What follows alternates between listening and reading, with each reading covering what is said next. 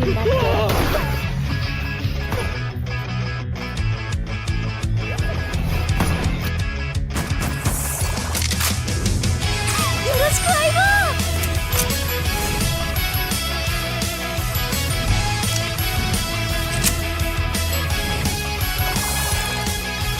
動くな。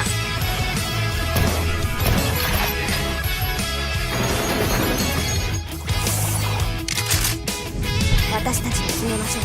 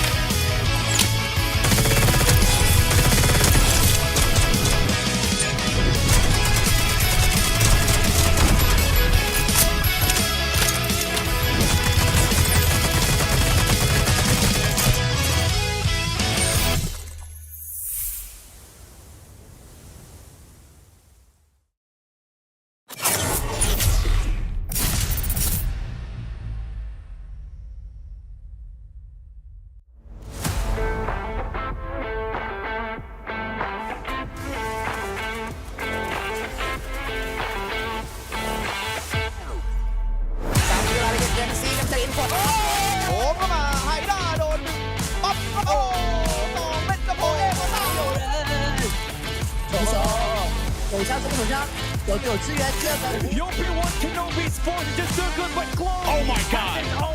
It's a 1v1. It's going down. Oh!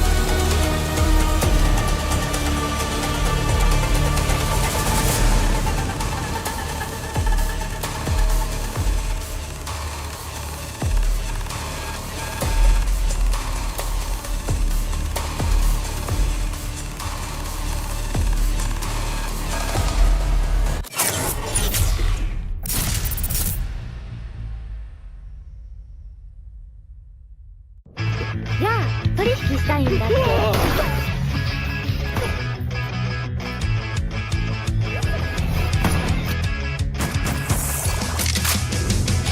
よろしく相棒。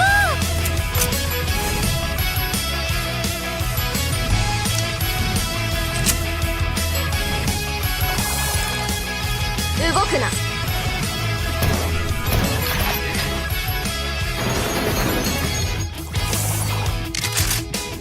私たちで決めましょう。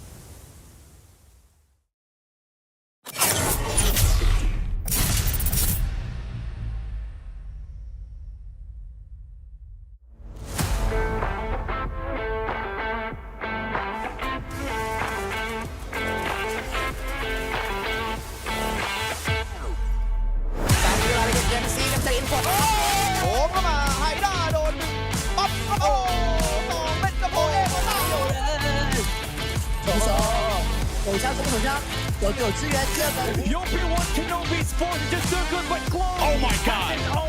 It's a 1v1 situation.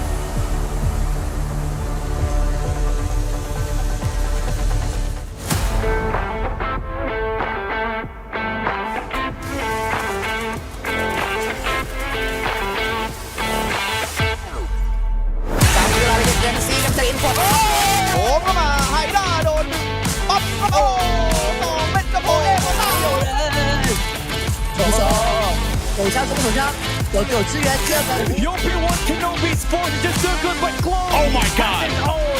It's a 1v1 situation. Oh!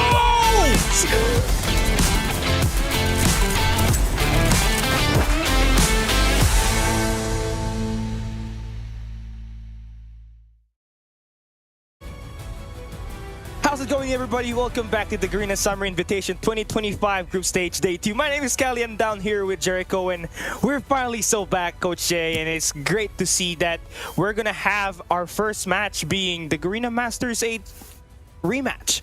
I'm looking forward to that. 7 and 8 rematch. Yeah. Probably. So, I mean, and also the representatives of the Garena World Championships last year, and the World Champion, of course, Elevate and STE. So, I mean, Callie, early predictions already, or we could slow it down first and maybe give some love with the other teams. You know what? I'm on my coffee already. I'm gonna give you my straight prediction. We're going to map number 5. Map number 5. I feel like STE is gonna win. Oh, okay. All right. Well, we'll be there. Yesterday, we saw Stalwart Esports not giving us any clue at all. What lineup are they going to be fielding into this tournament right here? And yesterday, they showed it on the the player screen that Whoopi ended up playing. So it's in the interesting dynamic. Who would have thought that FDX and Whoopi, are considered one of the best snipers in the Philippines to group up like that? And we got ourselves a promising squad that may be enough to beat Elevate this time around. Keyword maybe. I mean, is it enough time? I mean, what's happening? We don't know. But then again, it's a great mix around from the side of STE. But for Elevate, obviously, if you're gonna go with STE, I have to go with Elevate, maybe in 5 as well. We don't know how's their S&D, but so far they've been perfect, especially in GM8. After that series loss against STE, they bounced back. They didn't lose a single map in the grand finals. After that, right, we talked about the two representatives of the World Championship for Garena. Last year, we talked about some of the teams on the rise. I mean, let's talk about Absolute Zero here as well, Coach Jay. They did not have GB playing in this tournament, but they added Tin. And Tin was carrying up against Stalwart Esports. At one point, he had 40 kills on that Ashanda Hardpoint, which they lost up against Stalwart Esports. Are we going to see him still coming up huge today? And will his team show up? Because he was the only one really carrying the load of offense for that team when they're playing the respawns. Yeah, I think it was just a bad start from the AZ boys. And there's a lot of veterans there. Yato, Hydra, and maybe Rage could come in at this point. We don't know.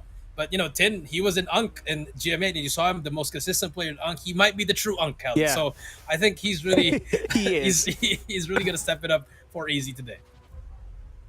Yeah, Absolute Zero definitely needs to get a win here to put themselves in the board because they lost 3-0. No map won. They came so close on winning that Coastal Search and Destroy, but they fell short on that overtime. 8-6. It was a tragic loss for them. They could have also won that control takeoff, but SDE came in prepared at that map at that round 5 that ended up giving them an opportunity to close out the day early.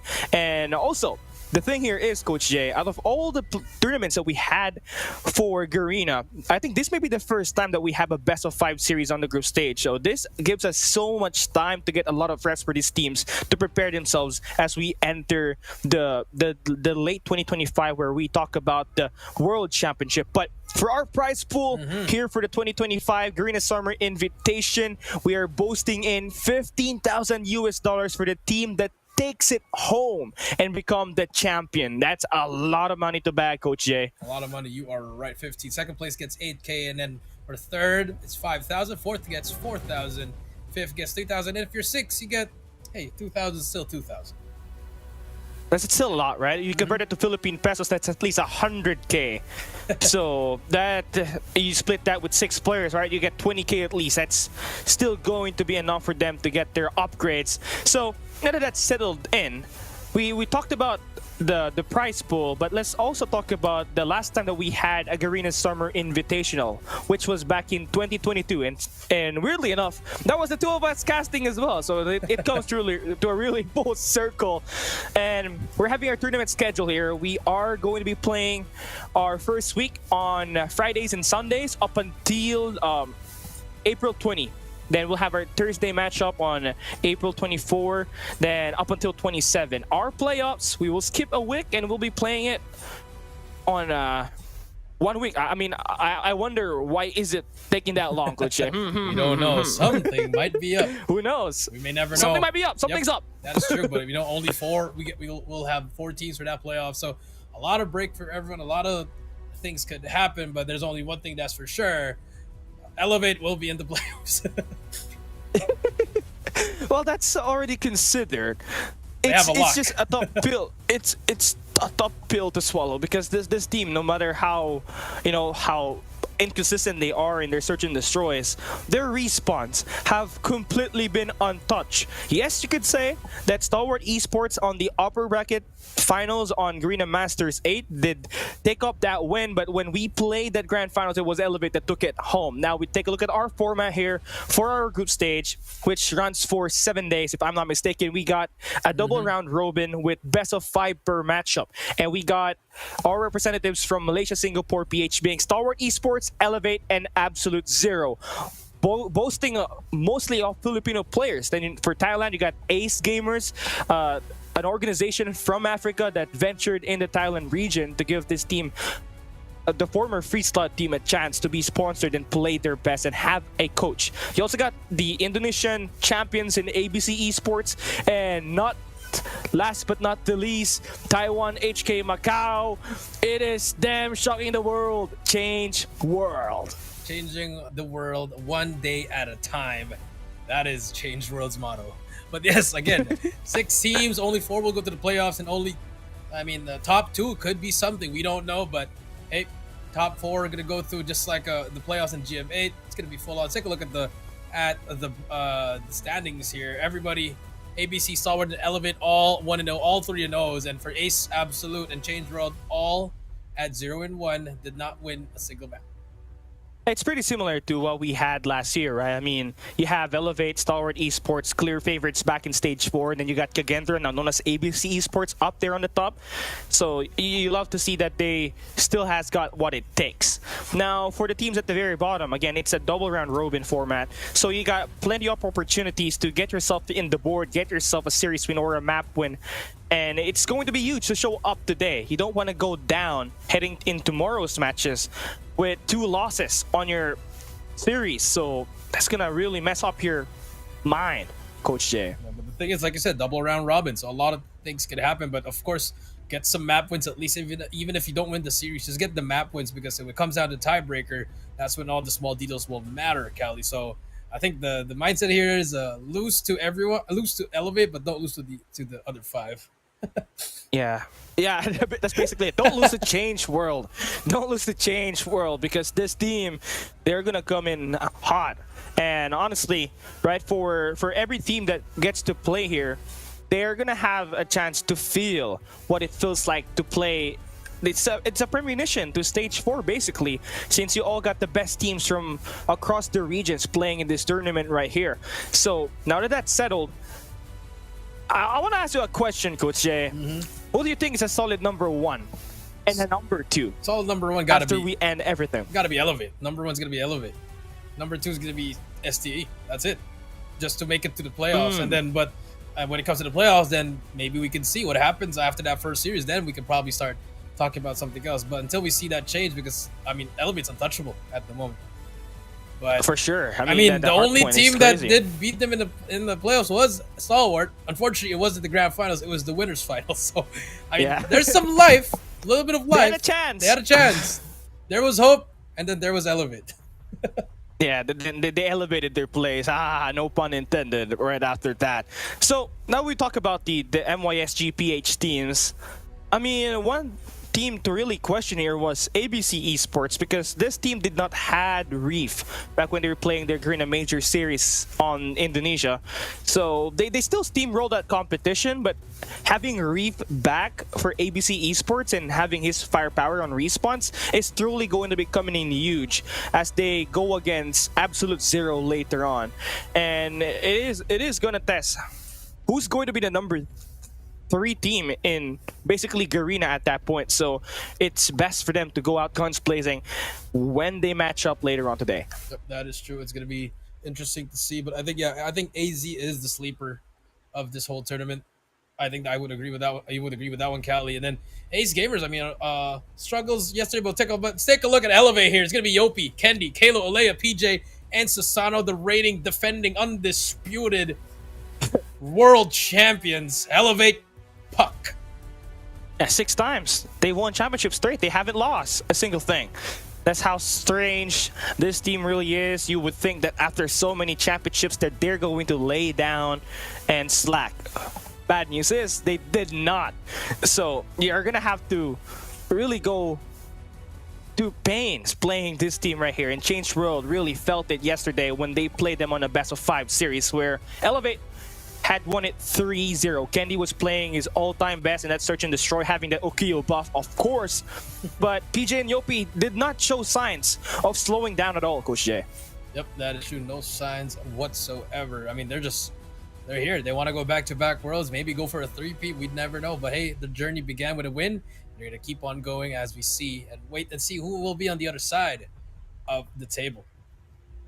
Now, again, an amazing fact right here that we can highlight in this desk right now is that no world champion has been able to really kept it consistent for the past few years. I mean, you take a look at Tribe Gaming. After they won the 2022 world champs, they disbanded. Everything's gone.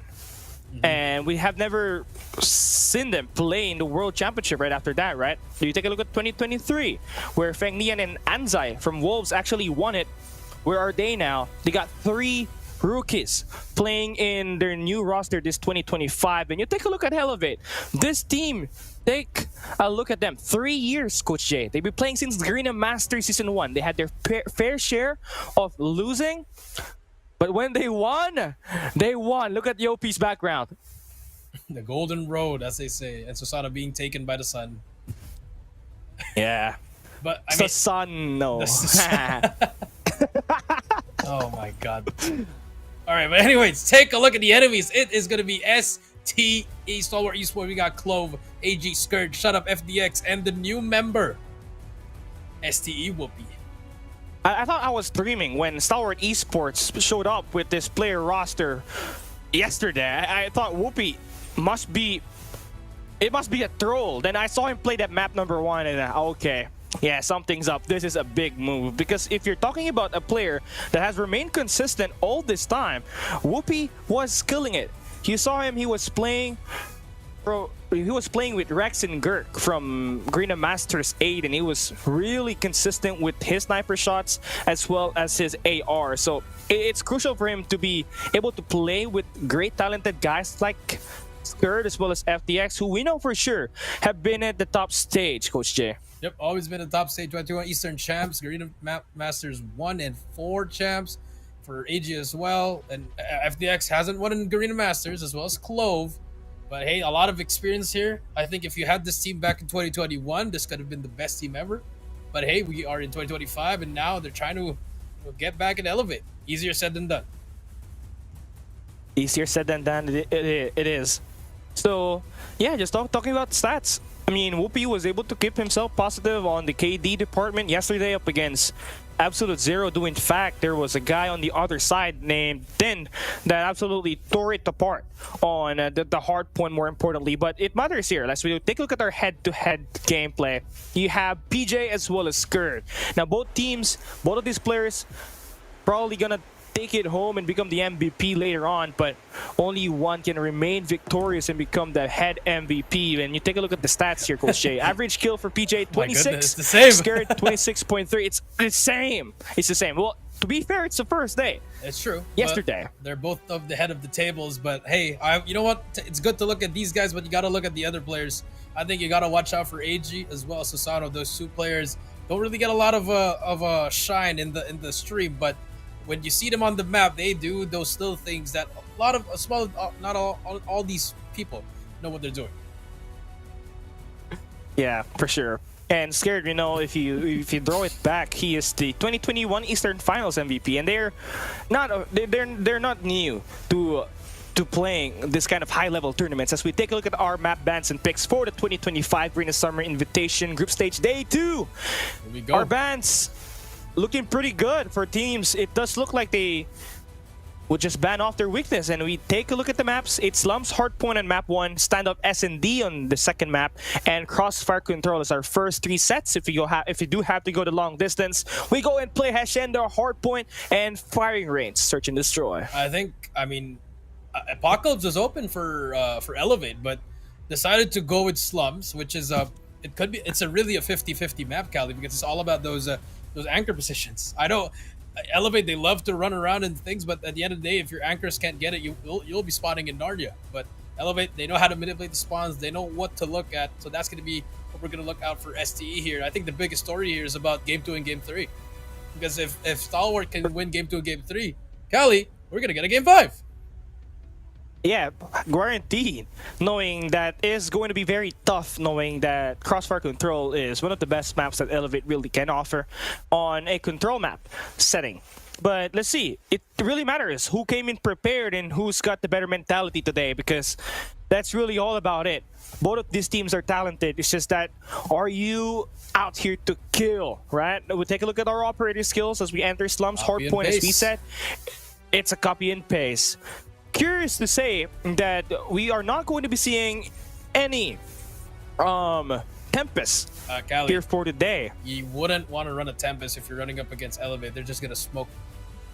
They're just gonna smoke the whole map.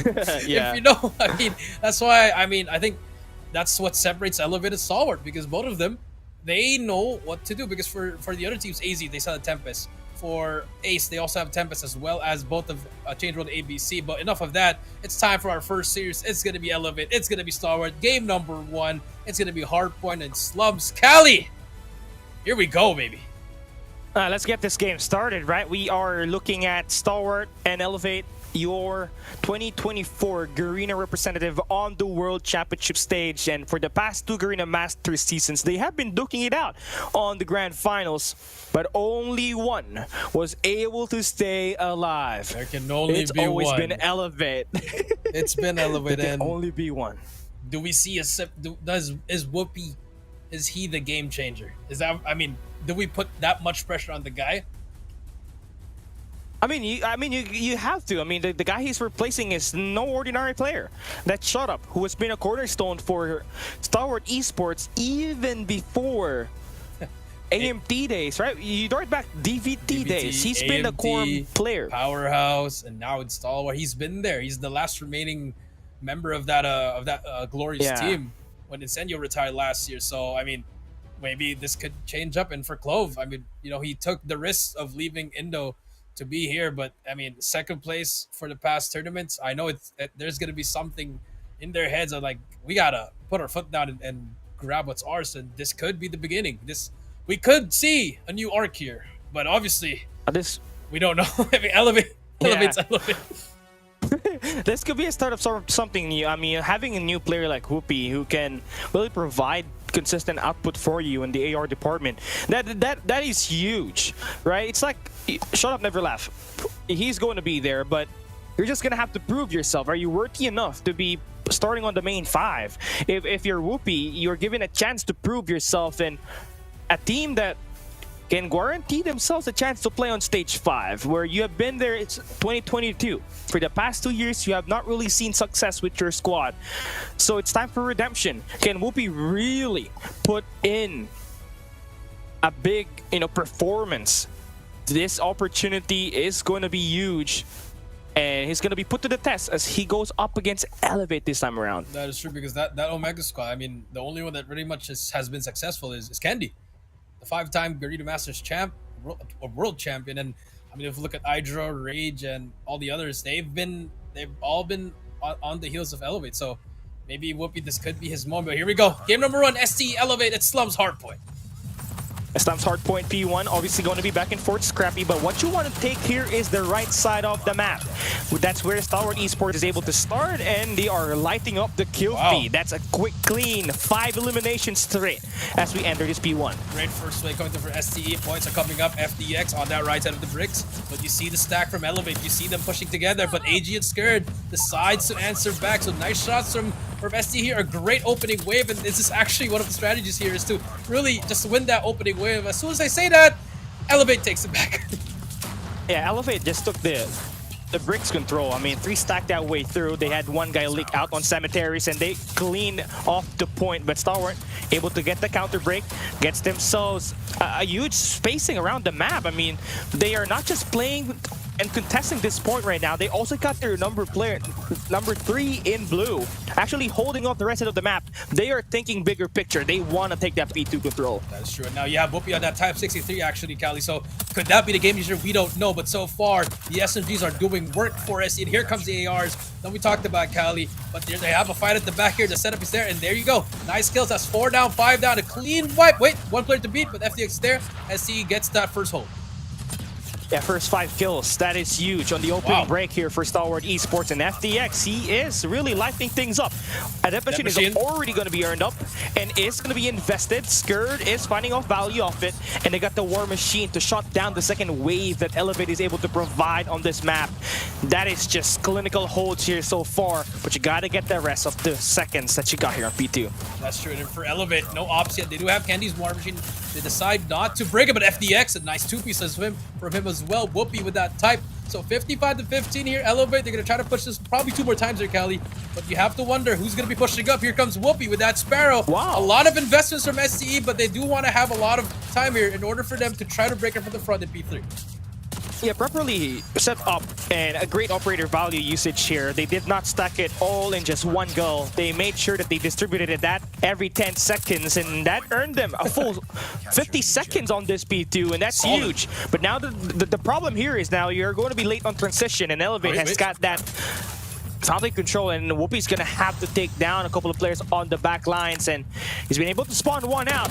He's gonna have to do more than that, though. His teammates are falling down like flies on the front. I mean, this is the game of Hardpoint and Slums. It's all about the operators and the holds. And there you go. Elevate now. 4 down. Second wave down as well. Hunter Killer out.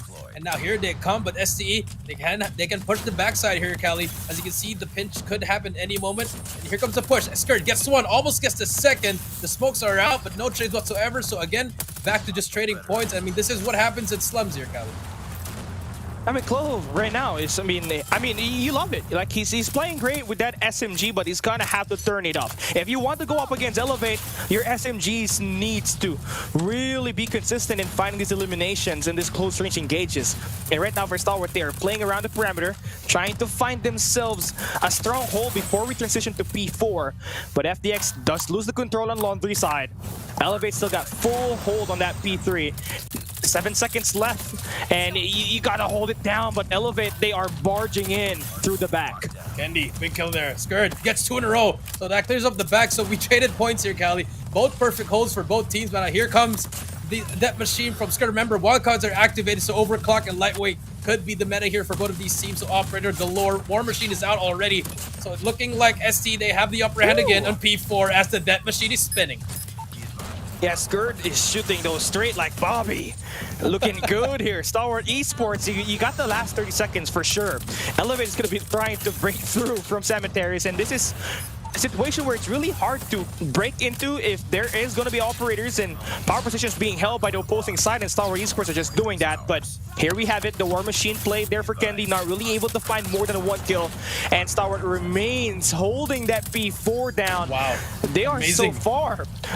Amazing is the word. You took it out of my mouth. I mean, maybe it's the wildcards, we don't know, but the operators have been working so far for both of them. Susano going to be able to get 1 second off that as we hit the reset once again. ST on top of the fountain. Can they hold it once more? Susano spraying, gets taken down by the Hunter Killer, and looking like the momentum has been shifting all throughout to Stalwart now. I wonder who is Stalwart Esports coach, man. I mean, it could be Zishan from Pakistan, but it does look like they really Maybe are Chuki? tightened up on this transition. Maybe it could be Chuki. It could be Shine from Q9. Who knows? One thing for sure, they've kept it consistent in that first wave of rotation. Now you're just gonna have to replicate the same exact thing, but that is easier said than done. The good thing about this, though, if you're Stalwart Esports, you still got control over the right side. Yeah, but now for Elevate, they managed to recover. Maybe now it's time for them to wear the crown once again and run away with it. But as soon as you say the SCE, being able to contest, I mean, this is good. PJ forced to invest that claw already. It's going to be able to get 3 in a row, and look at the spawns here. It's going to be still going to SC. Remember the last time we were here, Cali? SC was able to hold a full 60 here in this P2. Yeah, for sure. And again, for those who are just watching right now, we are on the new esports client. So these players, they got their own wildcard system. So it's probably going to be the it's not overkill. It's the overclock. And right now, that really speeds things up on your operators. Elevate are still gonna try to break through from the back, but they're all gonna get shut down by these 3 operators dumped here by Stalwart Esports on the first 15 seconds. Elevate are struggling to find their early rotations, and they cannot find that break inside of P2, but you know, they always play it scrappy. You would think that after all of these money hills that Stalwart Esports takes, they are gonna be barraged down, but no, it's just a close game. It's still going to be possible for them to come back. Yeah, that's true. I mean, look at Susano and Kalo, both combined for 21, and on the other side, not even every single player all fired up on the kills. I mean, they're really doing, and for Elevate, they've only touched it now for this 2 seconds, Cali. And now again, control against SC, and now as Elevate, they're just trying to go in. And but the thing is here, SC have already burnt their ops, and it's just gonna load up once again, especially with the wildcard activated, Cali. Yeah, for sure. Wildcard definitely changing the system. It's changing the world. 165 to 114 on our P2. We're ending up with another late rotation for Elevate. Now this brings it up. Oh wow! They got the early rotation for Elevate, but actually Stalwart Esports suddenly spawned on the left side. They do get the clear out. Now it's an opportunity for them to find their own money hill. P3 has been looking good for them so far. Kalo, who started up with only 8 kills on the first rotation, now is going to be investing that equalizer and shutting everybody he sees. Oh, put them on the blender. Elevate is back in track. Equalizer down. Here comes the pressure SC. The smokes are out. Susano with the death machine gets 2 in a row. Sprays more. Gets the person on secret. Keeps on spraying through the smoke. But the Clove is actually right in front of them. The Pred comes through. Finds 3. Can he fight? Yes, he can. Ooh. And again, the trade comes through, but SCE manages to stop doing for now. And Whoopi gets the trade as well. But Elevate, they do have the spawns. And this is what happens if you do have that control. Again, another trade of that P3. Cali, P2 and P3 just been both on both sides. Yeah, Kendi, I mean, doing pretty well with 26 eliminations. You would think that he would run an Odin, but they want to play it fast, so the Type 19 definitely fit to his case. I mean, you can really also tell that the XM4 is one of the best weapons in Hardpoint right now. And it definitely has got what it takes on his close-range engagements. Now Elevate are going to be coming off late. Stalwart needs to defend the first wave, and they're going to be coming in all angles. You gotta have to prepare for this. Whoopi fights the first 2 in the kill feed. Clove needs to be in charge of the back, and he is getting stabbed by Wakanda, but he is going to win that gunfight. They are going to be maintaining P4. Perfect hold, all the spread out, and now here comes the War Machine once again. Equalizer out for STE, and they are controlling the whole game. Cali, it's only game 1, but like, so many changes already for STE. Yeah, it's you know, it's always good to have some new players in your team, right? It changes up the dynamic. But Elevate, they got right back in. Oh, they were like, whoop, let me get in there like X-Rat, and now they're gonna be inside. Oh boy, this last 20 seconds, should they get this? Pretty big. We're looking at we're looking at a tie game as we enter that P1 reset.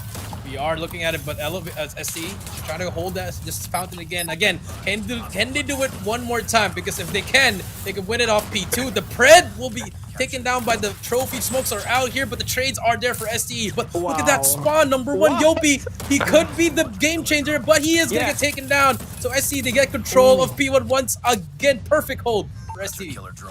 Yeah, Elevate, you've lost out your early rotations on P1 now.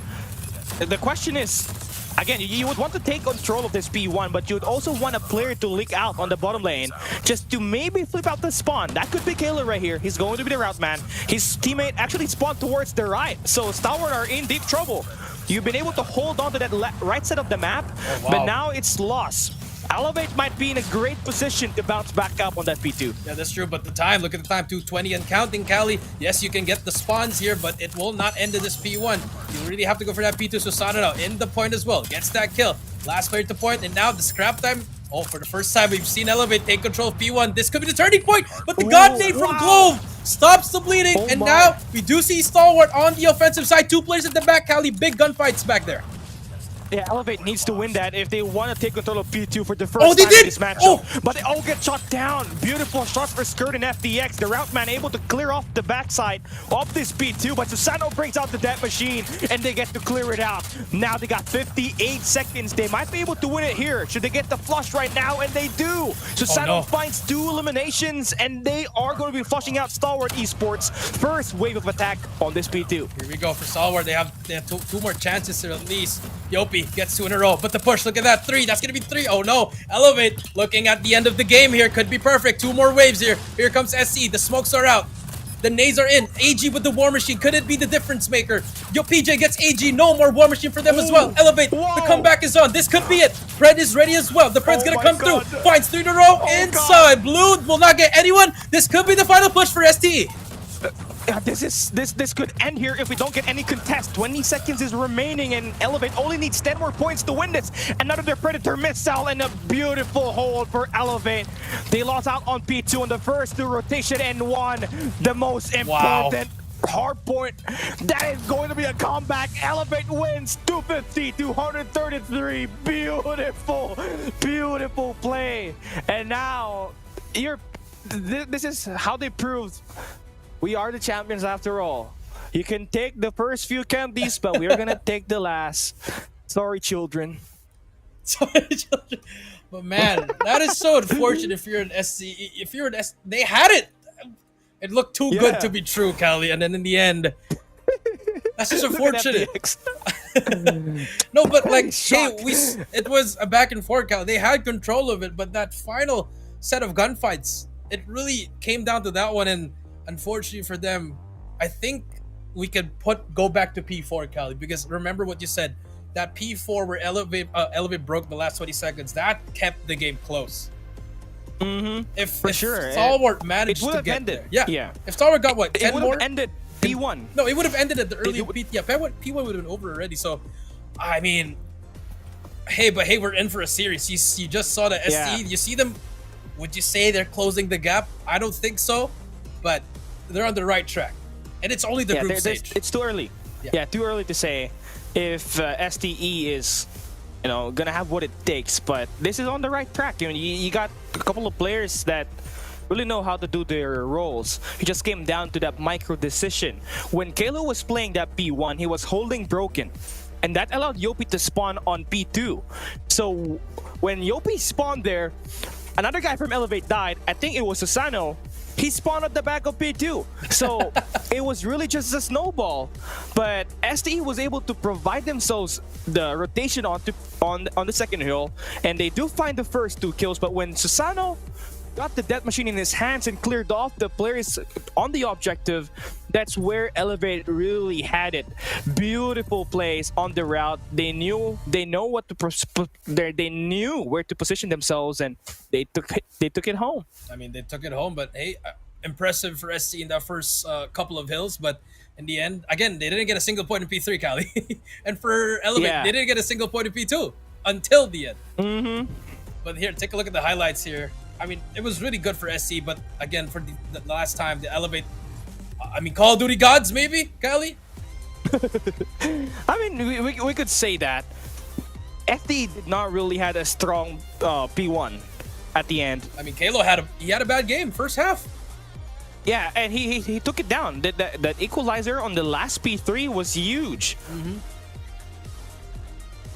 So, I mean, like, other than that, kudos to both teams, and I think it's great for STE that they're managing to keep getting it closer and closer, but it's baby steps. But for Elevate, it's just another day at the office. Yeah, it is, and it's crazy that a team like this has managed to be so consistent. They may have been, I mean, they are on par with Xrock in terms of number ones. I mean, last year, Xrock was winning everything. They just fell short on CDSI, as well as the World Champs. But this Elevate squad, they have won 6 championships so far, and are looking to try to take GSI as well. PJ, with the bold cut, gets the MVP. 35 kills. This guy, I swear to God, he's a fast player, but he also knows when to slow things down. And I think that's the maturity that Elevate really had last year that was missing when they started back in Garena Masters 1. Yeah, that is true. I mean, he's been the most consistent player. He could be the GOAT. We don't know. Maybe Kendi as well. But hey, this man was on a mission and they made it through. So 1-0 goes to Elevate. Now we move on to S&D, where we can see the side of Elevate go 2-0, or we can get a 1-1. I mean, it's going to be a toss-up, right? I mean, Standoff is definitely not a map that is fun to play around with because there's only a few corners that you could check, right?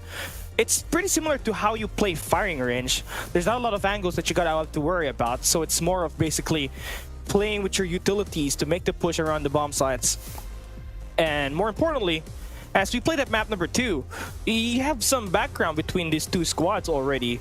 If you trace it back to Garena Master Season 8 on the playoffs, Standoff was a map that STE won on map 5 on the upper bracket final, where they won it 8-6 through overtime. So they really got what it takes, and it's just all about coming in aggressive there with FDX yet again, with the combination of Whoopi. I feel like that is going to be a nice combination as we take a look at this new sniper duo up against Kendi as well as Susano. I think they have the right mindset with how they want to play now. I think they got a little bit faster, I would say, Kali. Shut Up was using the Odin in most of the maps or the respawn, so maybe that could be a difference. But then again, it doesn't matter because they didn't win the game, but at least they're improving. Yeah. And for Elevate, it's just, hey, we're back, we're here, okay. ST, hello once again. Another social media craze. Just another day. Just another day. And I think did you see what they posted? They posted me yesterday. I do not believe I'm sorry, man. it. I snitched on you, man. You snitched on me. How dare you? Now we're sharing the desk. I feel awkward right now. But hey, I think the Hardpoint's done. I think this is what you want to look at for this S&D. The battle of the Filipino snipers, Kali. Yeah. On one side you got Susano and Kendi, and on the other you got FDX as well as Whoopi. I think all these 4 players they've crossed paths as teammates before, as they were growing. They've won championships together. You know, Whoopi and Kendi, they've won. Susano, I believe, he's also won before. So all of these guys, they're the best in their craft here. So definitely watch out for them. I mean, this is an underrated take right here that I'm about to say, but FDX, probably one of the smartest snipers that you got outside of, you know, Elevate's team in the world. I mean, in the world, you could take a look at FDX performance. He really knows how to bring it on this search and destroy. He's really calm and collected, and when the team needs him to really hit his shot, he does provide that. But again, this is a different tournament. This is a different day, so you gotta have to bring in your A game. That first map was really off to a great start, but you lack the energy to actually end that map right there. So let's see if they're gonna have the fortitude to get themselves right back into the map and win this S&D. That is true, and I think this is where Whoopi comes in. We know he's the best sniper in the Philippines. The best sniper in the Philippines. I used to call him the worst sniper in the Philippines. And oh God, why? And then he called me the worst coach. So it's like, it's our love language there. But God. I think the man is on a mission. So hopefully he could really step it up here.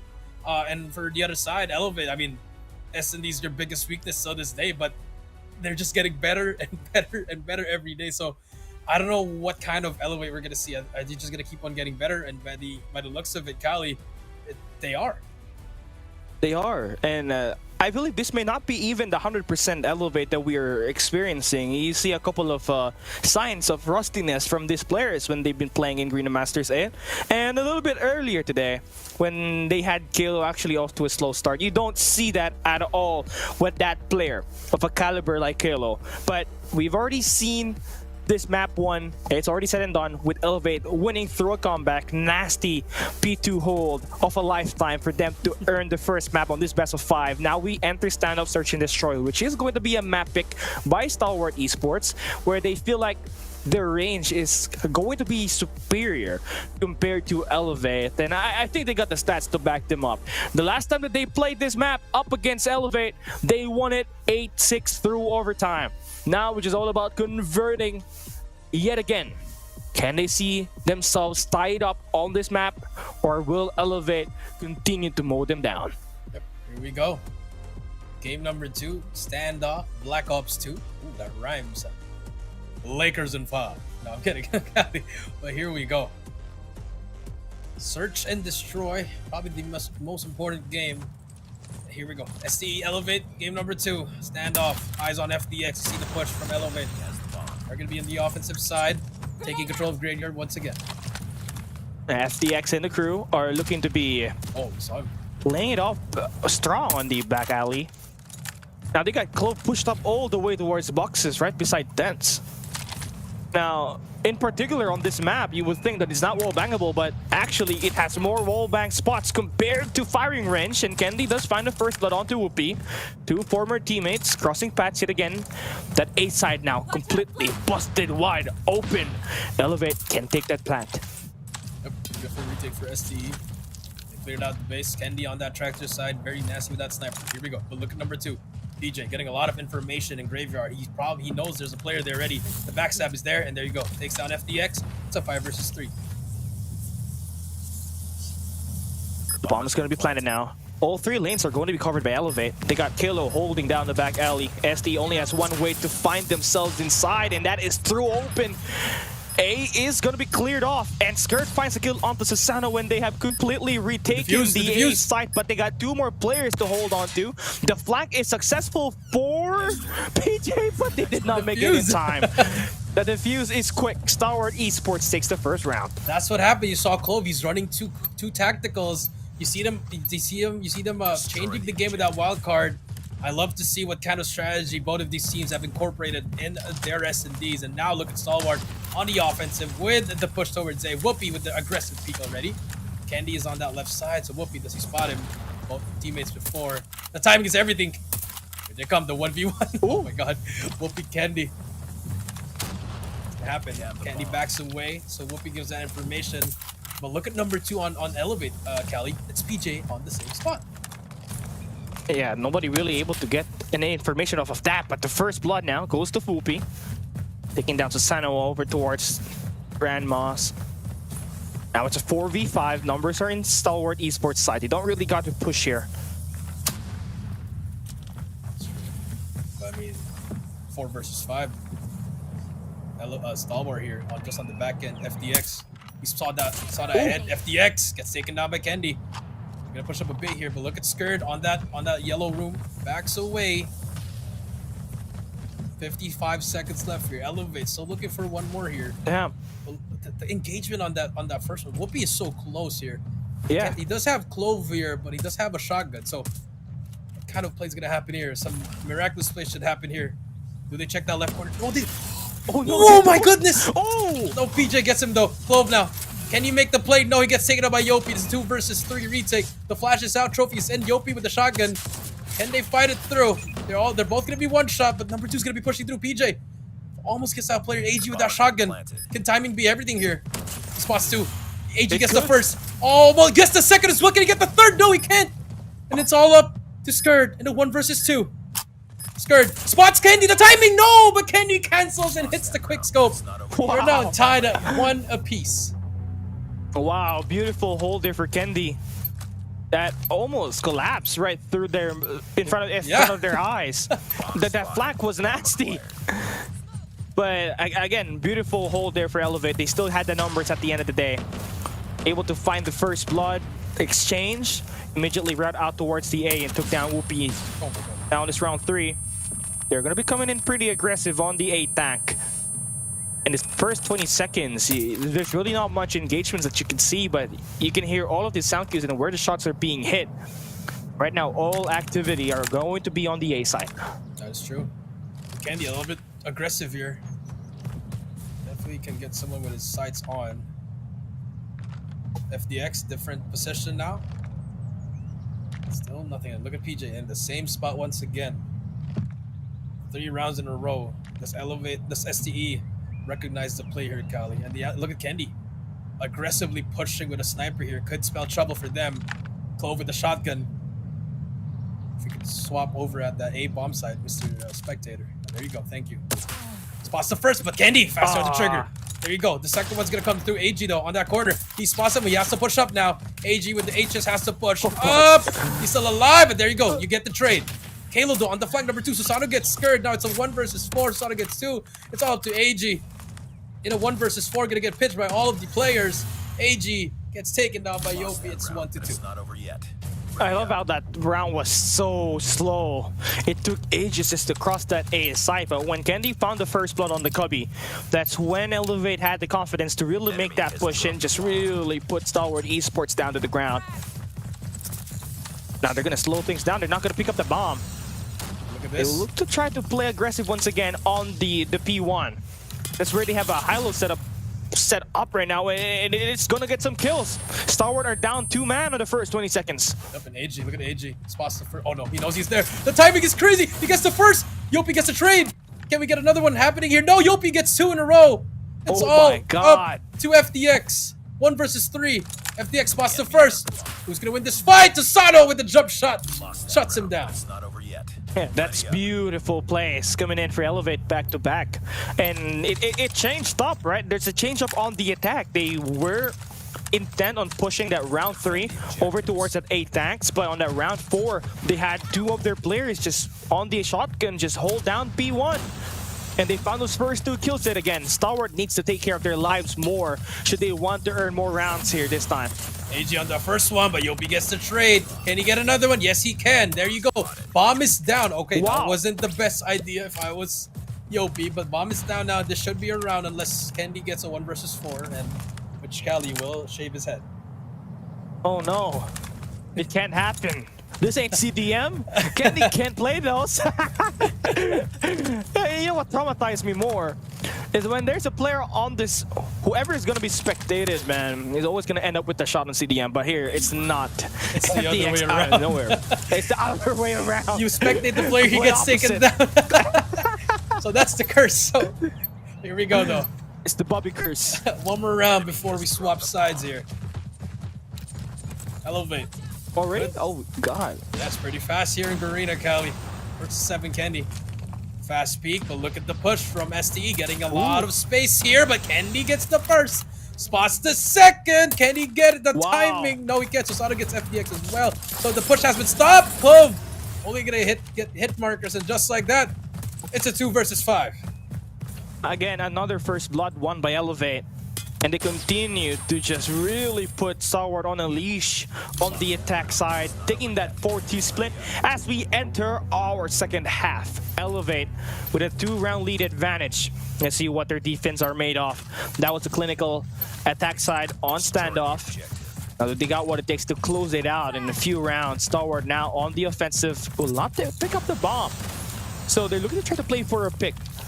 And sending out their 2 players on P1 along with Skirt on Gardens is going to be coming huge. Should there be any player from Elevate looking to try to make that push, but right now with the setup, it doesn't look like it.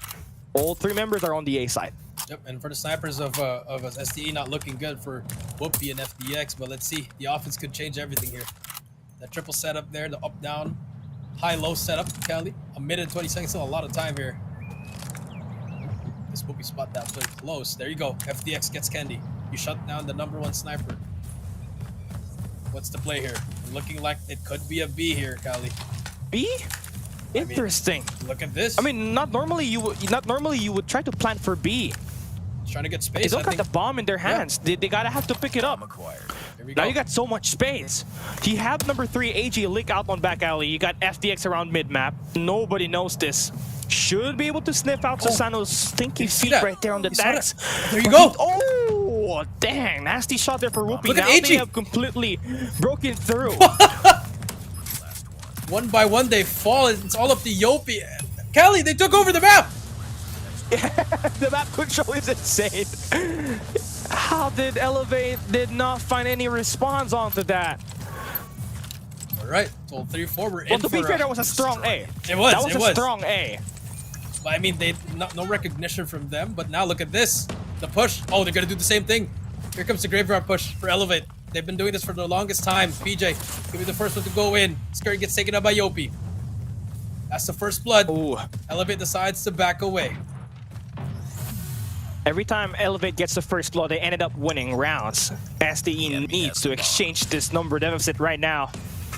Elevate are all over P1. And AG is just hanging here. So aggressive. And one of his teammates actually falls. And Kalo finally falling out. AG cannot convert any kill at all, and it's all down to Whoopi on a 1v3 situation with a minute and 10 seconds to his name. Literally, plenty of time to play around with, but the live, he got no chance for a trade here. He died. Elevate gets their 5th round, 2 rounds away if they win this. Yeah, I mean, Elevate didn't adjust last round. They immediately adjusted the next round. That's what you want to see in an S&D, and I think Susano would know the timing is everything here. Susano gets spotted, oh, but faster there as he gets the shot of Whoopi, 3-5. Yeah, 3-5. Still a 2-round lead that Stalwart Esports really needs to get into right now. Let's tie it up, you know. They can't afford to, yeah, they can't get Elevate earning that 6th round, because that means they are game point. 1 round away from winning this S&D and going up 2-0. Actually match point as well in the series. PJ again with the first blood. It has not been looking good on the first blood department for Stalwart Esports. Every time, first 20 seconds, 1 or 2 players fall down. Oh, they just cleared that corner. Hard clear on him. They take down. It's a 2 versus 4 now. Whoopi and FDX, the 2 snipers, haven't had the best of games. Susano shuts down Whoopi as well. It's all up to FDX. Now, we do see the 1 versus 4 didn't happen. Match point for Elevate. Looking like it could be a 2-0. Yeah, so aggressive Elevate is when they are on the defensive side. You just saw them steaming with confidence, swinging over P1, overextending, and still finding the eliminations at the end. You still really have it rough if you're Stalwart Esports, because Clove and Whoopi only combines for 3 kills. If your SMG cannot do the job for you, you're cooked. There you go. But Clove gets himself a way into the game, finding those 3 big kills, leaving Kenny the only player alive, and he is gonna get cooked by Skurd. Fast round STE took, and that earns them the 4-round wins. Triple kills. I mean, is that the momentum that they need? Could that be the saving grace for this to go to overtime, Cali? 2 more rounds before we get over OT. Take a look. Look at STE. No more push. They're not going to wait anymore, Cali. They're just trying to get more space once again. But look at Elevate. They have the back alley setup. And here comes the push from PJ. Here could be the first one. AG spots that first. He has to back away. But the splashes are here. The stuns are here. They've called it out. They're going to get one. Get one and get out. But no, they're going to push. Actually, Skirty has the bomb. Could be in world of trouble, but Clove gets a trade as well. One more on the head glitch. Susano gets him as well. It's going to be a 2 versus 3. There's a player yellow. Kalo gets AG. Now it's going to be a 2 versus 3 once again. No, 1 versus 3. It's all up to Whoopi now. He's going to get stun check as well. They know where he is. Yeah. Could this be it? 1v3. You gotta have to prove yourself. That's That's the first first inside one. shawarma. Oh, Wakanda forever! Kalo with despair takes it. Elevate 7-4. 2-0 lead now. Look at Candyman. Where's the last player? Yeah, I mean, the last player, Whoopi, was just really caught into a bad spot there. I mean, his teammates keep falling down. They could not really sustain their lives out there. And Elevate did a great job finding those first bloods, keeping it aggressive and not allowing Stalwart Esports to build up any chance when they're on the attack. But hey, I think the only guy I'm looking at the chat here, the Elevate Madman is here. He's already running his mouth. Okay, in all seriousness, Cali, I mean, the snipers are just not hitting. I mean, Whoopi 2-8. That's gonna be the problem there. I mean, could be just a, I don't want to say a jitter, but I mean, I don't know, Cali. What could be the reason here? Just got outplayed. They did. I've also felt like Elevate did a lot of VOD here for Standoff. I felt like this is a strong map for them now, looking at what they just did. Someone check the plays. I mean, the play is very similar to how Wolves play Standoff, where every opening that they took, they'd always find someone playing that mid-map. Every time. That P1, it was PJ. First 3 rounds when they were on the attack. When they were on the defense, it was Yopi on Grandmas. So it is really overwhelming for Stalwart to not have anybody actually trying to cut across that area on the map, because they were really getting picked off either through a sniper or when they leaked through, they get pinned down. Yeah, and I think for SCE, I think if Whoopi could have gotten some of those snipes on the defensive side or offensive side. Maybe we could have seen an OT. But then again, the MVP is going to be Yopi with 9 kills onto his name. They are going to be up 2-0. Series not over. We move to control. But then again, if you are up, I mean, if they can, if SCE can bring it to a, if they win game 3, maybe they could get to a closer game 4. It is their map pick if we do go to game 4. Yeah, but also you gotta have to consider that Hacienda Hardpoint, it is Elevate's one of signature maps, right? So That is true. But the problem is, if you are able to take that map 3, which is the swing game, you're gonna have momentum entering that map 4. So that could be huge. So you guys gotta have to take away this map 3 that is going to be ahead. It's easier said than done. You're dealing with Elevate after all, but if you're Stalwart Esports and you're playing map 3, you have Whoopi again, one of the more consistent long-range players out there. So it's just all about converting now. Consistent, yes, but just had a bad game. Maybe it just takes time to adjust. We don't know. We don't know what's happening in the STE back end there, but I think we may see a different control here. Let's see what happens here for both teams, because we saw how SC were winning their gunfights in Hardpoint. I mean, in control, you just need 90 lives to take. So maybe it could work. It could work. I mean, it's just all about being prepared. You look at the first map that you played today. You were the one on the aggressive, and you just kind of fell out on that map 1. Right at the end, but you got a chance to prove yourself once again wrong. You prove yourself right on this map 3, which is gonna be a control. So you just gotta have to go there guns blazing. You cannot have a late start, just like what you did on the Search and Destroy, where you had Clove only with 1 kill, I believe, on the first 6 rounds. Unacceptable. You gotta have to see this guy play his best and put the team in the board. Finding those eliminations are going to be huge to push around the map in control. Yeah, that is true. Well, at the end of the day, the good thing about it is it's a double round robin, Kelly. You lose this one, you have another chance at the next day for you. But also, this could also be another preview for the playoffs. We don't know, because most of the time both ST and Elevate, they do well in the group stage, and we might just see another winners finals bracket. We don't know. Well, we'll see. It's just really, there's a lot to actually consider, right? But that's the beauty of the double round robin format that you got here for GSI. You got 2 chances before the playoffs to go up against your ops. So you'll be able to prepare. You'll have an idea what kind of maps do you want to play, and what maps is going to be a strength for you and what you want to avoid.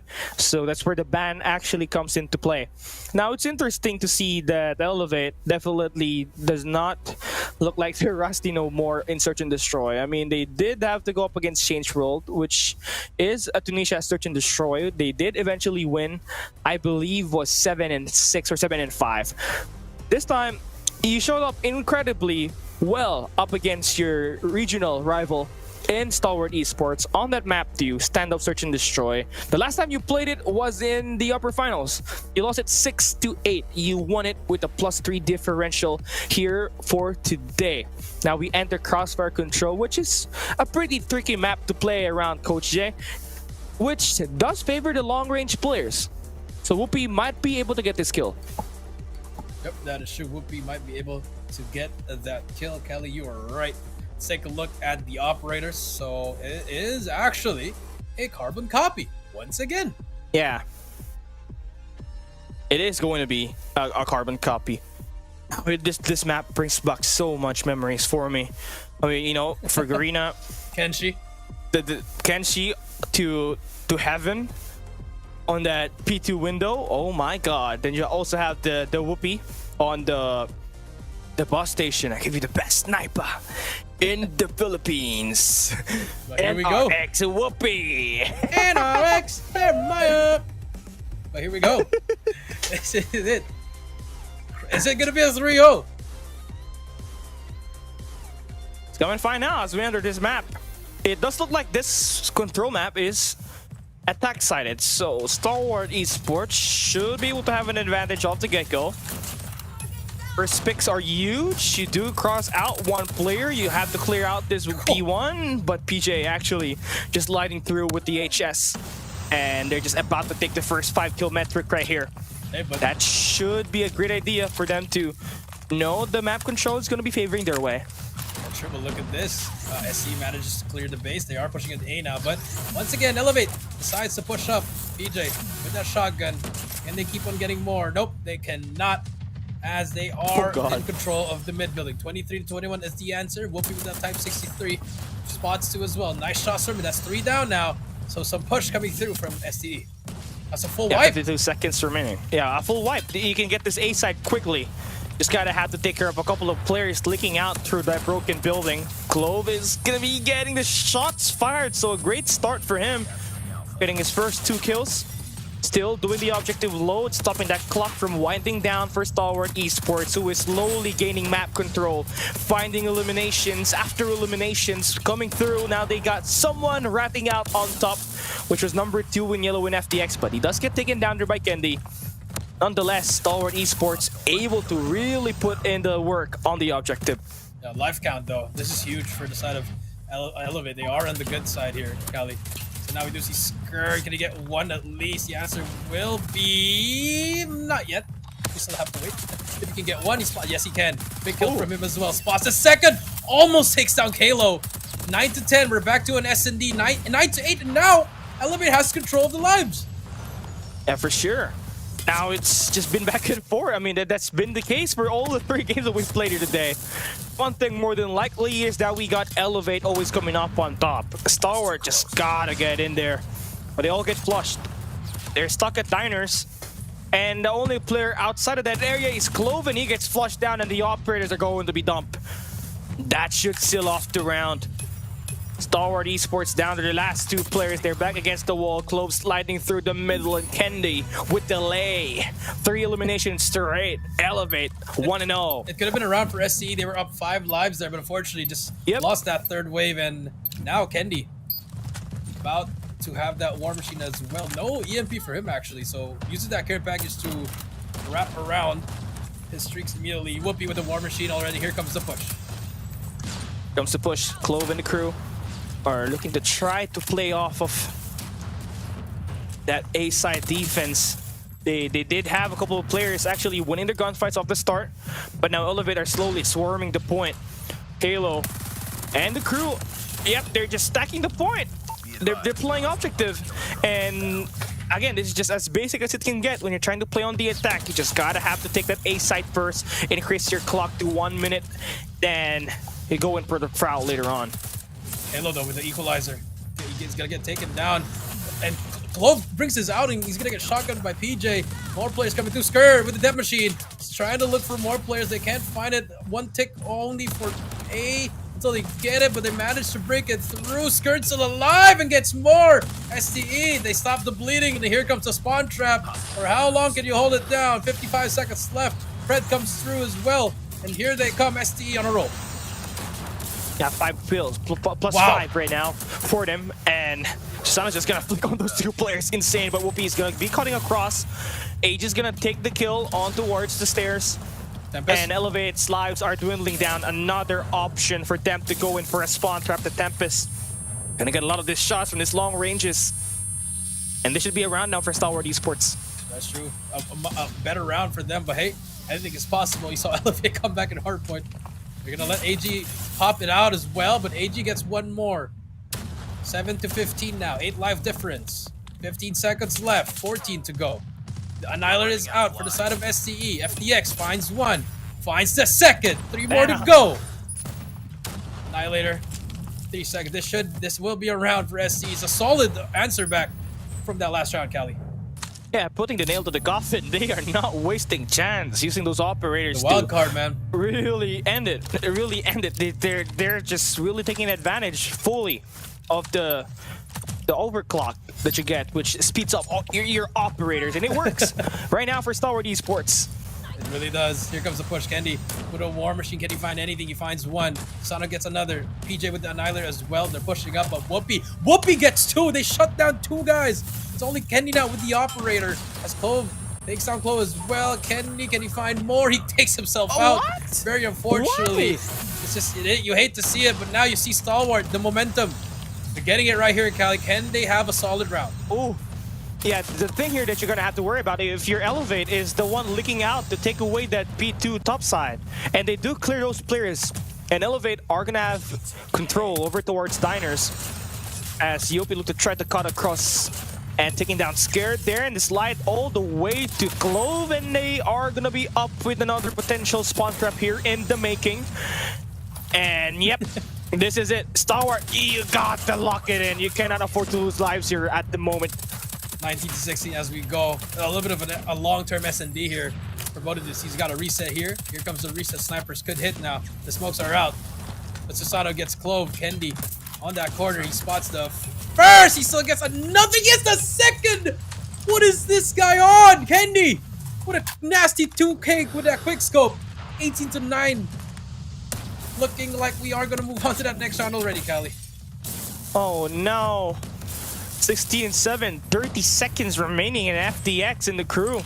Their lives just got down by that sniper play for Kendi that gives it 15 eliminations, but FDX, it's his turn. Let's see what he's been able to provide. They can do it. They can take that extra minute of the clock by taking away the day side. And they still got FDX around the ticketing, but he is gonna fall down. Elevate is really good at taking down those players lurking on that top P2. Unfortunate for Skirt, gets caught swapping weapons. Low now. On this other side, spots that first player. Gets that second floor. It's a 1 versus 8 now. Impossible. Maybe. We don't know. Gets speared. We go to the next round. Wakanda forever. Elevate really loves their spares.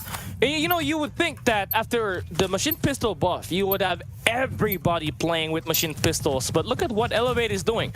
All of their players, well, not really all, but 4 of their players still has got their melees inbound. And that really allows them to play really fast.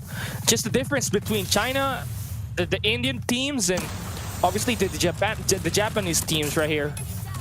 Their secondaries are still going to be the spears, I guess. Spears, yeah. Yeah.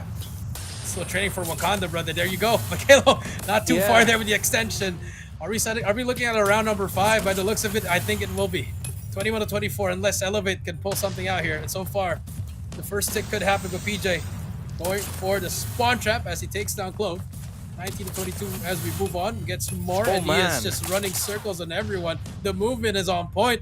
PJ now stuck here on this second medical. Clove gets caught once again sprinting, and PJ single-handedly just claiming the lives of SC one by one, and no one is clearing it out. Just not the weapon you want to be in this corner. It's not the weapon you want to be in this corner if you're the one being spawn trapped. It's an HS. And PJ gets another kill with the Hunter Killer drone. And they got 2 operators invested. Clove. He just died again! Even his operators did not win! It's PJ and the crew at the spawns. They are not really giving chance for Stalwart to beat this down. They are going in for the drone, slicing, dicing, killing everybody up. Elevate are looking to try to sweep the regional rivals. Is it even a rivalry if Elevate continues to beat them every time? Elevate with only 3 players to take care of. And they're all across the map. AG falls, Skirt and Clove remaining. 1 player standing and Skirt gets red. Elevate wins the series 3-0 in sweep. Bruh. It's a sweep. Calling the janitor the floor is wet. We need to sweep it again. I mean, the fact that PJ was there how was he able to get there cleanly and just he went on a 14 kill streak? I mean, I don't know why the broadcast swapped a different player. It was like PJ versus everyone there. He killed everyone. Clove had to bring out his equalizer. FDX was baiting. Skirt was there. He got taken. Now Hunter Killer helped him as well. Annihilator sealed the deal, and I'm just like, wow. That's that one play at the start of start of the game, the start of the round, Kali. Yeah. Oh, that's gonna be a clip. It's crazy. Yeah, that is. I mean, you just kind of. I am lost for words with how Elevate played that. That's just classic Garena, I must say. To just run up enemy spawns to just take them over. And that's gonna finish up this series right here. Quick one. I must say, everybody did their job for Stalwart Esports. I mean, they were always trying to find the leak out when they're on the attack to get that top P2, but they've always been shot down by Elevate.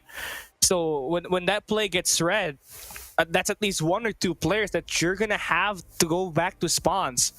And Elevate's using that to push through, get more map control, and take away everything. Yep, that is true. And now, we take a look here. What is? I mean, I mean, you just gotta. I'm not even gonna speak, Callie. We'll just let the highlight speak for itself. Yeah. This was the clip we were asking for. It is what it is. PJ may have taken the heart in that last round, but Yopi is going to end up as the MVP. 26 eliminations to his name, 3,320 points, and ending up with a scoreline of 3-1. Beautiful gameplay, I must say, for them. They have not really lost their touch and are looking to try to win 7 championships with the rate that they are playing. But still, too early to say. Day 2. Stalwart Esports, they got a lot of work to do to maybe try to dethrone the kings of Garena and the kings of the world. That is true. I mean, hey, pretty good for them. Really solid as we are waiting to see who could be the MVP. I have an idea who it is going to be, Callie, and I'm pretty sure the the Elevate admin, they're gonna be happy.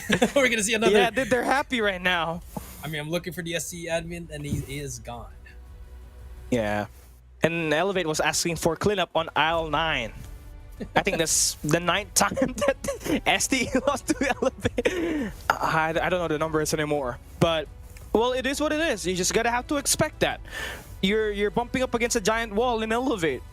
Even the Chinese teams cannot get past through this team. You just gotta have to realize that. Q9 failed to take away a map against this team on the world stage. On the finals.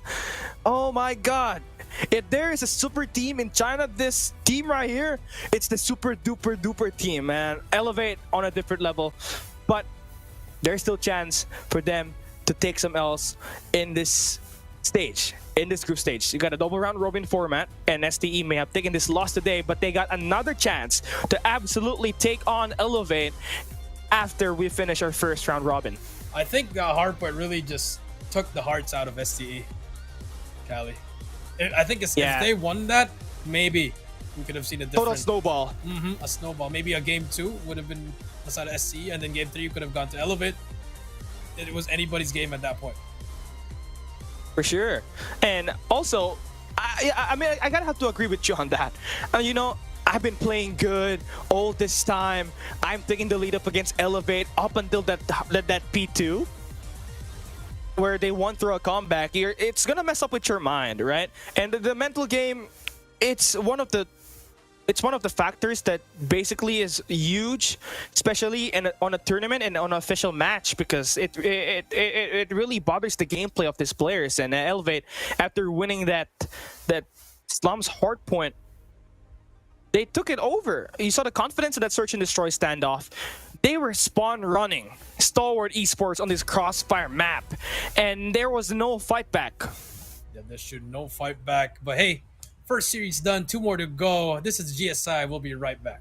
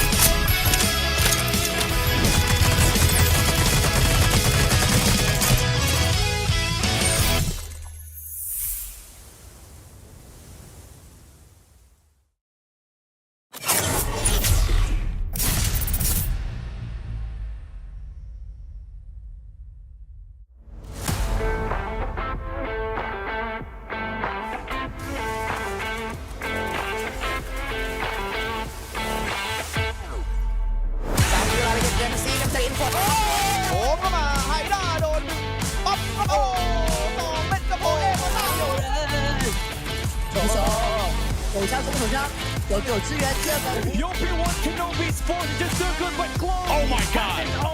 It's a 1v1.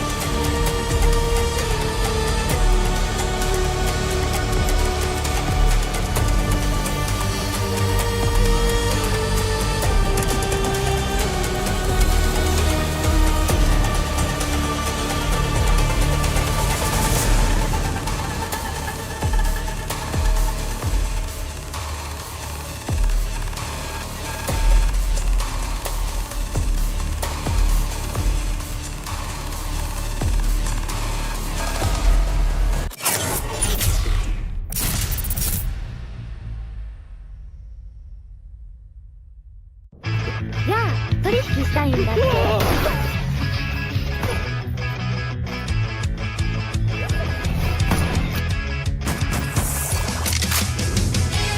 ろしく相棒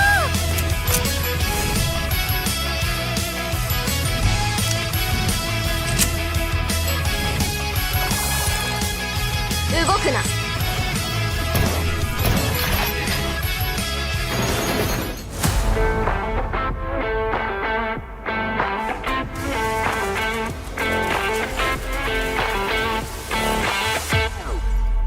ตามเวลาเลยเกมซีกับเตนฟอร์ดโอ้เข้ามาไฮด้าโดนปั๊บโอ้2 เม็ดกับโอเอโอต้า有人投手手枪中手枪有队友支援第二个 European one Kenobi Sports is just too good, but close. Oh my God.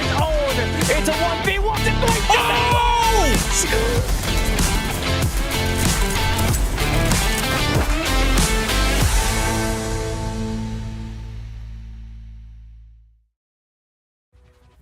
Ladies and gentlemen, welcome back to the Call of Duty Mobile Garena Summer Invitational. I'm Jericho down here with Callie.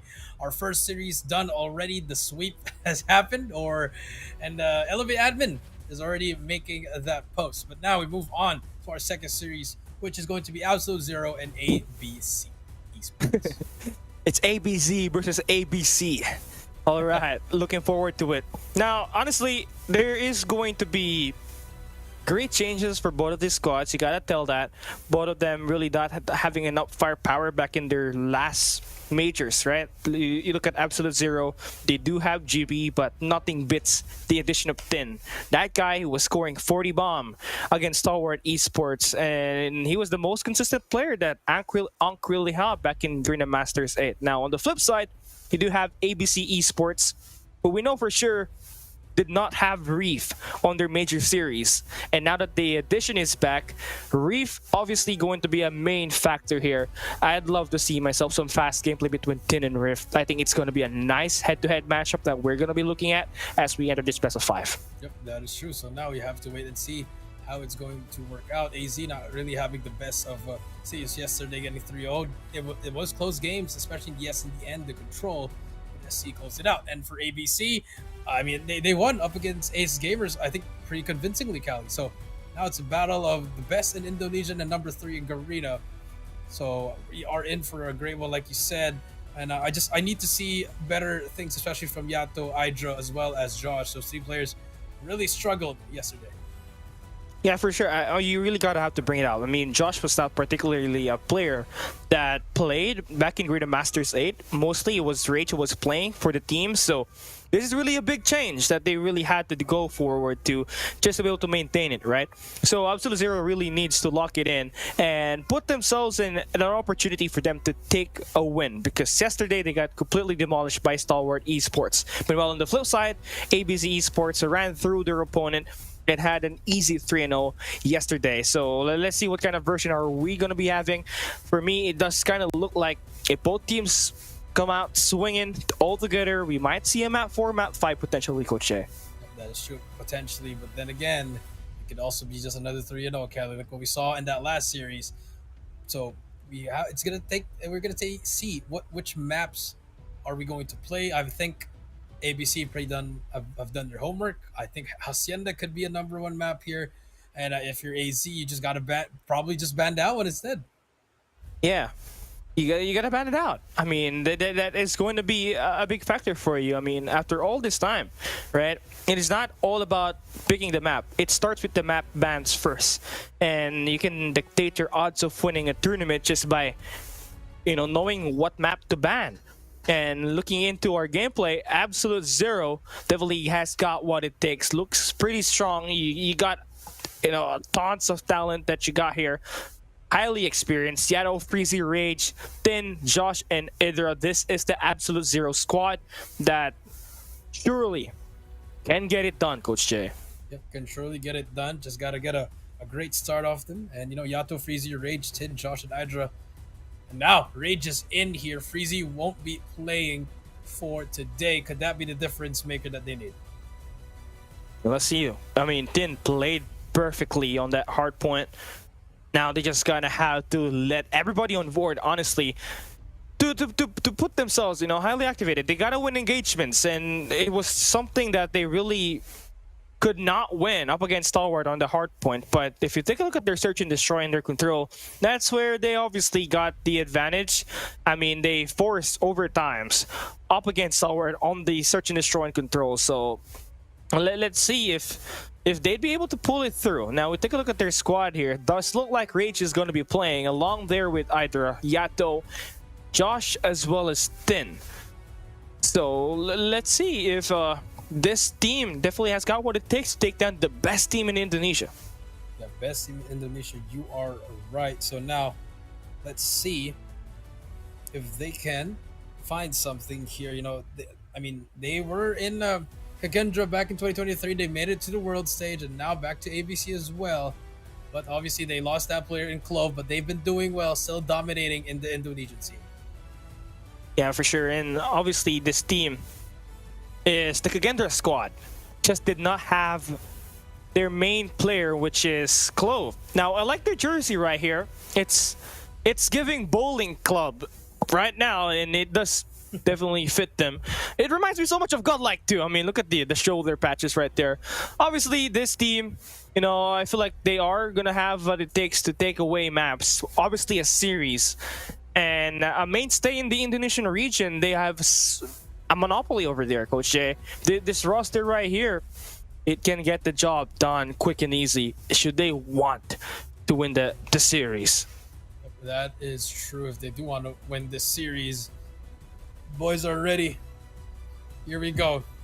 What will be the maps for this AZ versus ABC, the battle of the alphabets, Cali? Well, let's see though. I feel like Hashan the Hardpoint is going to be a map 1 here. If you are going to be ABC Esports and you get to take a pick on the first map, but if you're Absolute Zero, Arsenal probably going to be your best choice of map in this best of 5 series.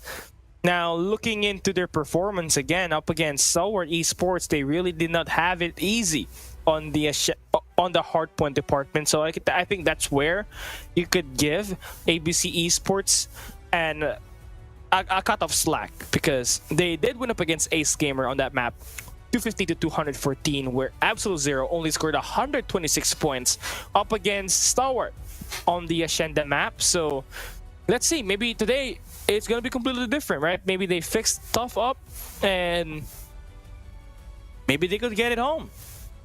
Yep, maybe we could get it home. That's true. Take a look at the head-to-head. Tin really shining with that team, and Reef as well. But again, Cali, it is the first day, so expect these stats to change. Yeah, for sure. Now, Tin did not really win games yesterday. They lost 3 games up against Stalwart Esports. So that's going to be one thing that we're going to be fixing later on.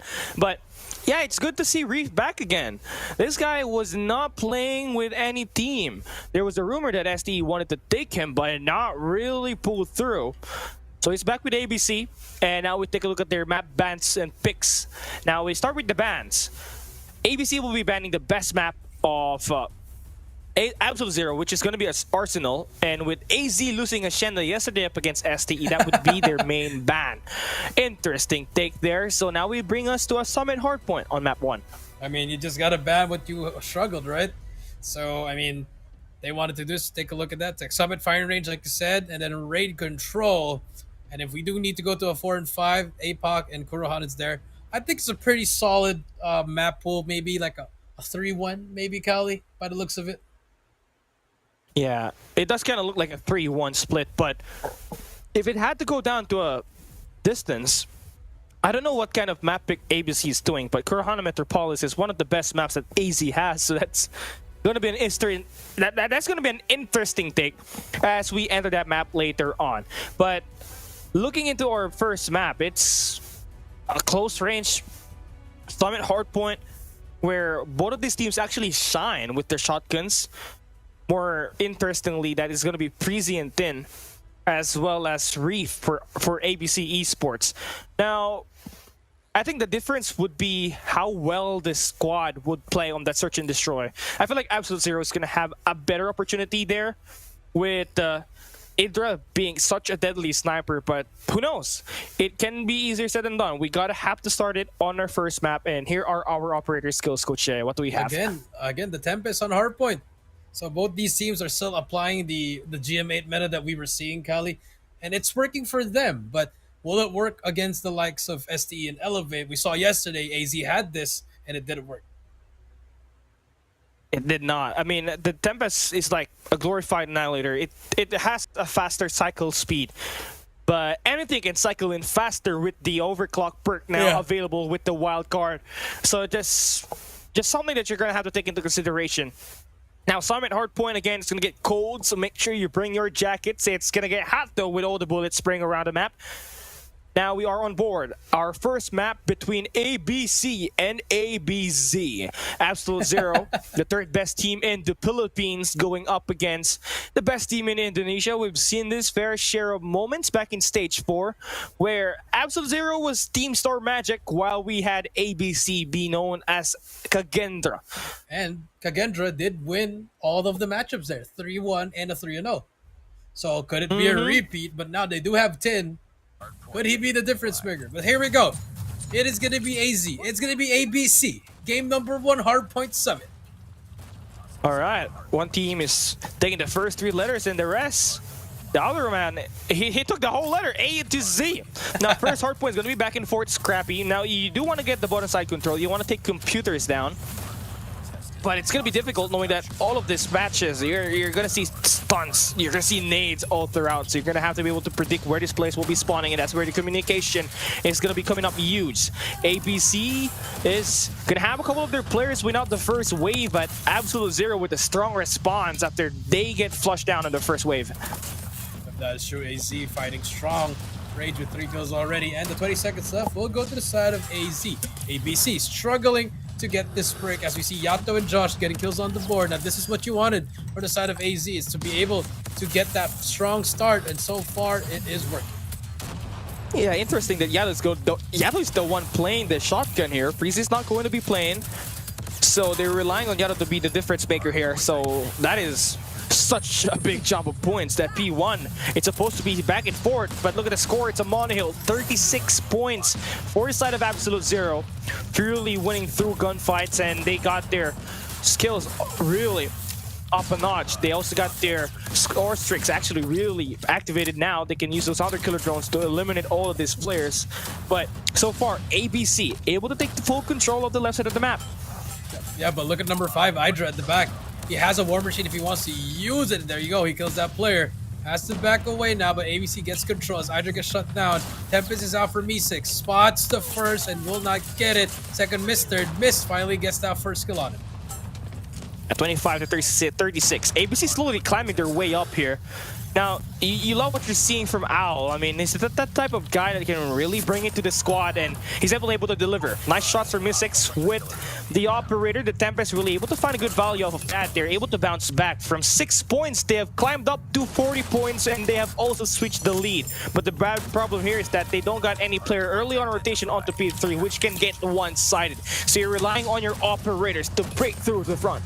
Yeah, break through the front. You are right. And now Hydra with a war machine on the point as well. You see AZ, I'm sorry, getting control of this point already. Kali, 10 with the equalizer as well. But the Sparrow from Reef, can it be the difference maker? We've taken the lead. Yeah, for sure. Sparrow is going to be coming huge, and there we go. That is going to get some kills, but unfortunately, there's nobody really backing up the player in order for them to get the stack. But they do flip out the spawn. AZ is going to be caught into a pickle, and they all get flushed down on the back. Now ABC should get the back 30 seconds of this beautiful patience for them to really find their way through the back. And now it's their turn to bring out their equalizer and score more kills through the front. Score more kills through the front. Owl now on your screen. ABC going to be able to get some time off this. Here comes the shotgun. Josh will get shut down. As we hit the rotation, AZ once again gets control, Kali. No operators, but here comes the push for ABC. Yeah, 73 to 59. Absolute Zero. Now, both teams actually utilize most of their operators on that P3, so they are relying on their raw vanilla guns to make the break here or hold it down.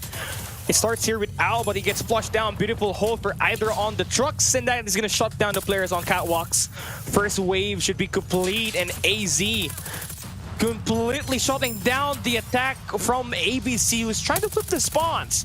And it's only Idra single-handedly taking it home for this team on the first 20 seconds. Yeah, probably gets taken down, but at AZ, they still have the control. Here comes the pitch, though. Reef gonna be in front of your screen. Gets the first, spots the second. The Tin is there to trade him out. Nice shots from AZ, and they are still controlling this point, even though with all the players from ABC pushing in. Yeah, and now you're loving what you're seeing for AZ, because it's not just Dean anymore that's doing most of the workload. You also got Hydra actually locking in down the spawns. You got Josh through the front. Playing the objective here is Rage.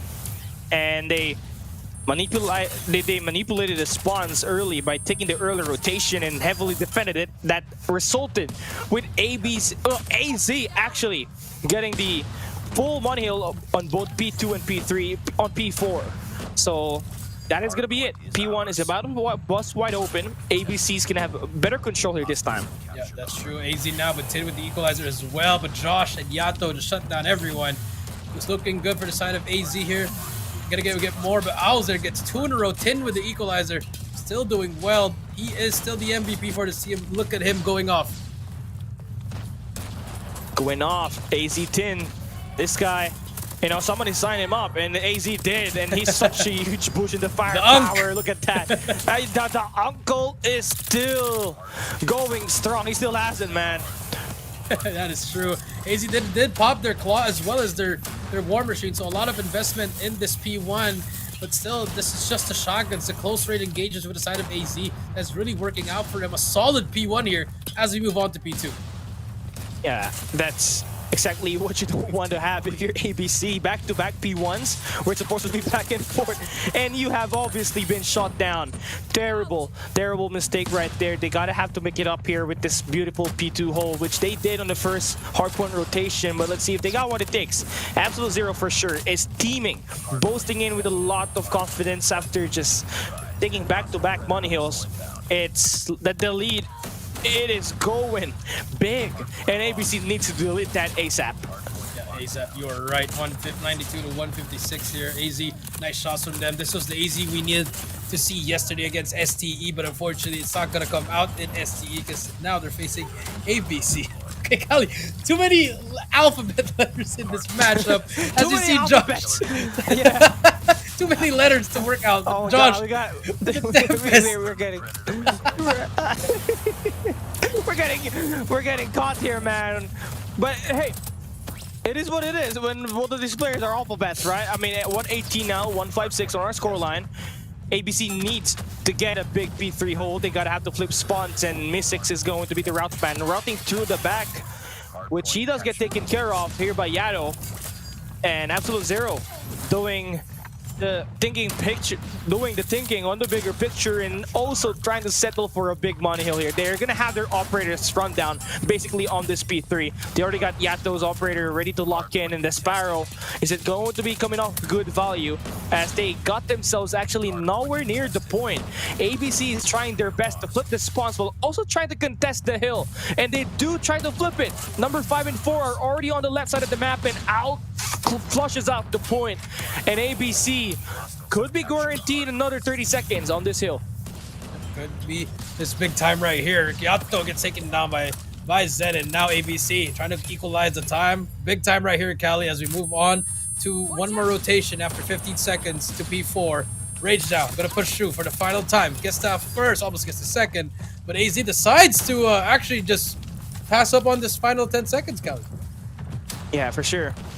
Now the hard part is P4 once again. This is where ABC really struggled. Now let's see, did they find the first kill? Now they just gotta have the trophy system out of that catwalks, because either has a war machine there, and he is gonna go away with 2 eliminations on it. So beautiful hold so far on the opening of this P4. Open up G4, you're right. War Machine is still at the ready. Spots 1, gets that final kill. XM4 at nice shots from Hydra. Unfortunately, will not be able to finish it. Rage with the claw as well, but look at the A-long push from ABC. It's been working out. Rage not finding anyone with the claw. Finally gets one. Has to push up, but here comes the equalizer from Zed. Equalizer has to go big. And he does find the kills here, enough for his teammates to actually resupply inside of the point. They're getting their way inside through the catwalks with number 4 in blue and Mystics trying to flip the spawns over. Al is going to be there as well, and they got the operators to bring out on the last 20 seconds, which will end up huge as they're close to reaching the 200-point mark. They're closing in now. We do see Al with a claw. I mean, the always usage is not really working out for them, as AZ is going to be able to get the last 3 seconds there, take the lead momentarily, Cali, as we reset back to P1. And now who's in front? It will be ABC on that point. But more players from AZ are also pushing in now. Yeah, pushing in real nicely. ABC, I guess it's all about bounce back, and they're all about the comeback. Their P1 was nasty. It wasn't really something that you would want to brag about. They only scored 10 points overall so far on his total hills.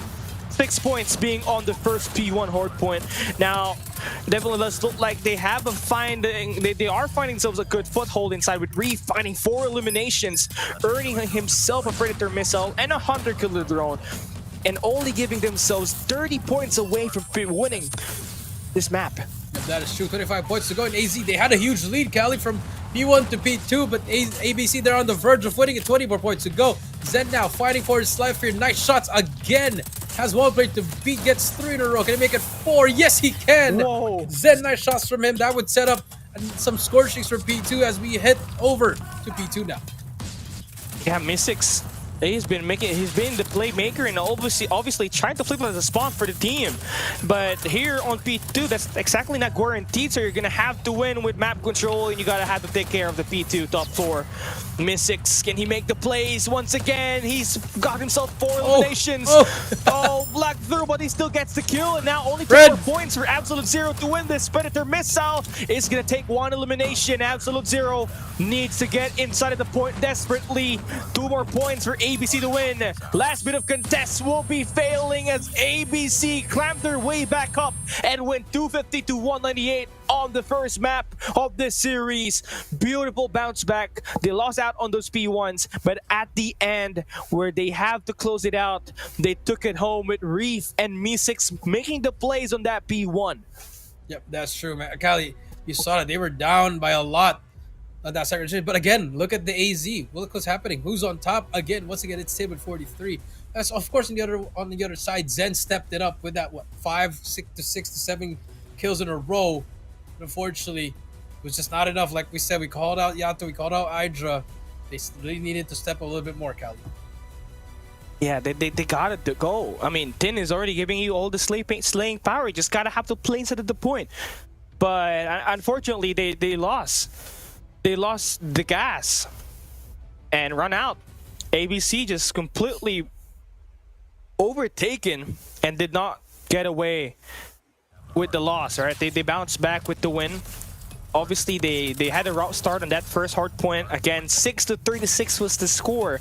Then they had a big P2 hold and also flip out the spawns for P3, where they got at least 25 points there. But Absolute Zero, their main goal to win was that P4 hard point, where they find the most value on their operators, as well as the most points that they took on the summit map with Hydra holding up the trucks. But yeah, just unfortunate here that they could not manage to take away the lead that they got. Din was hitting those shots, but his teammates at the end did not really pick up the pace. They got stuck and lost gunfights after gunfights. That's true. I mean, it was looking so good. Like right here, Cali, you see the score, 156 to 107. You surely thought that AZ would have won this, especially after getting those early points in P4. But I think this is where it started, Cali. When they lost that opening point here just before, they couldn't hold it on anymore. And then ABC just ran away with it. They ran away and they got the win.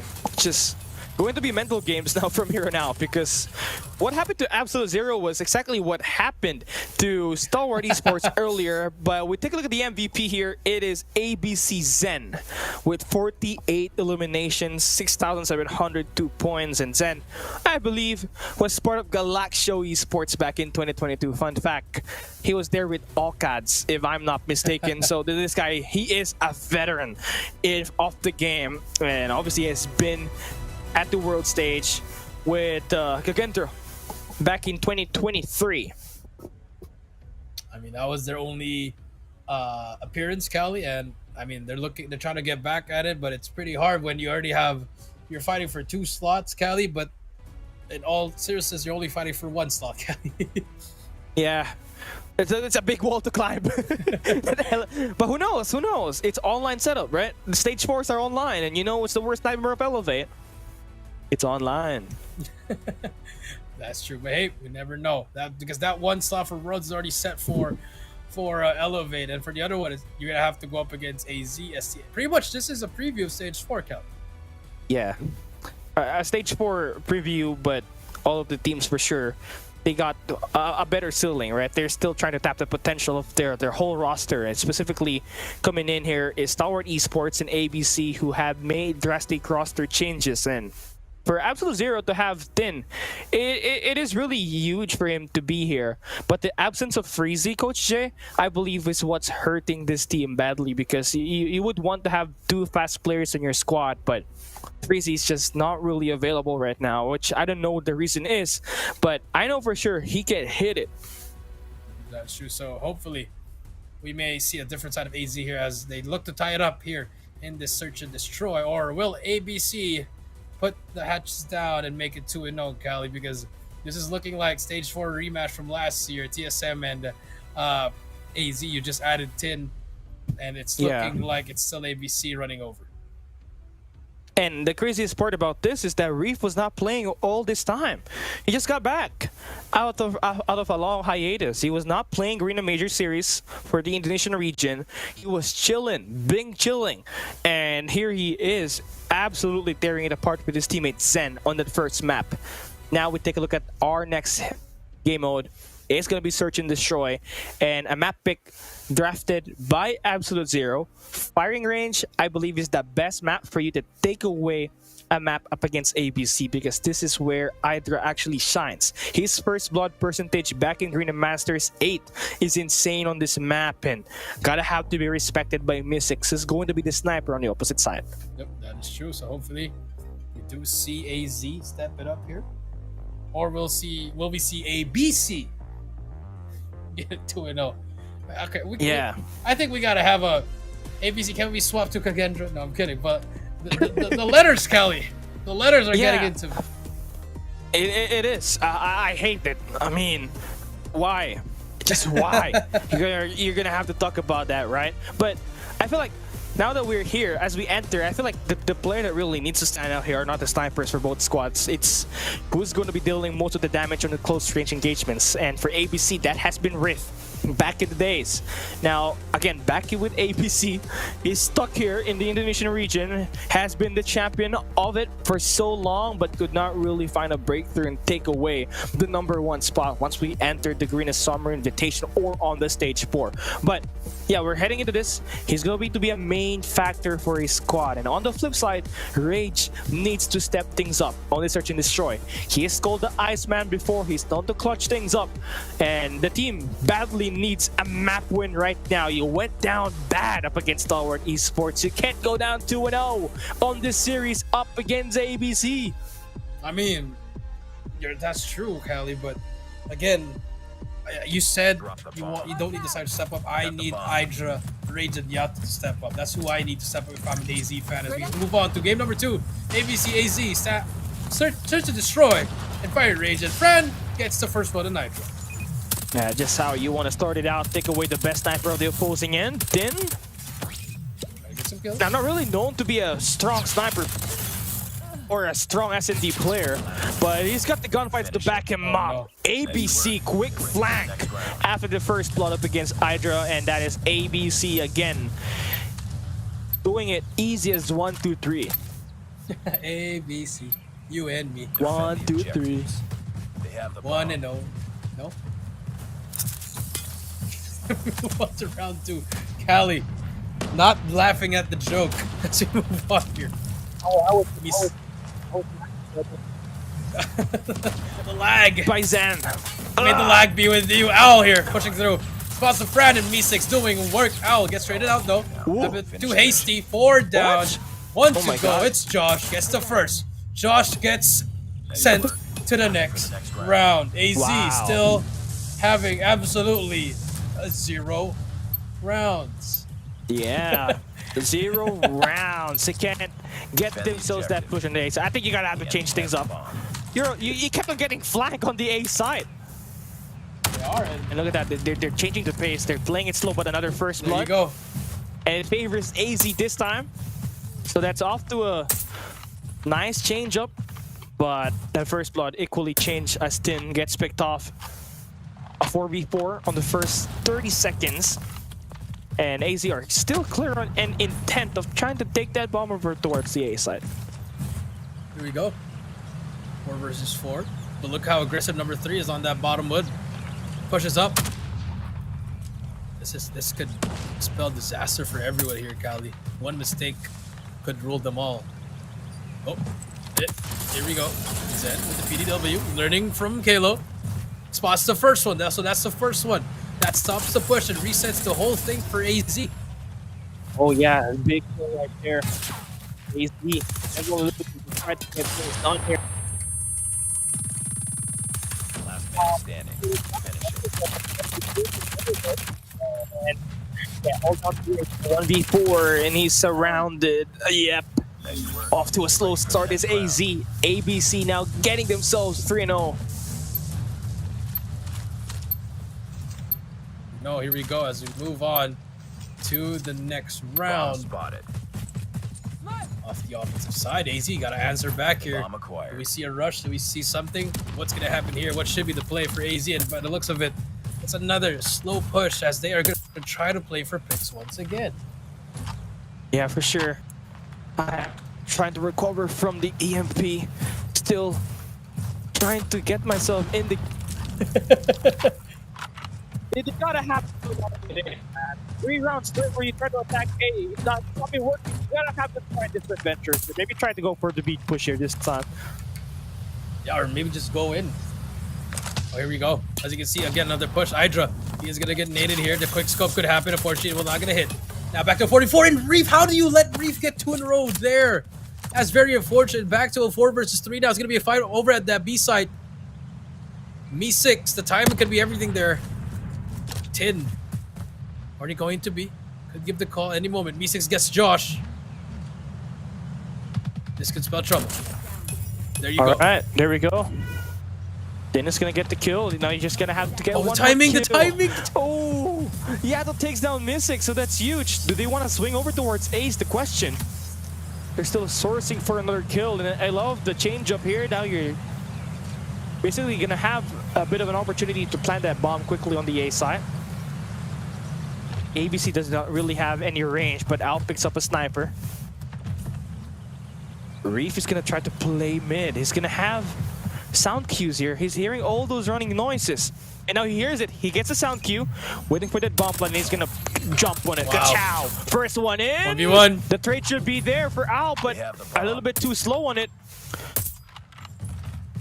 Okay, so Al gonna take his time here. I mean, The bomb has been timing planted. could be everything. Bomb is down. 10, he's gonna get spotted. HS, who's gonna be the winner? 10 with the movement. Not over yet. Takes him down. Put 0 him on kills the on this skates. round. Gets 3 in a row, Kelly. And I just don't understand what ABs was trying to do there. Why would you have to challenge that 1 by 1? Work together as a team there, Kelly. Objectives.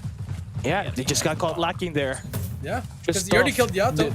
Yeah, you already killed Yato. Why was Al still staying on the Americans? He could have played for the trades. But it is what it is. Here comes the Needed push. here by AZ. The push coming through. He gets one. Good break. 4 versus 3 now, Cali. The trades are on. There's gonna be one more. Reeve backs away. The nade's not gonna hit him. Bomb is down, but it's in a very bad spot here. But the 2 players in the back, Reeve gets one friend, and Reeve Wow. takes over as AZ forgets to watch the middle part. It's 4-1. It's always been like that. AZ, the reason why you lost 4 rounds was because they were not thinking about the mid-map. They gotta have clearer, better spacing than this. When you're starting on the attack side, and this is your map pick, you're supposed to be on the offensive. But right now, They have the bomb. clearly not what's happening here. The snipers are definitely doing their job. Josh and Hydra are finding those kills, but the first bloods, as always, favored ABC, and Tin is always the one picked first, so it's just really tough for AZ to find any breakthrough on neither bomb sites because they always had a number disadvantage. You're right, Fran and Zen. It's all up to Josh again. It's just, I mean, what is happening here to AZ? I thought we were going to see a better AZ, which we did in the hardpoint, Cali, but in the S&D, it's looking, it's really not good. I mean, look at 3-1-1, 3-1, 3-4, and 2, Cali. As we swap sides here, maybe AZ can step it up on this defensive side. Yeah, let's see how it goes here for them for the moment. ABC does want to try to take things slow. This is what you want when you're on the attack side. You don't really gotta rush things. Because once you do make a movement...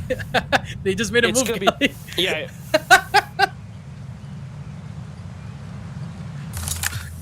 Cali, if you're AZ, what should be the call? I'm just gonna have to hold it now. I mean, you got a great spot on the trailer side. You do got control on the tin side as well, but you do have Yato actually about to take a little bit more of info with number 1 Al right beside, but well, I guess they do get picked out here by Reef. Okay. Yep. Red like a book is AZ, ABC. Easy as 1, 2, 3. They are going to be planting the bomb. Ida's the last player standing. So he's not actually, Cali, this could have been a 7-0, but Al decided to take his matters in his own hands and remember that one round against Yato. He got slid on. There you go. The old man Hydra gets that first kill. Can he do the impossible? Unfortunately, no. 6-1 match point for ABC. Ready for the next round. Now, Cali, do you believe in miracles? Well, I do believe in it, but right now with the moment, ABC does have full momentum right here. Look at Reef, 11 eliminations. We tried to combine AZs. They got, what, 6? Then, bro, they got 14 kills. Reef has 11. He's single-handedly carrying ABC right now, and they're going to be pushing over towards Americans. And number 4 in yellow, he needs to hold his ground, and Josh finds those 2 eliminations. It's an equal 3v3 situation. ABC can end it here, Coach J. Yep, 36 seconds left. It's a 3 versus 3, like you said. Yato, Josh, Hydra. The flash is out. Here comes the push. Do we see one? V6 gets Hydra. Yato gets taken down. Josh gets one. It's a 1 versus 2. Josh gets another one. Oh, wait. It's going to be a 1v1 now. V6. Timing could be everything. Josh trying to look for the push now. Spots him. Just got to play time. Perfect by Me6. Josh has to push. Josh has to peek. Josh has to go to the next game. ABC closes out 7-1. That is just dominant. And to think that this was not their map pick at all, they know how to get it done. And again, Me6 was supposed to be the person that gets the job done. He does, find those first bloods. But the guy that did the most damage, which I was talking about earlier, it was Reef. Reef had every kill, making the first blood for the team in the close ranges and also trying to route on those mid-round situations to put his team on his back. He's got 12 eliminations. That's a 4.0 KD, the highest on the lobby, and a 192 impact rating after that performance. Massive for ABC. They could close out this series in just 3 maps after steamrolling the first 2. Yep, that is true, and I think you're right, Kali. Maybe Freezy was needed. We don't know what's happening with AZ right now, but they're just really struggling. But the good thing, Kali, it's not a single round robin. A lot more days to work on it. For sure. Now, for Absolute Zero, I guess the loss of Freezy is absolutely a huge factor for them, absolutely, especially in the hardpoint. But on the S&D, I just felt like then being picked out every early round was clearly not helping AZ's chances off the start. I felt like he's gonna have to play a bit more of a passive route because him getting picked off on those early round means that those 4v5s are in favor for ABC.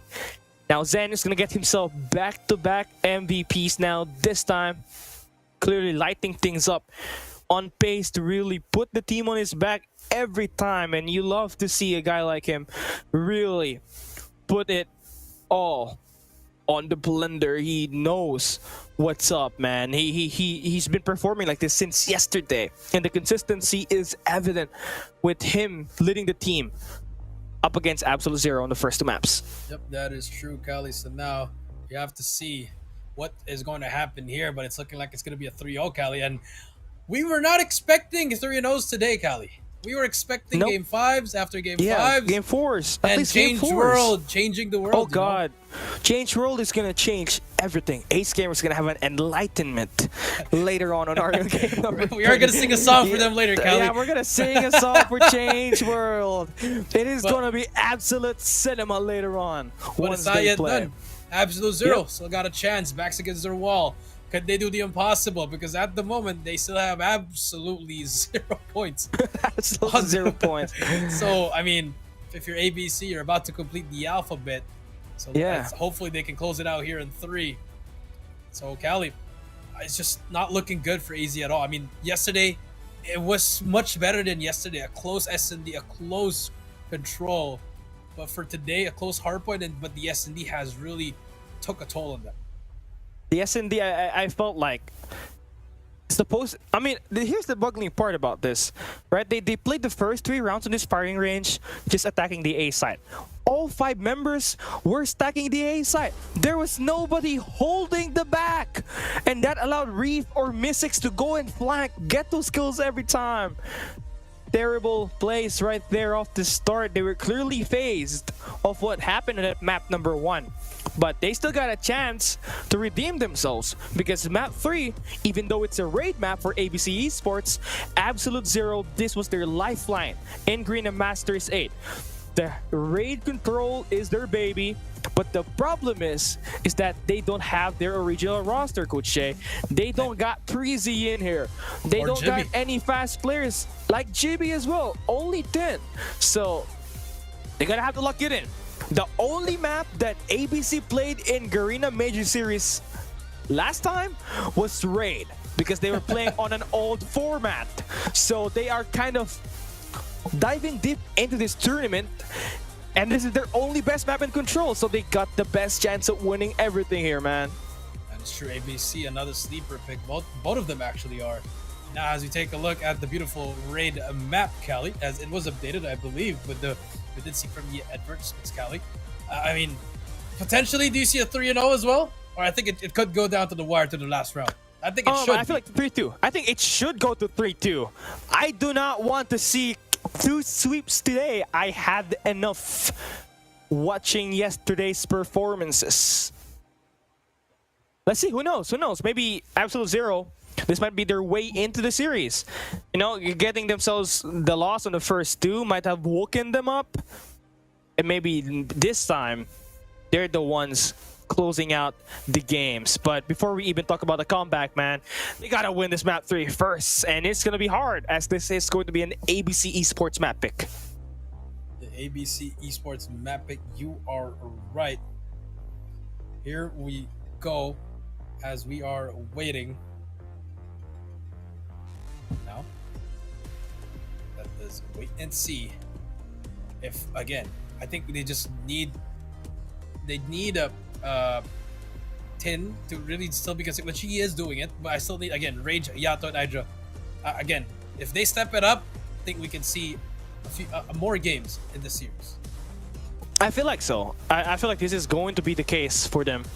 But now before we're hopping into this, right? I mean, let's talk about the history between these teams and what they played on their first day. Now, for ABC, they did play this map up. They did not play this map up against Ace Gamers. Actually, they played Crossfire up against them, and they did end up with the win. Now, for Absolute Zero, it was a takeoff control. So this is the first time we'd absolutely see these teams play the raid control map. So let's see, how are they gonna be able to find their way into this game? Again, the key players you're gonna have to watch. It is going to be Tin from AZ. You also got Reef from ABC. That is true. So again, both of those players have been showing out, but for ABC, Zen was actually taking over the whole game. So it's great for them stepping it up. But again, it just goes back to the kills of AZ. You had Josh and Tin really lighting it up in the hard point. But for Rage, Yato, and Hydra, they were getting the right kills, but towards the end, where the important ones matter, that's when they started falling apart from it, Cali. So I think a little reset could work here. A little reset indeed is definitely much needed right now for them to get right back into this game because they haven't won a single map yet. They came so close on winning the the Summit Hardpoint, but they lost out on the P1. And on the Search and Destroy, it was just fast.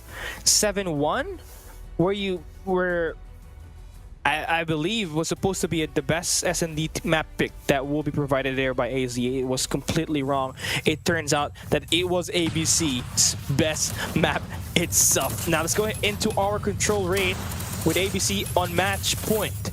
Absolute Zero needs to play perfect from here on out. Then you start off finding the first quick eliminations on the B side to open things up on the attack. Perfect so far. Tin gets 3 in a row there. They've been 2 ticks already on this B point, Cali. It's looking good so far, and it's pretty much always like this, Cali. Your raid is all about who can defend A the best. Yeah, you gotta have to do it with all your might. And also who actually controls the mid map as well, because that basically grants you an opportunity to transition from A or B. And Zen does find a cut down on the galleries. Now gonna get stun check here. Beautiful play there for AZ. Now they want to try to route things through Laundry side, but they're getting picked off towards mid by Mysix, who's got the sniper in his hands. Looking good so far for AZ. Look at that pivot. Tin already at that Tiki side, but Reef at the back. Spots one, spots the... Oh? Huh? Hello? Yeah, okay, there we go. He got picked off. How did he not see it? Very important moment. Maybe too much comms. Too much comms. 13-18 though. ABC on the back end, but they have their setup properly now, Cali. You see everyone holding down the lanes. Frano in trouble. Gets one. Almost gets a second using that Type 63. Up to 17 we go. 1 minute and 25 seconds left. So a lot of time here. Yeah, the tricky part about playing the hardpoint, control rate, is that it's easy to capture the B side, but when you're transitioning from B to A, it's where it's mostly gonna be deadly. That's why you need to have so much live count before you make the plays here. If not, you're just guaranteed to get eliminated. Now for Absolute Zero, an opportunity for them to make the play around the back, but Yato actually falls out. But he does take down one player along with him, so that removes a little bit more lives from ABC, but the lives are catching up. They're deleting the lives quickly. ABC might just be back with the place here for Mysix. Wait, Mysix trying to properly get that kill, but 5 versus 7, it's an S&D now. You see number 3 right below you, it's gonna be Zen. He gets 1. Ooh. Zen finally gets traded out, now it's gonna be a 4 versus 6. Smokes are out as well. War Machine from Mysix could be a game changer. Reef brings out the Sparrow as well. 2 more kills with the Sparrow. Yato gets the trade. What? They managed to slow it down even further. Mysix still has that War Machine. You see him like, what, 5 seconds still have that? Not gonna be able to get any kills whatsoever with it. 15 seconds left. Clock is not on your side, Cali. Josh here. The timing is everything here. Josh spots him on the right corner. Oh. Mysix gets that kill. Owl gets 1 as well. It's gonna be a 1v1. No, and he just got clear it out. 2 seconds left. God. He has to hop on it. Rage is inside. Annihilator! Oh. Gets the first. Rage, it's a 1v1. Does he spot it in hand? Does he have it? Owl is routing out. He is. He knows, but it's a little bit more time here. Owl doesn't need to peek this right yet. Spots him. There you go. They still has it. They can take the high ground though. Gotta take the high ground. You're right. This could be it. He's got an operator too. Oh no, does he use the operator? He has to jump right. Here comes the fight. The 1v1! Oh, wins it! No! You invested so much. Unfortunate for Rage. But hey, round 1 is good, but if you're AZ, you still have your ops here. Really good to hold down this defensive side as we move on. ABC came down to a 1v1. Here comes the second round. Josh brings out the Tempest, gets 1, but Fran shuts down 2 already. Now it's all to Hydra, but it's only War Machine here. Not really getting much value, only getting 2 kills. Only getting 2 kills. I think ABC knows that if you're attacking B, you're guaranteed to be met by the War Machine. So they're trying to damage control. But doesn't really pan out for them. They still lost 6 lives on the initial set. on their attack side. Tin overextending and finding a lot of players eliminated. go. Oh man, he is on a mission to burn these players down. They are worn off. They're getting slaughtered on the garage. It's an invasion by Tin. A drive-by. Oh, because of that play, ABC is in shambles. They are down to their 13 lives. Nobody's checking rage. That's a plus 10. And it's not yet over, Coach Jay. They still got the Sparrow. Finally, it's done. To Tin, Unk Tin stepping it up for AZ. 10-19 though. Very winnable, would you say? As we see, oh, wait. Oh, Oh no. he's got a death machine. He has a death machine, but the time though, time is not on your side. You need to be able to capture here. How can you? What are can you not doing? Yes, can we step up on the point? I guess not. What? Hello. Okay, there we go. There we Finally go. getting some points. It's a pinch It play. should be- Wow! Wow! Wow! Oh my god! They risked it. They risked it for so much, Kelly. 7-7. We go to S&D now. Annihilator in hand. What the? Oh my god! The turnaround. Great play! The turnaround. They risk it. Equalizers at the ready as well. Oh no, they threw it away. Right at the ready. 4 versus 6. Oh no, wait, 3 versus 4. Oh. Wait, Reeve gets 1. It's gonna be 2 versus. And ABC. What the hell? What are we doing, guys? That was What are we almost a doing? big play. You saw that? It was a 3-man. It was a 3-lane push. We should have just capped B. I mean A. Kelly, extend the time. Why were they overextending? If they have taken over the basketball court, that It's would over. have spawned AZ. Yeah. That would have spawned AZ on laundry side. Oh man. No. Blinded by the light, came too close to the sun and every feather burned. But now, me 6. But the War Machine gets naded out. Al with the Pred will shut it down. But first, the first one is already in. The first take here. He comes Al with a shotgun. Takes down Unk Tin. Finds the other one as well. Gets a hit marker and rage. Another hit marker. Third hit marker. Make it 4 shots to take down one player. But here comes the spawn trap. You think AZ can do it, but ABC can do it as well. Finally get shut down. 24-19 as we hit the reset. 24-19, it did. A minute and 6 seconds. Now you can say AZ can just hit that B side, extend that clock to a minute. But they gotta be able to find information where these players are defending for ABC. And oddly, there's no one actually defending even laundry side. They're just waiting around the pillars. Getting mid-map control. 4 life advantage. I think they're always willing to give up this point, Cali, because they know they can hold down A properly. As Reef gets shut down by Tin. So they have control of B. So B will be over to the side of AZ. That adds another minute. So we got 2 minutes. A lot of time. A lot of time, Cali. They can take their time. They really want to force out this laundry hit. Because if they do find the kills on the kitchen, if they can take that one over, Oh. they're gonna spawn the Steves on laundry side, but not with Mystics finding those 2 eliminations and also an access towards the spawn. Yeah, this is a guaranteed spawn trap now. Number 1 in Al is gonna be on the garage.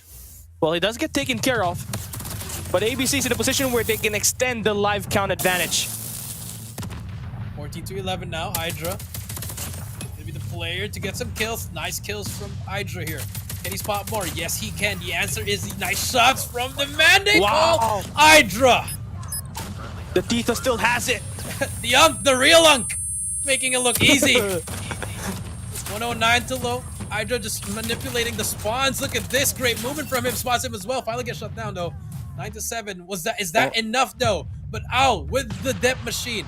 Yato is in a great position to just cut them down one by one, Cali, as his teammates are fine. Look at that, the money room engagement. Yato spots one but gets traded out. 6-4. Do they have something out of there? Can they bring out something here, Cali? A War Machine at the ready though. Al. A 1v1, nope, doesn't matter. Oh, no. Al shuts him down. Back to a 3 versus 3 again. Hunter Killer is out. Oh. Al's making so much noise. He's gonna be heard here. The Hunter Killer though. Hunter Killer. Why hits would the you wall. try to aim? Here we go. Tindo gets a hit marker. Nice kill with the equalizer. It's all up to me 6 in a 1 versus 2. No operators. Just Sniper. have a snipe. He spots the one. He spots one. This could be it. Me6. He's gonna get double chowed here. spots the first. He knows both of them are there now. Here they come. 10 nice shots from him in AZ. Wow. Wow. Okay. It could have been a 3-0, Cali, but ABC, they're digging a grave by themselves. Yeah. Back-to-back rounds, AZ goes. Now they're back on defense, so this should be easier. This should be easier. Go. E6 with a snipe gets that first one. Can he spot the second? The answer is yes, but Hydra again on the war machine finds more players. That's going to be 2 for him, and now look at AZ, the momentum shifted towards them. Yeah, Hydra, the ancient one, continues to pull through, holding the B side. Oh man, got read through, but his teammate is still going to be there defending the B. But ABC is actually trying to take that hit on A. So Absolute Zero has to improvise, and how are they going to try to take this? They do have high ground. They got a pinch play working. Then actually let someone sneak on by, and he has got no information where he went. He does get that sword out that equalizes the numbers on the live count. Beautiful plays here for Absolute Zero as they stop the push on the A side single-handedly. That's true. Now, ABC, you did say this is their best map, Cali, but it's not looking like it is right at the moment. 21-20. Anybody's game until now. Al Shotgun has been working out for them, but can he find more? Spots the first. There you go. 18-18. 54 seconds left, and ABC, they're pulling a CDM here. Decides not to capture. B is right there. He's right there. There we go. There we go. ABC's doing time. Now they send out Reeve. Yeah, they do find it. 18-16. Zen is going to be pushing out with the equalizer. Oh man, no value off of that. And they also lost the B side defense, the B side holder, so that's going to be cleared off by number 3 in yellow in Rage. Reef now, but Tin on the flank could definitely spot it. Nice shots from Tin. Could not finish it, but again, ABC, they dug the grave again. Why didn't they just capture it instead of... I am disappointed in ABC, but it's not yet over. 7-13, but I feel like we are going to a game number 4 here. Fran does get that player. Finally capturing it, but it took too much time, Cali. Too many lives as well. Too many Waste lives. of lives for ABC. Fran now cannot even use his Annihilator. What a bad investment. We have the Tempest. My goodness, ABC. What is happening? Yeah, complete fumble here. They could have had a 2-0. I tell you, off the first 2 rounds, but the decision making was lacking. Really bad. It was really bad. It wasn't really there. It was all over the place, and they could not just get themselves locked in. And AZ on the defense. This should be a way easier attack for them now, as Hydra has to get the head glitch, not really connecting on the death machine is Owl, and they only got 4 lives left. They're investing all their operators, just aiming for a chance to equalize the numbers on the live count, but even that looks to be impossible unless Owl sorts out a couple of more players here, but he falls, so now it's Zen as the last guy standing. He is gonna get eliminated, and Absolute Zero will be forcing a map number 4. Just what we need for today. Bro, I am impressed with that AZ. They finally made it back, but like, ABC, hello. I'm sorry, man. I'm just very like, I am out of the... It's really hard to see what happened there. But hey, we don't know what was the call there. And that's what happens if you don't try to capture the point. You lose badly. 1-3. I mean, you're supposed to have a 2-0 start on the first 2 rounds, but you fell down in a spiral thinking that, hey, let's win through eliminations. That is not how it goes. Brother, it's raid. You play through captures. I mean, I don't know. They could have done it already. If they captured B, they could have more time. They didn't need to let AZ know what they were doing, Kali. But eventually they were like, AZ was like, oh my god, they're not capturing B. They're pushing through laundry. Easy kills. And that's what happened. It was basically, you know, you could say it's great performance for AC, but a little bit more underwhelming on the decision making that ABC provided on round 2, 3, 4.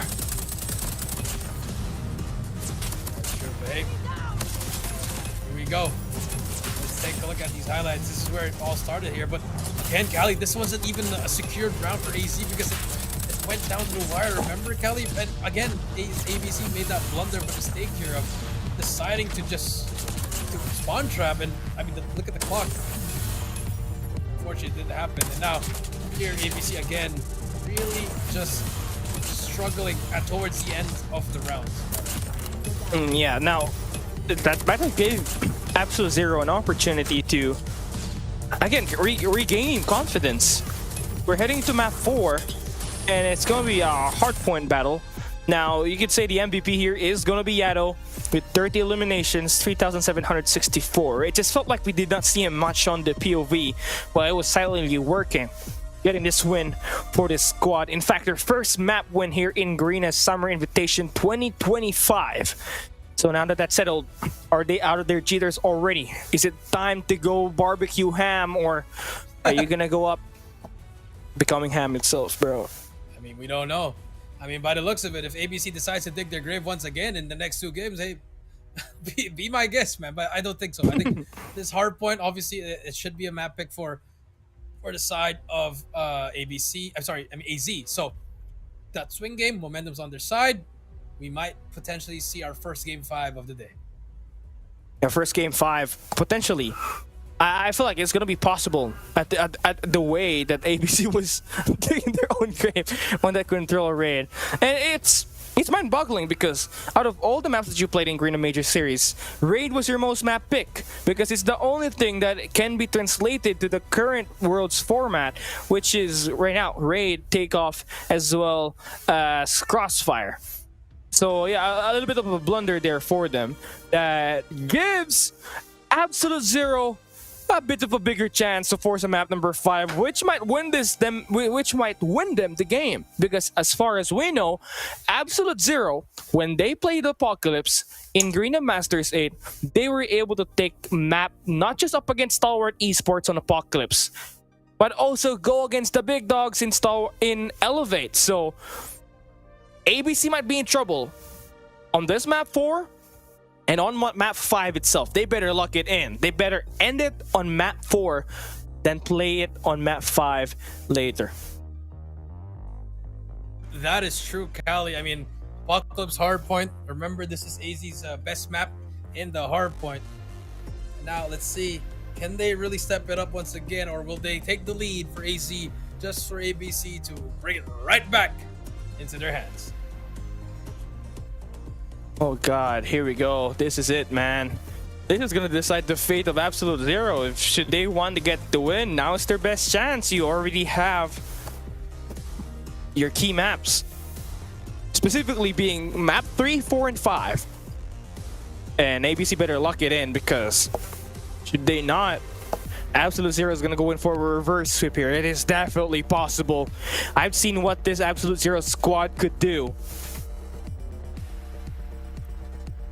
See if it will matter, Cali. Moving on, here comes the operators again.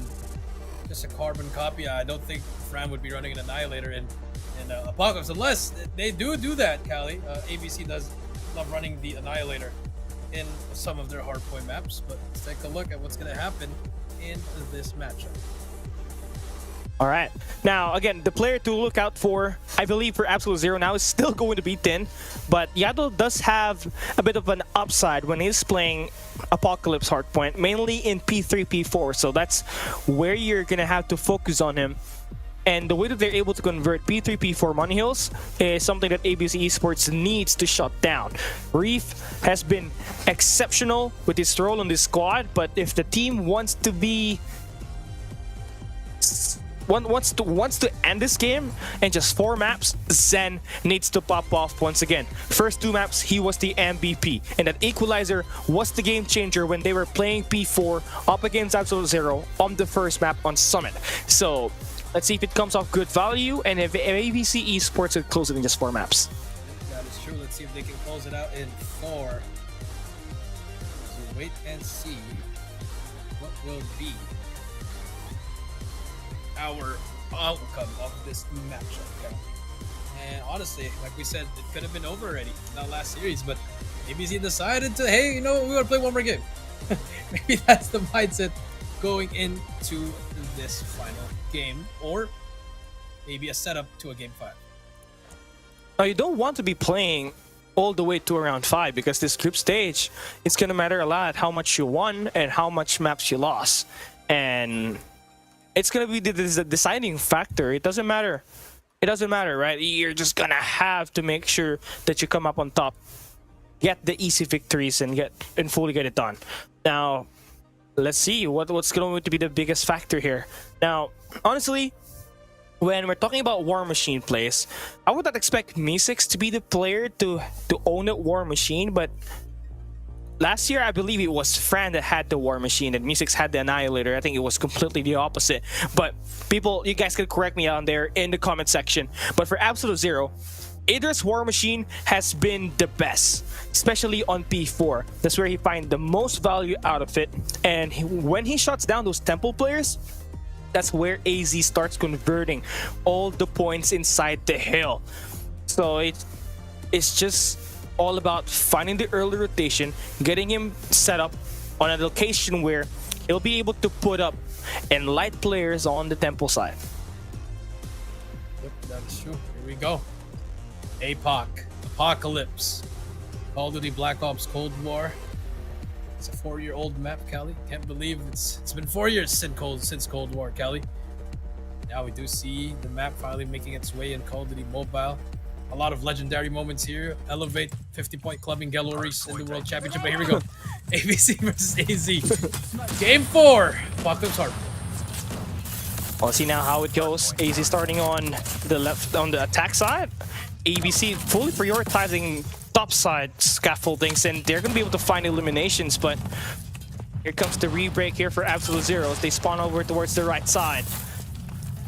It does look like it's coming off mild. They're looking to try to play for position for P2 first before attacking the P1. You're losing so much value and time here in this early set.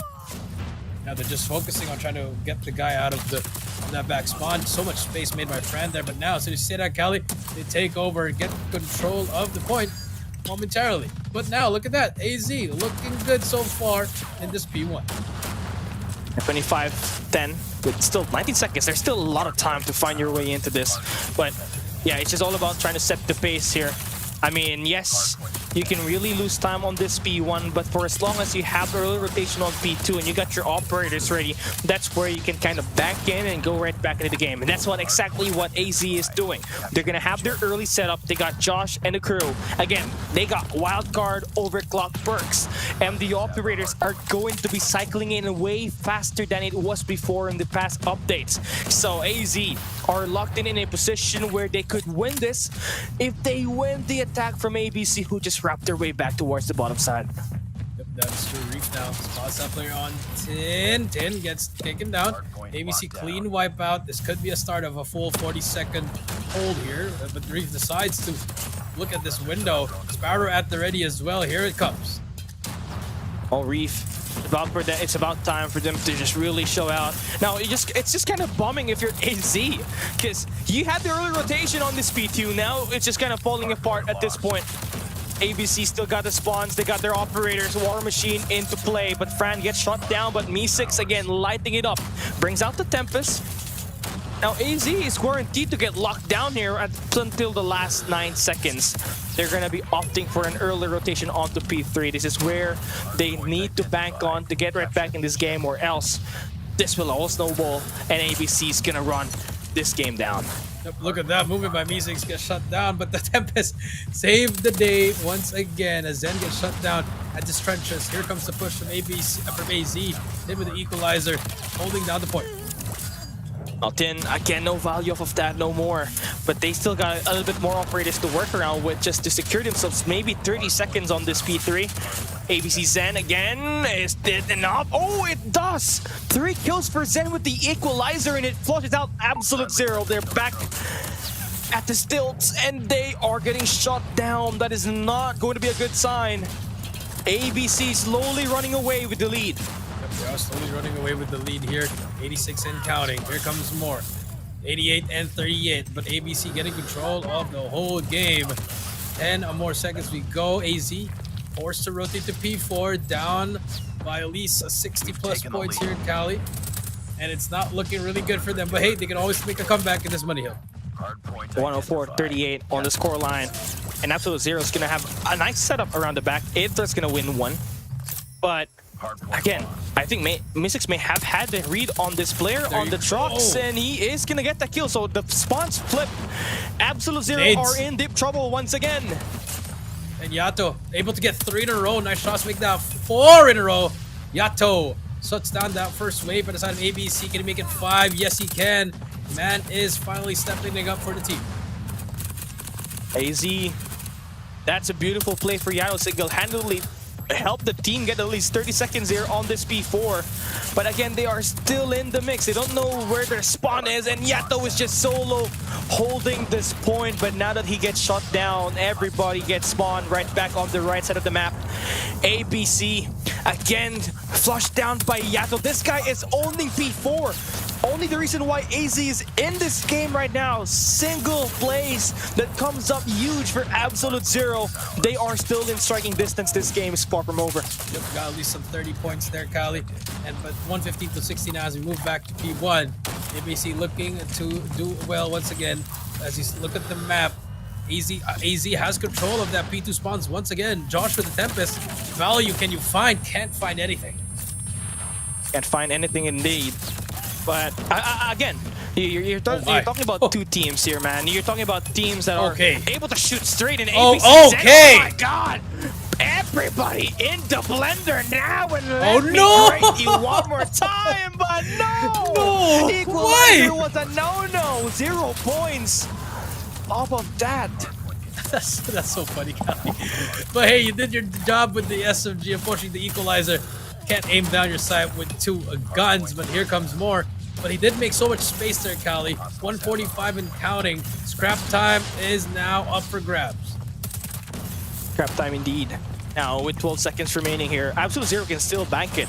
They can get the scrap time while also having either to hold down that P2. They still get a War Machine intact. For as long as they defend ABC, would look like they will be a team trying to 4-man stack the bottom lane. If you can sort that one out, you're good. You're pretty much set for a Money Hill here. That's true. War Machine from Hydra to be able to get one more. It's a solid hold at the start. It's a solid hold for AZ. 50 seconds left here. ABC, what do they want to do? The answer is trying to hit it from the front. A 149, 100 on the score line here in AZ. Should they get this last 40 seconds, man, they are right back in track. ABC now going to be trying to bust through the front. They actually busted through. Kali, the War Machine is out for Fran. They made it through, but Tinna holding it down for the team. Unfortunately, the War Machine too strong, gets 3 in a row. Now, but AZ, they still have the spawns here. 20 seconds left here. You have Me6 with the Tempest. Chain reacts more players, as we can see. AZ finally pushing through. Tinnick pushes as well with the equalizer. 166 and 109. It was a great break from AZ. A great break, honestly. Now, but again, still not enough. I mean, if you had the early rotation, you could have had more than 30 points right there. You could have went back inside the game, but that's ABC for you. They're very confident teaming with all of their bullets. They are able to find the trades that they want and get inside of the point they do on that P2. Now, AZ, again, another early rotation. This has been an upside for them. They just gotta have to convert the points inside of the hill. That is true. 167 to 127. Owl now with his Death Machine spots 1. And you find Yato? The answer is no. Zen shuts down 10. 37 seconds. No one's going to be on the point. But finally, it's just a back and forth trades. Josh and Rage on the trenches. Getting the kills, but Fran gets 3. That's 4. That's a wipe. A clean wipe it is. And Absolute Zero Thin, you would expect to be the better player out of Absolute Zero, but he only has 19 kills. Very odd for a guy who dropped 40 eliminations on the Hardpoint Summit. And there we go. I was just picking up the devil, and the devil turned red. Now he's painted in blood, ready to take in the action. Oh, he wins up against the equalizer for the second time. And Absolute Zero again, still in a great position. 182 to 139. They've been able to stop the bleeding multiple times. They just gotta convert one Munhill. That's all it takes, and they'll be right back. Yep, that is true, but here comes the push. They break the first one at the back. Hunter Killer is out as well. You still have one player at the back. That's gonna be Reef with the Reef with the Sparrow, unfortunately, will get one. He's still alive, gets two. So that's four. The only player one to beat. It's going to be Yato once again, making the big play for the side of AZ. But now ABC able to get in the point, and this could spell trouble. Smelling trouble. And Absolute Zero, I mean, now you just no. gotta have to contest, but all of your players just got flushed Ready. out once again, and Owl brings out the bread. How many do we get? Oh, huge. 2 kills right there. And now they're on the 200-point mark. This is not looking good for AZ. They just gotta go. But Absolute Zero, their gunfights are just exquisite. It is the better. It is the better statistic right now for them. They're winning their gunfights. They're able to push out around the map and able to build up those streaks. And those streaks turns up into info game. And that allowed them to have at least plus 50 points on the lead at the moment. Yep, that is true. 212 to 160 now. Hit the reset back. So pretty good here, Kali, but this is going to be a huge hill. If you're AZ, if you can't get the points, you got to get it contested. But out with the death machine as well. Being able to get more players spraying through that smoke. As the clock is ticking, as the points are ticking, ABC, they can smell the end of the series. Yeah, they can smell it. It's not going to be a great smell, though. It's a bad odor.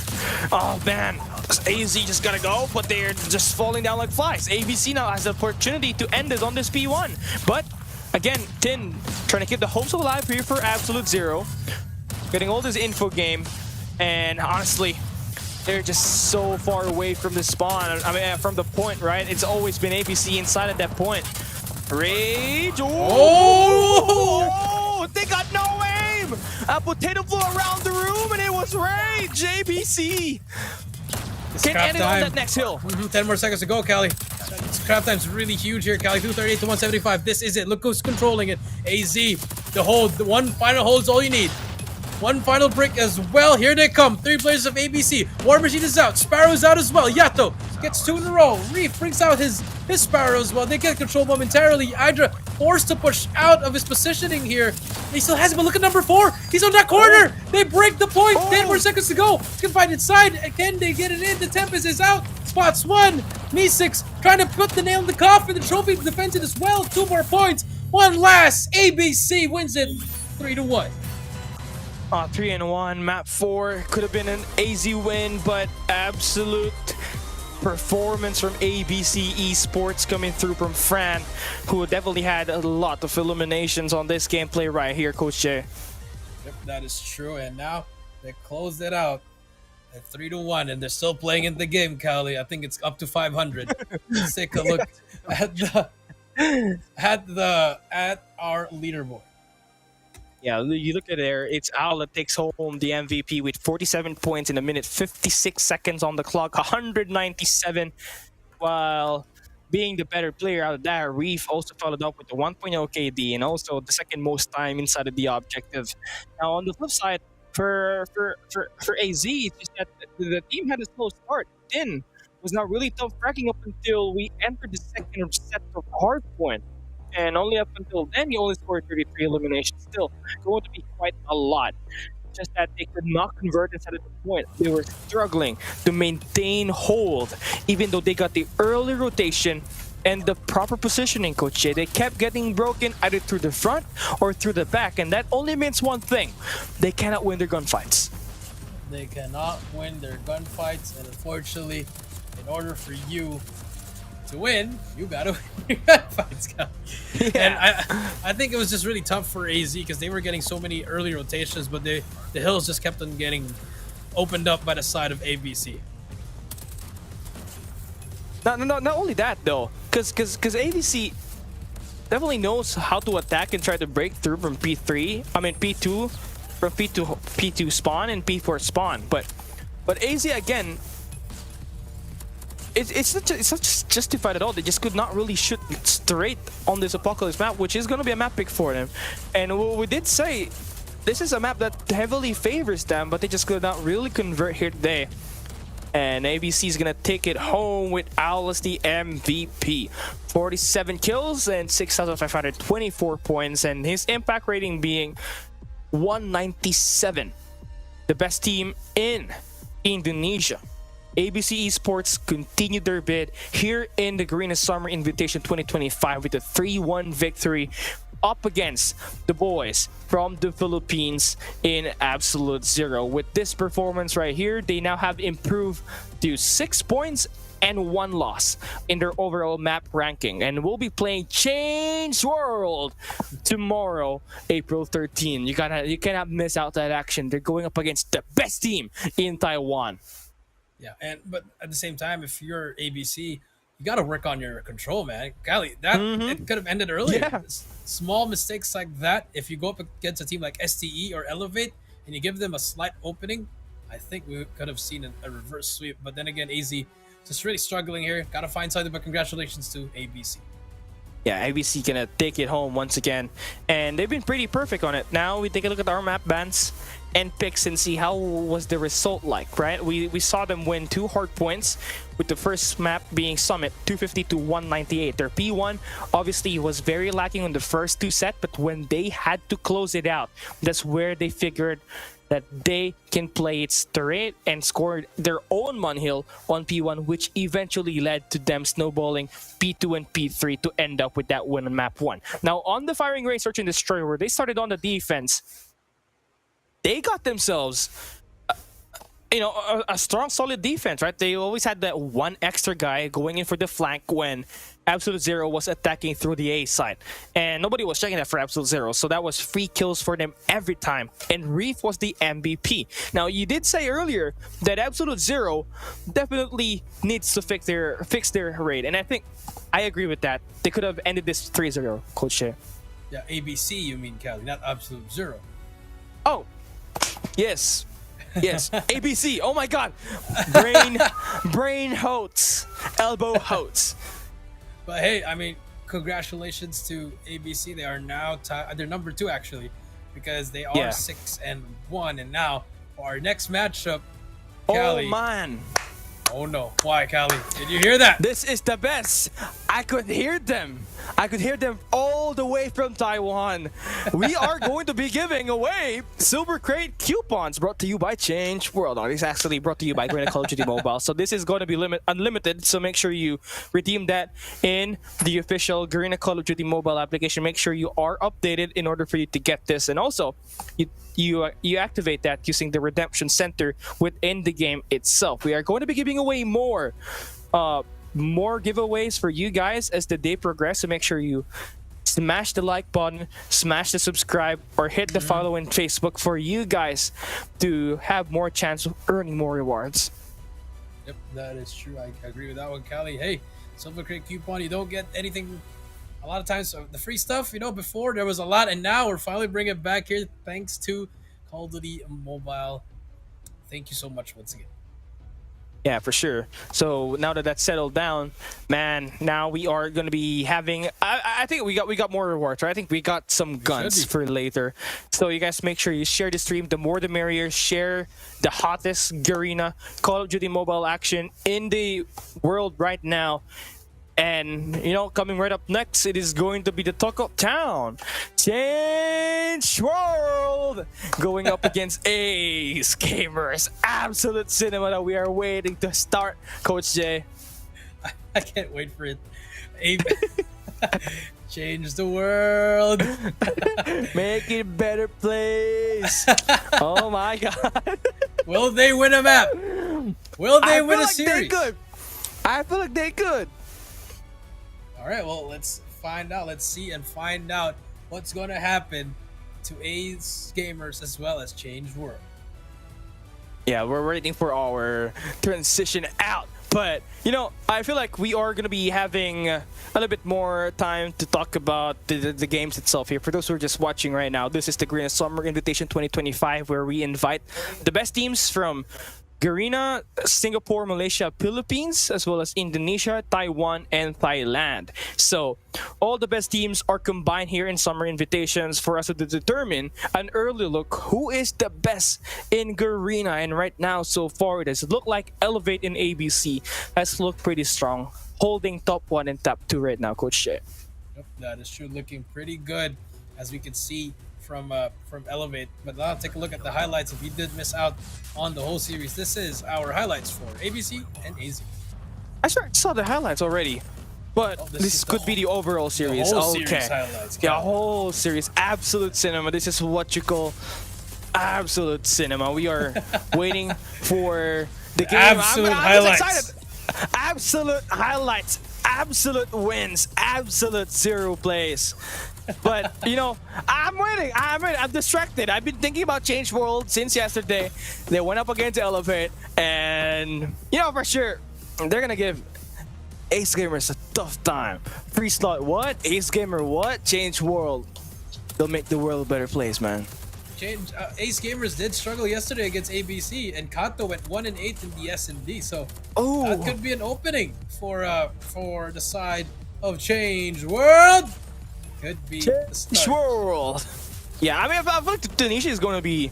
I love how we're just talking about Change World now. This is still ABC and Absolute Zero, so let's just focus on the current topic here right now. Well, ABC Zen, definitely, I was not expecting to be playing as good as he is back in 2022, but it's all about redemption, baby. With them having Zen as well as Reef back with ABC, they currently have the best possible lineup to put themselves on top of the rankings, Coach Shea. Yep, that is true, and that's gonna be it for our second series. 2 down, 1 more to go. Change World. Ace Gamers is coming right up.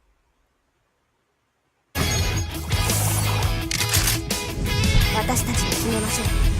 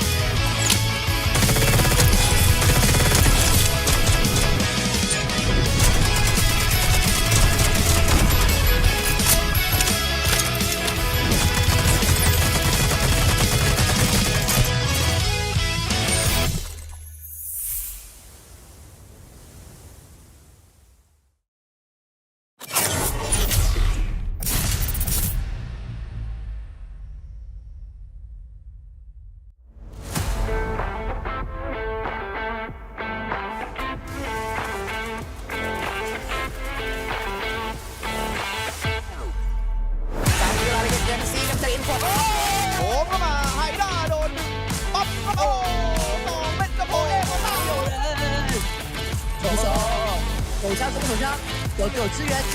European 1 Kenobi Sports just so good but close. Oh my god. It's a 1v1. They're going down.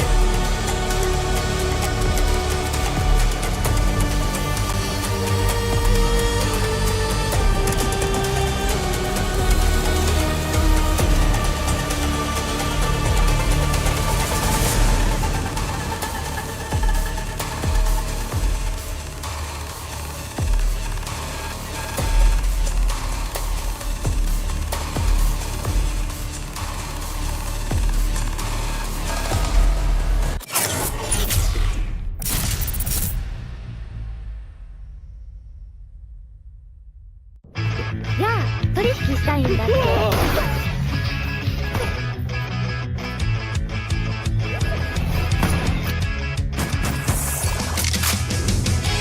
ろしく相棒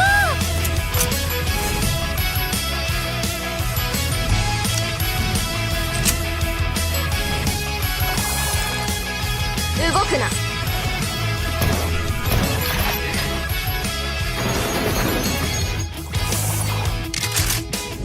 私たちに決めましょう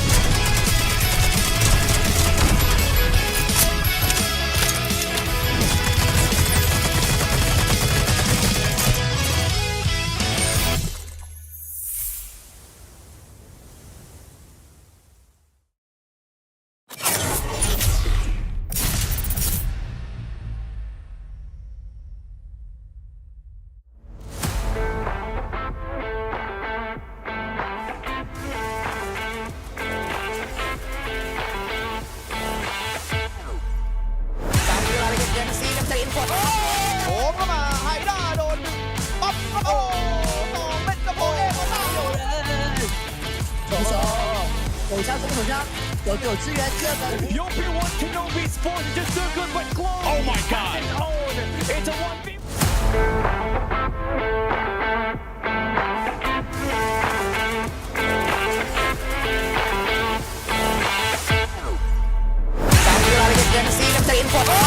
โอ้เข้ามาไฮด้าโดนปั๊บโอ้สองเม็ดกระโปรงเองมาตั้งอยู่手手上攻手上，有队友支援，第二个 European one cannot be sports just so good, but close. Oh my god! It's a 1v1 situation.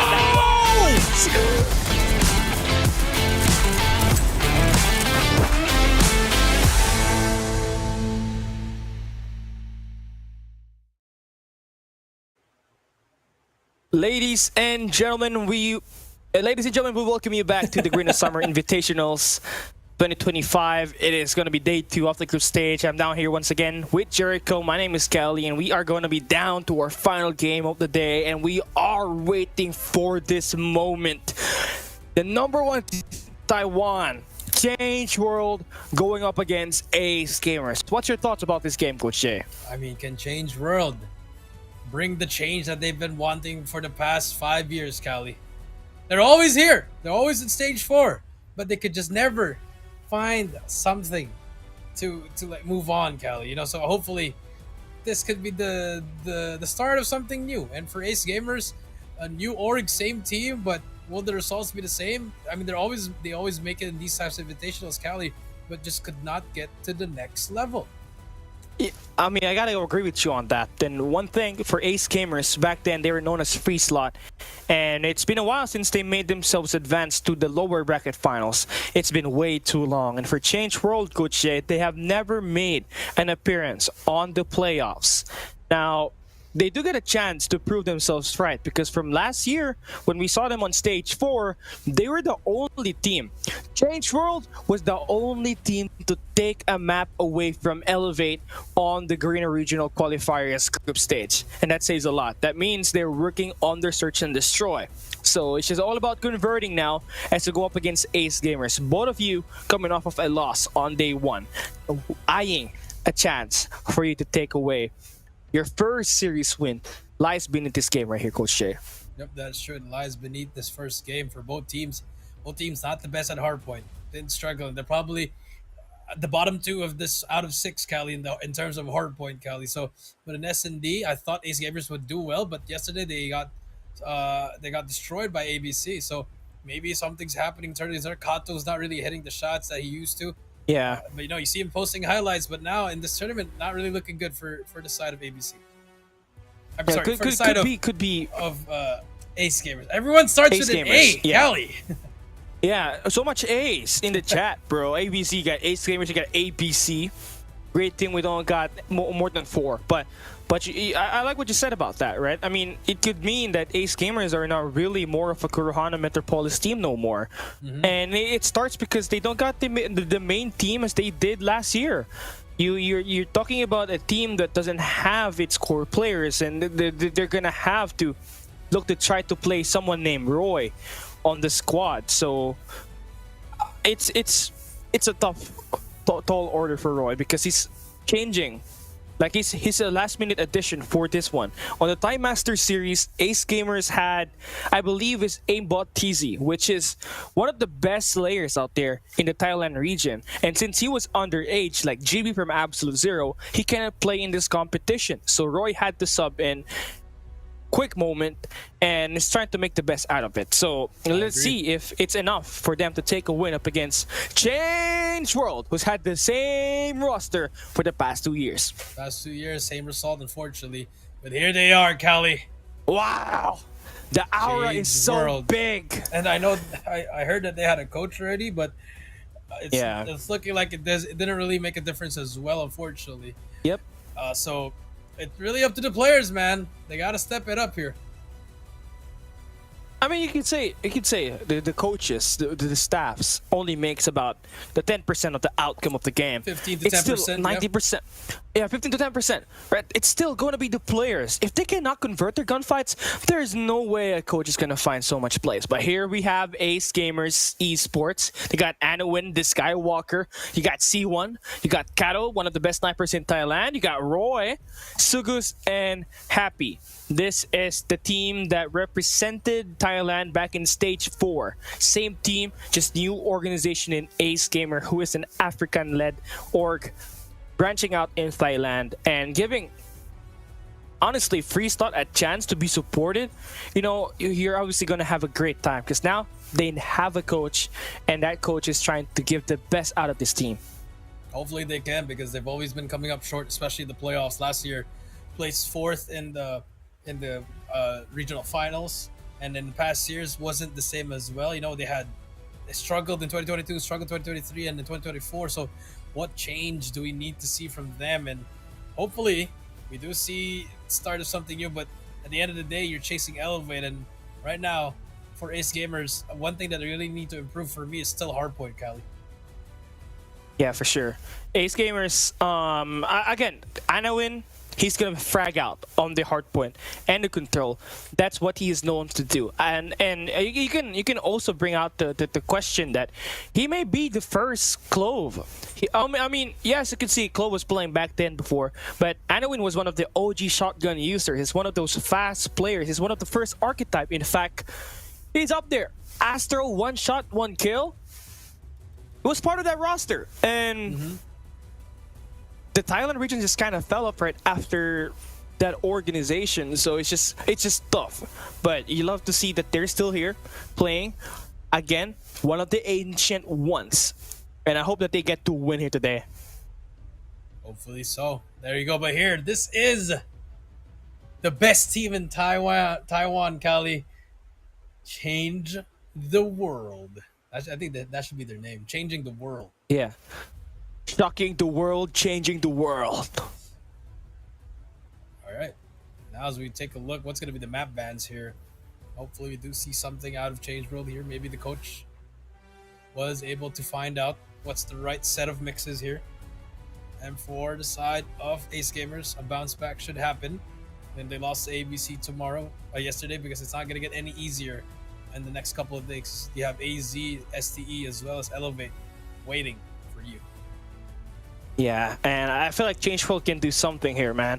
I feel like the top 4 spot, well, this is my permutations. Top 1 is Elevate, top 2 is STE, top 3 is ABC Esports. I feel like that's a guaranteed lock already. So the other 3 are fighting for the top 4 spot. So AZ, Change World, and Ace Gamers are trying to buy in that 4th place spot to get yourself a guaranteed playoff appearance. And if Ace Gamer does that, that's huge for the region itself, because they don't really get as much as attention as other regions itself. And you know for sure that Freestoff from last year were S&D merchants. They were winning their S&Ds, but today, and from yesterday, it did not really look like that. So let's see, maybe this is going to be a different Ace Gamers that we'll be seeing today. I mean, Ace Gamers, Kato single-handedly eliminated Smart Omega and made them disband. So I guess that's something to be proud of, Kelly. Yeah. Okay, let's take a look at our head-to-head. We got Anowin the Skywalker with 28.3 average kill. M4, not exactly a flexible kill average there for him with only 19. That's plus 9.7 for Anowin. That's kind of big. That's a big, huge margin right there. So, change world. Should they want to win this series, it seems it's a best of 5. They need to win 2 search and destroys. They gotta win 1 respawn game. On the flip side for Ace Gamers, I feel like out of this matchup, they had the best chance at winning a 3-0. They are fundamentally sound in all 3 game modes. They just gotta have to convert and have the proper mentality to end the day. Yep, that is true, Kelly. Now in Skywalker. Both teams haven't won a single map. And here we go. Summit, Fire Rage, Raid, Apocalypse, and Kurohana Metropolis. Wow. That's a carbon copy from last series, Kelly. Wow. Okay. Damn. I don't think this is the map. But if it is, then it's okay. Quintana. Ding, ding, ding, ding, ding. Ding, ding, ding, ding, ding. Summit Hardpoint. Ace Gamers probably is going to have the better advantage if we're playing on Summit Hardpoint since they got way faster players. You're talking about Anowin and Sugus. So should those 2 lock in, Change World could be run over. Yes, it could be run over here, Kelly. You are right. So now, let's see what will happen. Oh, wait. No game 5. So it's only... There's no game 5. Game 4, Kurohana Metropolis. All right. Only game 4. Okay, we'll see. We'll see that one through. But it looks like it's the wrong assets, Coach A, because we had the same map bans and picks from the earlier game. If you change world, though, and if you get to pick the S&D, your best S&D map pick is Tunisia. That's where you beat Elevate and came so close at beating them in yesterday's matchup. And let's see if that's going to be the case here for this gameplay for today. But again, the upside here, if you want to win, if you're a Change World fan, you gotta have to win a respawn. Either it be a Hardpoint or a Control. Just 1 map, and you secure the S&Ds, you're basically pretty much good to go. I agree with that one. Easier said than done, though. Change World. Yep. Have they won a Hardpoint, Kelly? Nope. Only an S&D. See, exactly, and it was against Elevate last year. Well, they did win 1. They did win 1 They did win 1 Hardpoint, Coach Jay. You know where? Where? Back in 2023, when 1 team DQ'd themselves. They won a Hardpoint, Controller, and an S&D. But that doesn't count, Kelly. What? It counts. It counts. It's a 3-0. Okay, right. never mind. Here we go. Here we go. Apocalypse, Kurohana, Raid, Hacienda, and Tunisia. All right, Ace Gamers. They're brought in. They did not wait. They did not want to ban Kurohana. They want to take another shot at it. So I guess Change was like, all right, we'll do that one instead. Okay. Wow, they're doing mind games, brother. They actually picked the worst map of Ace Gamer yesterday, where they ended up 1-7, a loss up against ABC Esports. Now, the main factor here is that Ace Gamers knows their strength, and their strength is Apocalypse Hardpoint. So, Change World, I think, let's be realistic here. Change World is the underdog in this game. Yep, let's see. Let's see they are the underdogs here, but they got to start strong, Cali. Can they change the world? Can they beat the Ace Gamers, Cali? Because if they do win the map, Cali and I will be singing. Oh, I'm going to celebrate. We're going to sing. Change the world. Make it a better place. Oh, God. Imagine if that happens. I feel like it's possible. With them having a coach now, they should be exposed to what their weakness is and what they can do about it. But, I mean, again, Cali, like we both agreed on, 90% is coming from the players. That 10%, it's gonna happen. They really have to step it up here. So have to wait and see what's gonna happen. For sure. Now, we talk about the players and what happened yesterday. Matches. Both teams absolutely being torn apart by their opponent. Ace Gamers, more importantly, was playing a close fight up against ABC on the Hardpoint, but on the flip side for Change World, their Hardpoint, they barely got 100 points, Coach Jay. They were the first member of the 100-point club. They scored 65 points on Arsenal. But that's up against Elevate. I mean, you gotta have to expect that. It's going to be the outcome of that. But when they played Search and Destroy, that's where they came in pretty close to almost beating Elevate on the map. But again, the main problem here is their respawns. And if you can't win your respawns, which is going to be 3 maps out of 5, you're pretty much chalked in the series. That is true. But I mean, I just want to get to the game, man. Come on, let's go, Cali. Change world. I mean, yeah, Change World is edging us right now. They want to make this game start later than now because they are busy. You know, they're still packing their guns, man.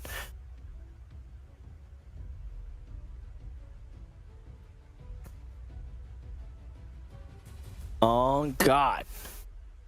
Here we go. All right. There you Still go. waiting. Oh, there we go. There we go. Been waiting for it for so long. Okay, Ace Gamer's still opting to use the Gravity Vortex. Okay. No Sparrow. Interesting. No Sparrow. Yeah. Okay, let's see if it works. I mean, I kind of want. I think the Sparrow and the Claw is much more better than the Gravity. I know the Gravity Vortex has a buff, Cali, but you added one more shot. But on the other side, I think Change World has a better one. Yeah, better in this case because Apocalypse Hardpoint needs more attack over enemy, right? You need splash damage like Curry, and Ace Gamers definitely has that in their bag.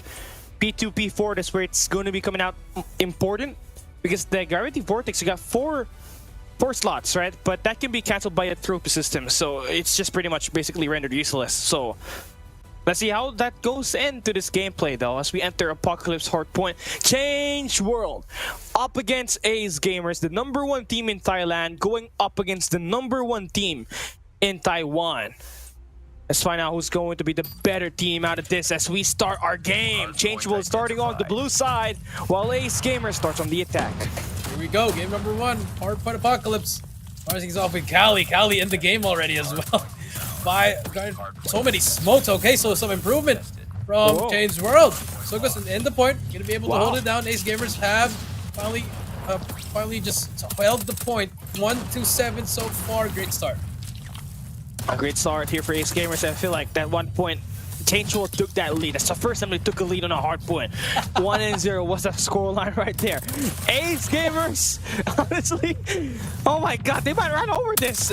Change World needs to clutch it up. Die with the kill. 4 eliminations straight. They are winning gunfights, brother. They are. Die.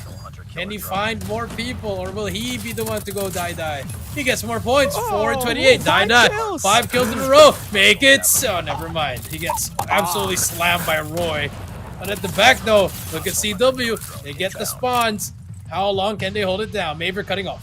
Wow, he's playing cutoff. This is the first time we've ever seen Change World actually play cutoff. And Maver finds the first one, looking to get that extra clear the smoke, and that's 2 eliminations by Change World. But can they lock it in? They got no operators locked in right now. Oh, they're trying to break the defense. Ace Gamers are able to get through the front. M4, he needs help from his teammates. #5, come on, peek now, Cali. They need you. Cali with 1, with #2. Spots the player inside, and they break the hill. Change World. They're holding it down. Wow, this is it. This is what we've been waiting for. And I suppose we were supposed to cast the last game up against Elevate, but hey, we work with what we have. Change World. Look at Kali. He's got 2 score streaks already locked in and an operator available. No! And Ace Gamers just broke through like that. Easy. You gotta shoot your weapon. Oh! Oh, kills by Kai. 2 Predator missile kills there. And Change Roll are still inside of the point. Let's get that scrap time. Change World on the back end. Guys, we gotta look at the front here. Fortune gets taken down. Now it's off the rotation. And now on your screen, holding down this P3. Cuts off the first player. First wave is down. Nice shots from Anowin. Sprays another one, but Bai gets another kill. The death machine is out as well for the side of Ace Gamers, and they are controlling P3. This is where it starts to not look good at all for Change World. unless that War Machine finds a kill. Dai is winning gunfights. Now they bring out 3 operators. Can they make the break inside of the point? Sugas is going to be sent out and he's on loose and he is going to get shot. Sparrow! Change World! M4 with the Sparrow finds those 3 eliminations and Change World with the break. Yep, and Equalizer was out as well. Good time here for the side of Change World. Change World holding him down, 45 to 77. Gets another kill, spots it now in as well, shuts him down. First wave is out, Freddy is at the ready. Hunter Killer almost takes himself out, but it doesn't matter. 15 seconds left. Look at these shots from M4. Nice shot, never mind. He gets killed by Roy, but there is Bai to get the trade. 60-point mark has been reached there right in this game. Cali, nice shots from Change World. You see the pre-fire as we have to hit the P4 now. Oh my god, 65 to 78. It's a 13-point lead that Change World needs, and they're trying to flip the spawns. Look at this. And C1's gonna make it huge, but M4, he's been the playmaker. Let's see if he can route things out. He flipped the spawns for his team. They clear out the temple as well. Now for Ace, Roy needs to find a huge value on that operator, but he's not finding any player at all. Change World is busy trying to play through the back. Oh, they broke. They can actually pinch this if they want to. Roy at the back gets that first kill. Can they try to find him? No, they cannot. M4 breaks that back line. Here comes the push. Nice kills. This should be another one. No, gets the trade on Sugas. Sugas gets 2 in a row. And Change World always just 1 step behind. They need to be able to push it through. Sugas gonna get taken down. That's 3 down. Only 1 player to beat. Change World, they break the hill, Kelly. Wow! Wow! I do not see this Change World last year. This is new. This is what's the best part about Change World, right? They're open for changes and they've added in a coach. Their operators are locked in good and they're winning gunfights, but Ace Gamers, nonetheless, statistically still has got the better advantage out of this. They are just toying the gameplay at the moment. Now they are taking the last few bit of scrap time on that P4, but we're entering back to P1, where Ace Gamer was able to take as much points as they did on that P4. I mean, I guess the coach Noise is actually getting a lot of value off them. You see them pushing together here. But now, how do you bounce back here? The next reset. You have a War Machine. What do you want to work with here? So far, the answer is they are getting the kills that they need, just not getting any pressure on the point count. Now they do, but it's only for a brief moment. Oh, wow. And they gotta do better than that. And they bring out their operators on this P1. I mean, I'd say I'd want the operators on P2 because that's where you get kind of more value out of it. But hey, they're doing as much as they can just to stop the momentum to carry over towards Ace Gamer's side. Mavier with the 3-piece. He's been one of those players that's keeping this game alive for Change World. If you look at the kills here, both are evenly equal, but the score not so much as Ace Gamers. They are 150-point mark as we hit this P2. No operators for CeeLo except for Bai. Will it work? C1 with the Gravity Vortex. And it's been working out for the side of Ace Gamers. Here comes the push. Here comes the retake. Can it work? But no, now it shuts it down. That's 4 down. Change roll on the back end. Yeah, on the back end, this is the first time they'll be met with the late rotation in this tournament, and it's going to be tough for them to find the break with, and now when holding down maps, it's gonna have a Tempest about to be locked in as well. You got Sugas with the equalizer. He can extend. See, he can extend here and potentially break Change World all by himself. And Change World just gets completely obliterated. 4 down, and the Ace Gamers are able to hold off the point. But they are. Here comes the Tempest from now, and going to be able to find more, has to back away, but easy kills for him as well. It's oh, never mind. Only gets 1 kill with that, but about to reach the 200-point mark. Change World still fighting. They break the hill momentarily, but unfortunately, how long can they hold it down? 82 points. I mean, the goal here for Change World is not to win, Coach Shay. It's to reach 100 points and not get 200. I mean, to not get 100-point club 2 times, right? Ace Gamers. now going to be late on rotation. Change World are doing well in terms of the gunfight department, but again, what you said, they're not the ones playing the objective, which is the biggest factor in this game. It's more objective based. You gotta get inside of the point. Too much cutting, too much pushing out. I think you just gotta play inside the point here. Help the players inside because Ace Gamers, they're here now. Here they come. M4 with the Sparrow. Where do you want to use this? Okay, alright. Decides to use it on the trophy. And on the there's gonna be a player behind, and there you go. Gets it. The Death Machine and the Equalizer are out. Can they get a full 6 here? And now he gets taken down. And looking good, Cali. 100-point mark has been reached. Is this the beginning of the comeback? Let's see what happens here. Oh, C1 just completely flushed them down inside of the point. You got Anno in there as well, pushing Die with the... Oh, that machine flick is strong on that one. But not enough. Ace Gamers is still trying to make the plays inside of the hill and trying to contest as much to not give Change World any opportunity to get 3 points. That is true. We got now and gets shut down. 122 to 211. All right, here we go. Big hill for Change World. A full 60. They're halfway back into the game, Cali. Hardpoint is ours. Yeah, let's see how this one goes. They're dealt with a team trying to flip the spawns, and all their players are going to be on the right side of the map. Someone got to get inside of the hill. They all get flushed down. There you go. Now Sugus is going to get deleted. Maver doing a great job finding eliminations. 3, 4 kills for Maver. Make that 5. There you go. Pop that Tempest. Kills straight. Now it is just beast mode. Now he's full takeover mode here. There you go. This is good. You lost 10 seconds, but it's fine. You're still holding it down. Do we recognize a spawn? Yes, we do. Someone get that mid house if you're Change World right now, Maver. Trying to look for the enemy. Spots him as well. Nice shots from him. Looking for more now. He needs to get more players inside Maver. Trying to look for players. Finds him as well. Nice shot from him. Maver still alive. 6 kills streak. Fully streaked out. Has a 1v1, but gets taken out by the Equalizer. He needs to push. The Pred should come out at any moment now. And the last 8 seconds goes to the side of Ace Gamer. Change World, they have the utilities that they need. They can make it possible. Yeah, make it possible, but Ace Gamers are just a few points away from winning this map. Number 1. Operators now are going to be needed just in case Change World just gets shot down on this first hit. But Kai and the crew are going to be stepping outside. You got to get inside of the point, brother. Ace Gamers now trying to make the push. Die gets killed in the smoke, but the trade is there. Maver is there. Maver gets 2. Can he get the 3rd? Yes, he can. Maver gets 3. Maver gets 4. Mai is there as well. 165 and getting someone hop on the point. And Cali now. Kai, can you get more? It's all Change World and kill feed. All Change World. M4 with the triple kill. Change World. Change World. The comeback is on.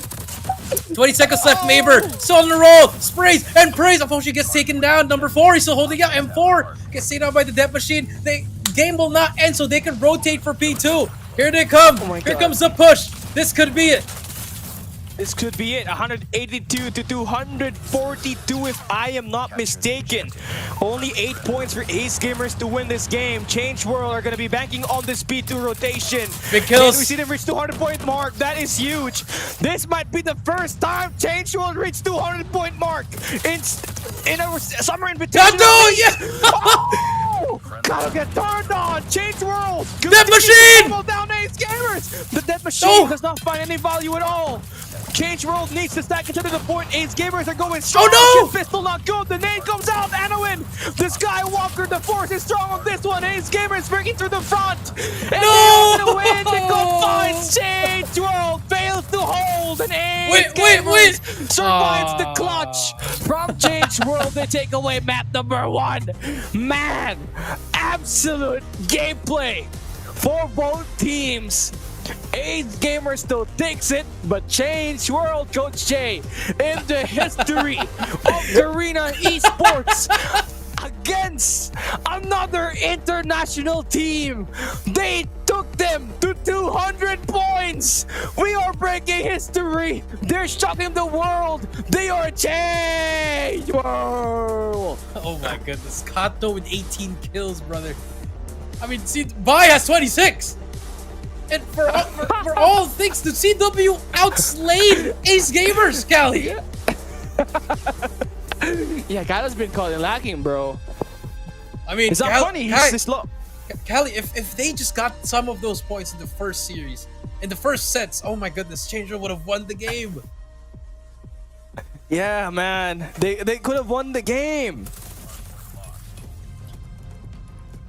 Oh man. I am shocked. Change World's ability to put themselves in a spot where they could almost win. Oh my god. That would have been the best comeback since Anorex Jeremiah 2911. If they won that, I think I would just shut down the whole GSI. Just give it to them. Give it to them, bro. If they can win a series, I think this might be the series, man.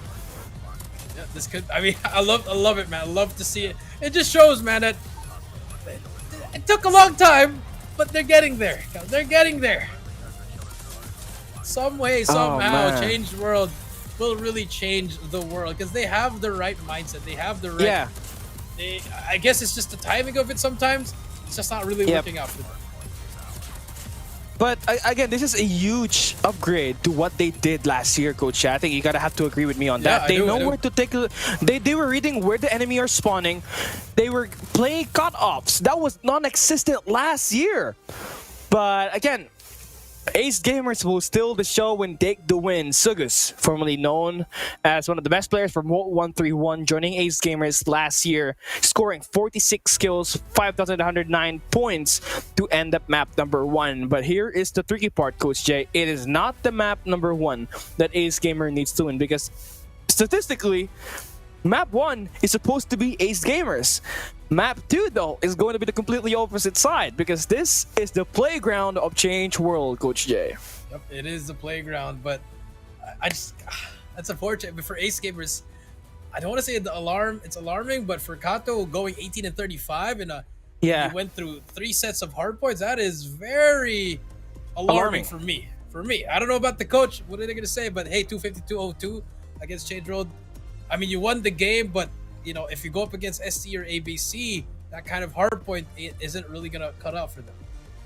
It's not acceptable. They gotta do better. Maybe it's just off to a late start, right? Maybe they did not expect Change World to play like that.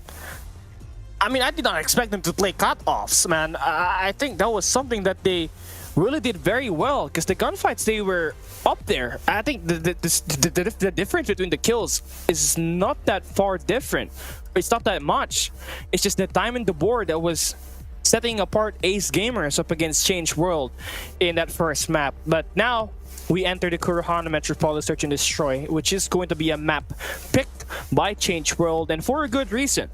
This was the map Ace Gamers played up against ABC Esports, where they lost 1-7.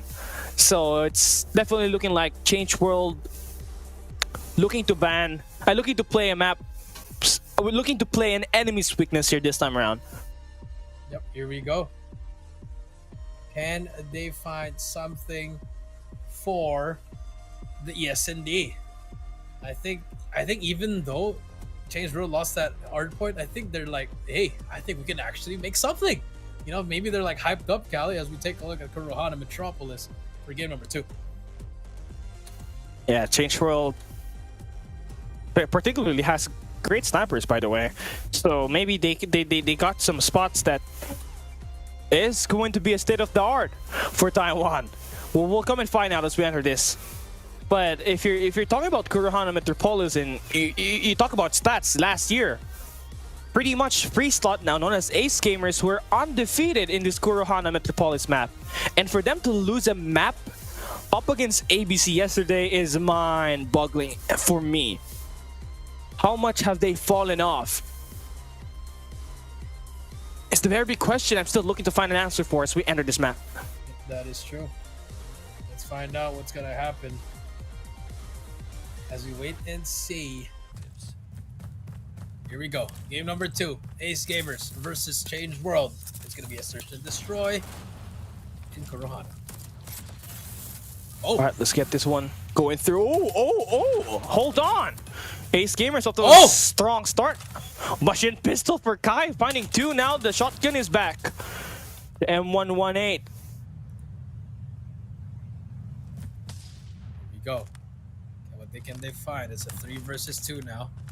Advantage goes to the side of Ace. Kato with a sniper. So Still not giving up a lot of space here, Cali. They still have the bomb here. What does CW want to do? Hey, you can try to play for picks.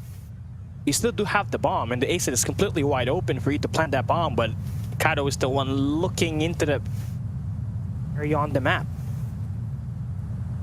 The best part about this is Dai. He's a sniper, and he knows where to look in these angles.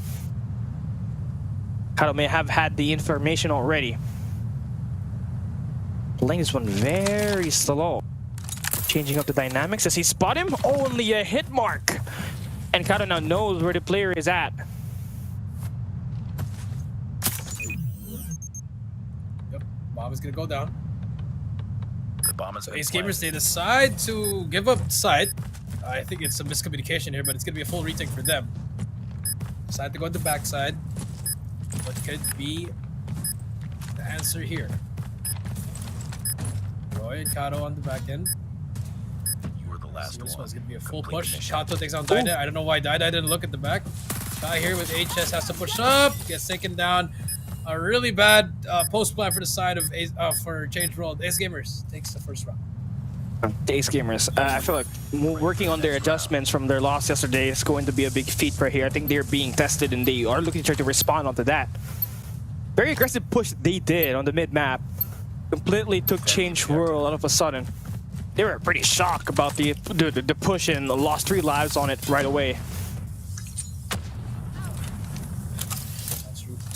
Well, the D13, I told you, Kelly. D13? The D13 No way! Why do they have that?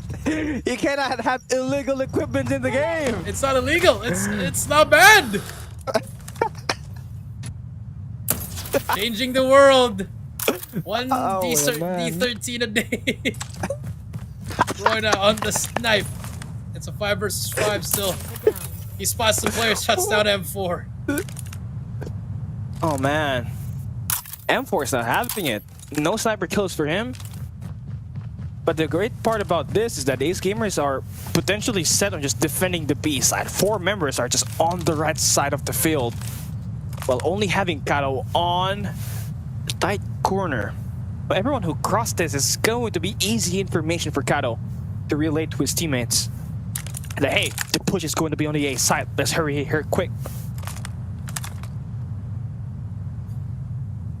Let's see what happens here. The bomb has been planted. They find anything. Kato on the retake once again. Now it's a full 4-on-5 here. The pitch could happen. Look at the map, Callie. Does Change will recognize that the enemies can flank them on the backside? Yes, they can. Look at that. Number 2. Number 1, can he buy? Can he find anything? And finds the next round. Nah. Comms, hello. Oh my. Okay. Hello? All right. Hello? Okay. That was I tough. think that's problem. That was tough.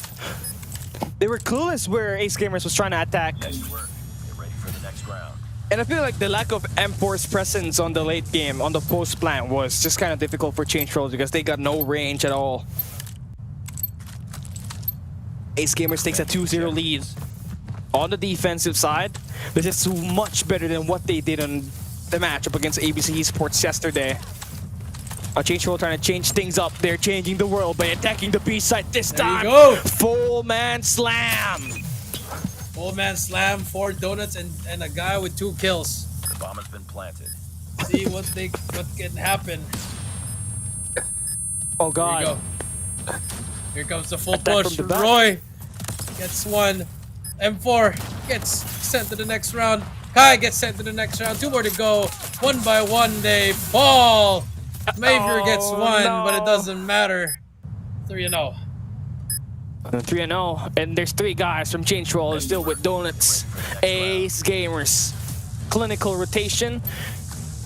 If it's not going to be a full man slam on the mid map, it's just the post plant flank that they were able to provide there and pretty much secure that round win.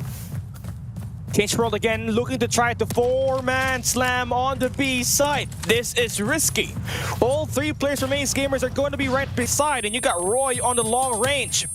Can Change World finally get a round win? It's coming find out. Roy with the first blood takes down Mayfair by trying to hit his shot, but all potatoes. Can I hit those attacks and see 1 with the double kill? And Sugus completes the kill on the die. Oh! It's all down to Kai, but he gets pistoled in by Roy. Ace Gamers 4-0.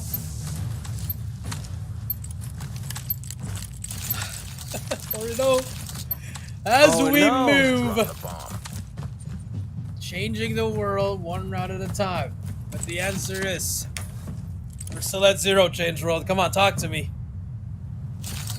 We need a lifeline, bro. 3 players with 0 kills. At That's this exactly point, how you want to start At it. this point, we're being biased to Change World, and it's okay. Frag out. All right, I like It's it. okay. The nade. The nade will hit Nothing. It absolutely hits 0. Absolute 0. There you go, M4. That's worth Oh. it. Okay, second chance. Nothing. Oh, Third no. chance. He Oh, gets killed by a pistol. machine It pistol. was a headshot. Come on, man. Regen. This terrible mishap. But they're doing an X crossplay, by the way, where All right. maybe it's going to be looking into a potential push on the staircase. But what are we getting out of this if you're changed world? We're not getting any information. We're not getting. We got to make a push here. So that could be the decision here, Callie. Here we go. Do we push? All They're right. about to. They're about to? Okay, let's go. Here we go. It's a SWAT team Number 4 moving in blue. out. But number 4 in blue. C1 can definitely hear everything already. Gotta get this A short. Yeah, you got a fake smoke on the B side. Look, that number 1 in Roy. Oh, I like it. I like it. Does that move? Does that even move? They clear out the corners. Someone help the bomb Roy carrier. He's all checking it. alone. Yeah, they're all alone. All right, there you go. I gotta go in. They want to clear the backside. Get the bomb down. There's a quick retake here from 3 players. This could spell disaster. Here we go. Oh, Finds here the we go, first one. Ace Gamers. Oh no, Sukas gets 2. Kai gets 1. Kai gets taken down. It's all up to Dai. Dai says gets the first, gets the second, but unfortunately Kato is there for the trade. 5-0. Buy an M4. So that's 0. Oh man, that's not good, bro. I feel like we're gonna have their first donut dunker on the season. By an M4, I mean, these were the key playmakers on stage 4. They just could not get the rhythm in this map right now. Ace Gamer is thinking bigger picture. One more round before he switches sides, and they'll be looking to try to hit this B side strong. Back alley attack from Change World. M4 needs to hit his shot, but he falls down once again. And had a win in Roy. 3 kills straight, and the round ends in just 14 seconds. Ace Gamers changing the world. I don't think we're singing the song, Callie. No, too bad. But hey, anything's possible. As KG would say, I believe 6 rounds in a row. Can they win 8? Kato? Okay. Kato? Alright. Yeah, it's guaranteed. M4 is gonna get a donut. Bai needs to get a kill. D13 sector gameplay here from Mavier. One of the ad weapons out on this tournament. It is not gonna hit anything now. It's all down. Oh, he just gets pulled down. Bye. Can he get 1 kill? No, he cannot. He ends with a 0. Man. Oh no. Welcome to the agency, Oh, ladies no. and gentlemen. 007. Oh no! Change World dropping the donut. Dunkers. They're the donut dunkers. Ace Gamers, once again, look at them, all smiles. They really fixed up all of their S&D mistakes from yesterday's ABC. But it's all good in games here for Change World because they obviously were, I guess, tired out from the first map, Coach Shay, because they were able to reach 200 points. Now it's the other way around. They were so good in S&D last year. Now they're so much good in Hardpoint, Kelly. Yeah, that might be possible. I mean, look at M4 and Bai, the duo. 07. Welcome to the agency. 007, bro. 007. 007. Oh man, just That's not it's just not the players that you expect to underperform. And M4 was the one holding down the back alley, Coach Jay, and he was using open angles. I mean, obviously, if you're the sniper, it's just going to be the slide peek or the jump peek. Or just a slide cancel. We were seeing nothing out of that. He was sprawling in an open field. Someone said to bring back the Raptor DNS. Okay. Oh, All right. man. No, I don't think so. No. Please. But there you go. The MVP for this one, it's the newbie. It's the rookie. It's Roy. 11 kills to his name. Killer Roy. I love that name. It definitely is going to be a huge win for Ace Gamers. Honestly, to put them on the board, being Thailand's best team, they... Oh, a big shout out to KH and Tayama once again on the Taiwan desk. But yeah, I mean, you have to see what happens here for Ace Gamers, because this was a team that was once one of the giants, the juggernauts of Garena Call of Duty Mobile, with Astor 1 shot 1 kill and Sharper Esports. And then they just kind of had a fallout and only had WDC free slot with Yeah and Guitar back in 2022 and 2023. Yeah, with the blue hair, right? And yeah, I feel like it's huge that they got a coach that can guide them and know where they look at. And I feel like they were able to fix up their S&D here today in this Corona Metropolis. I mean, again, they went from ABC then to Change World. It should. This is where you really have to lock it down, and that's what they did. 7-0, great stuff from them. But now as we move on to the response and control at Hardpoint, again, it's not as good as we thought it should be for the side of Ace Gamers, but still have some time. There's only day 2. You still have 8 more days before we move on to the playoffs. So hopefully they get to turn it around. I feel like they could, right? Ace Gamers was just really off to a slow start yesterday against ABC Esports, and I felt like the loss up against them on Ascendo was just like a big fallout for them because they couldn't do anything on the control and on the search and destroy department yesterday. But yeah, there's still potential for them to get themselves back in, since this is going to be a double round robin format, right? But we take a look at our maps here. 2-0 so far. Looking like it is going to be another donut from the way it looks from Ace Gamers' side. They've got all the confidence that they would need just for them to win this game. Yep, that is true. Here we go. Raid control. Can they do the impossible? Callie, do you believe? I believe. Can we see a reverse comeback be made here by Change World, or is this the end of the day? It is going to be difficult. I believe. Change World. Change the world, make it a better place. Bam! I just didn't expect them to go down the distance in that Apocalypse Hardpoint. I am still in shock.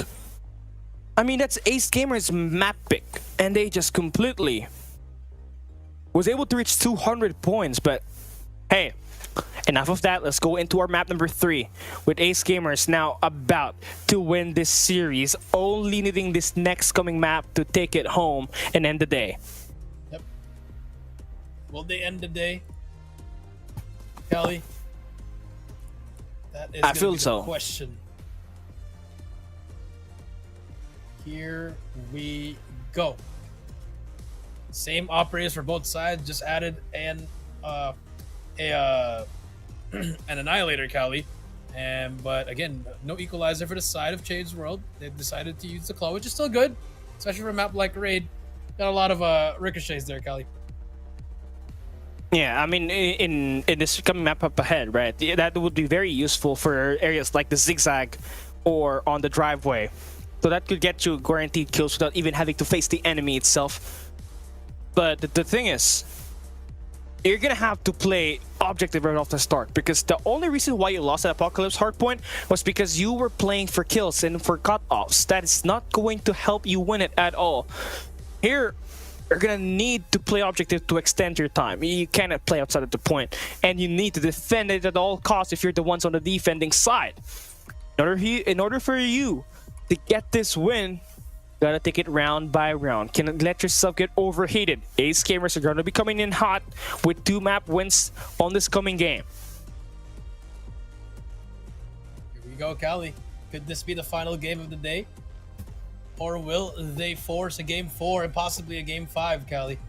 A lot of potential here for the side of Change World.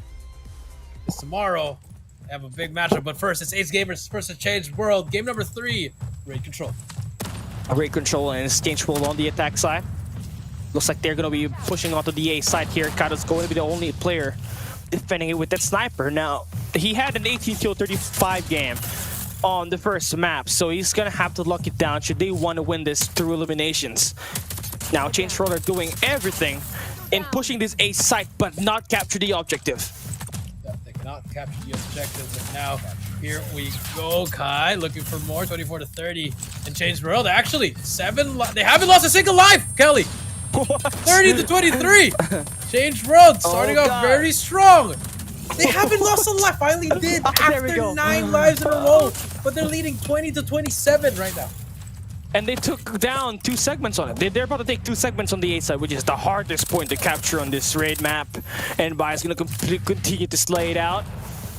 That is going to be huge. They're stopping the clock from expiring down. But now that they do get flushed out, here's the tricky part.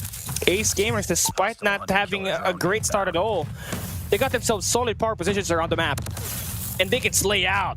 Maybe not for Anowin here. Let's see what happens here. Here we go. Coming through, they're pushing up in B now. I mean, if you're Ace Gamers, you did the hard part now, but lives are not on your side. 13 to 18 has changed world. They are making a push here towards this B part. A minute and 44. Ace Gamers are definitely playing it very close on the life count now. The transitions are always going to be the hardest part, so you're gonna need to find at least 2 angles to win, and by just getting the kill onto C1 gives them the gallery access. One more player to look over towards Zigzags, but he falls, and right now Sugus is in a position to get another free kill off the flank. Oh, he is potatoing that, but his teammates get to clear out. Now they get to tie up the numbers advantage. They can play for trades. Sliding in is Sugus with 3 and 4 eliminations straight to give them with the lead on the live count now. Yep, that is true. Here we go. Let's see what happens here, Cali. 9 to 6, we go to an S&D now. This could spell trouble for everyone. A minute left, though. If you change role, you have your ops to work with here, Cali. I wouldn't mind using it since the wild card is activated. 55 seconds left, and now in spots the first one. Can he get the second? Oh, that's big kills for him. Can he get the third? And now in. No, gets taken down by Dai. But Bai gets taken down as well. It's a 2 versus 7. This round should go to the side of Ace Gamers. Wait, Mamaver has the Tempest. And gets the first, gets the second. Runs out, and unfortunately a 1 versus 5 here. Not looking too good. Not looking too good it is. And yeah, Ace Gamers just gonna get that win right there. And the worst part about that is now they're going on the attack side. They might just fully overrun the B side. The change rule does not read it right. They got 5 operators ready. Change rule has 4. So let's see who's gonna come up with a great value here. It is important for Change World to win on the defensive side, because technically on this map, the defense always gets the victory. They're gonna get the wrong read. Ace is going to be heading straight to A, and only M4 is the one defending. Yep, that is true. Here we go. Look at Ace Gamers. They're pushing up A already. Just a perfect wave. Just like that. Change World. They forgot that they need to separate some more players here, but now the War Machine is out though. For them for a minute, unfortunately, will not get anything. C1 brings out the Annihilator, trying to go for that spawn trap now, but they're actually gonna get shut down. So great answer from the side of Change World. Yeah, great adjustment. They not only they do find the eliminations on the A side, but they also took control of the laundry side now, forcing Ace Gamers to rotate out. But Sugus actually made it out alive with an A side capture, so now they're only left with taking B. Now you have an opportunity to manipulate the sponsor if you're Sugus. All of your teammates' skills will allow everybody from Change World to spawn over towards bottom right of the map, which is going to be on the basketball court. So a chance for Ace Gamers to win through a capture should they play this one right, but all their players actually do fall down. Change World with the clear out, and they got the numbers advantage. Yep, they have the numbers advantage. Look at this buy with the equalizer, Cali, making it look easy, but there's a lot of time here for the Ace Gamers here. Slow it down. 1 wave's all you need. And now it gets through kitchen easily.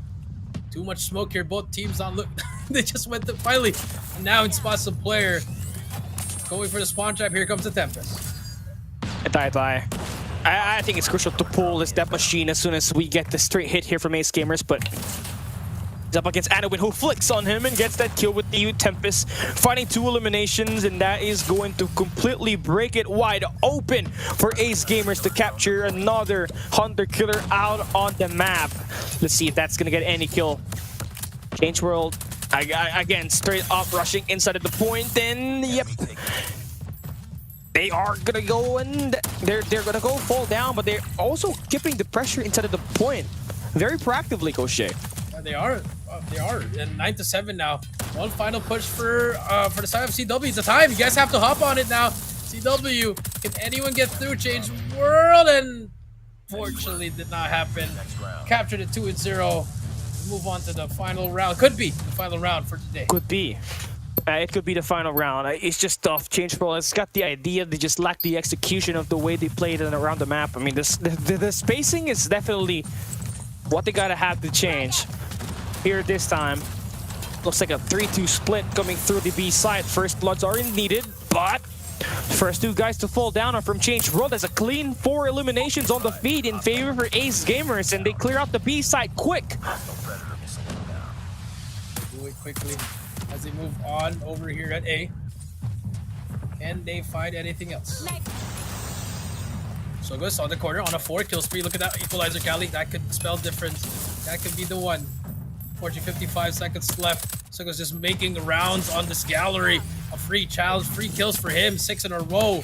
Daida, he is gonna get taken down as well. Sugo's brings out the equalizer, still on a roll. Oh no, that's a nice one. EMP is out, but the War Machine from Kai.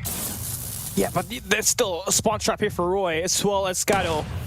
All 3 lanes are covered up by Ace Gamers. You got no way out there unless you brute force yourself out, and you do. Find a kill from Maver to push out towards Laundry side, but I mean, you're just gonna fall down. You only got 10 lives remaining. You're running out of time. You gotta pull your operators with 20 seconds remaining. You gotta play through the objective. But with that, you can't really find enough. You're just broken down. You can't win rounds. You can't win gunfights, and you're out of time. Say that I care for you, but you're out of time.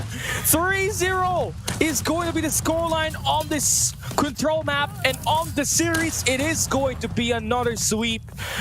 With this one in the holding bag, it down, and never mind. it's over.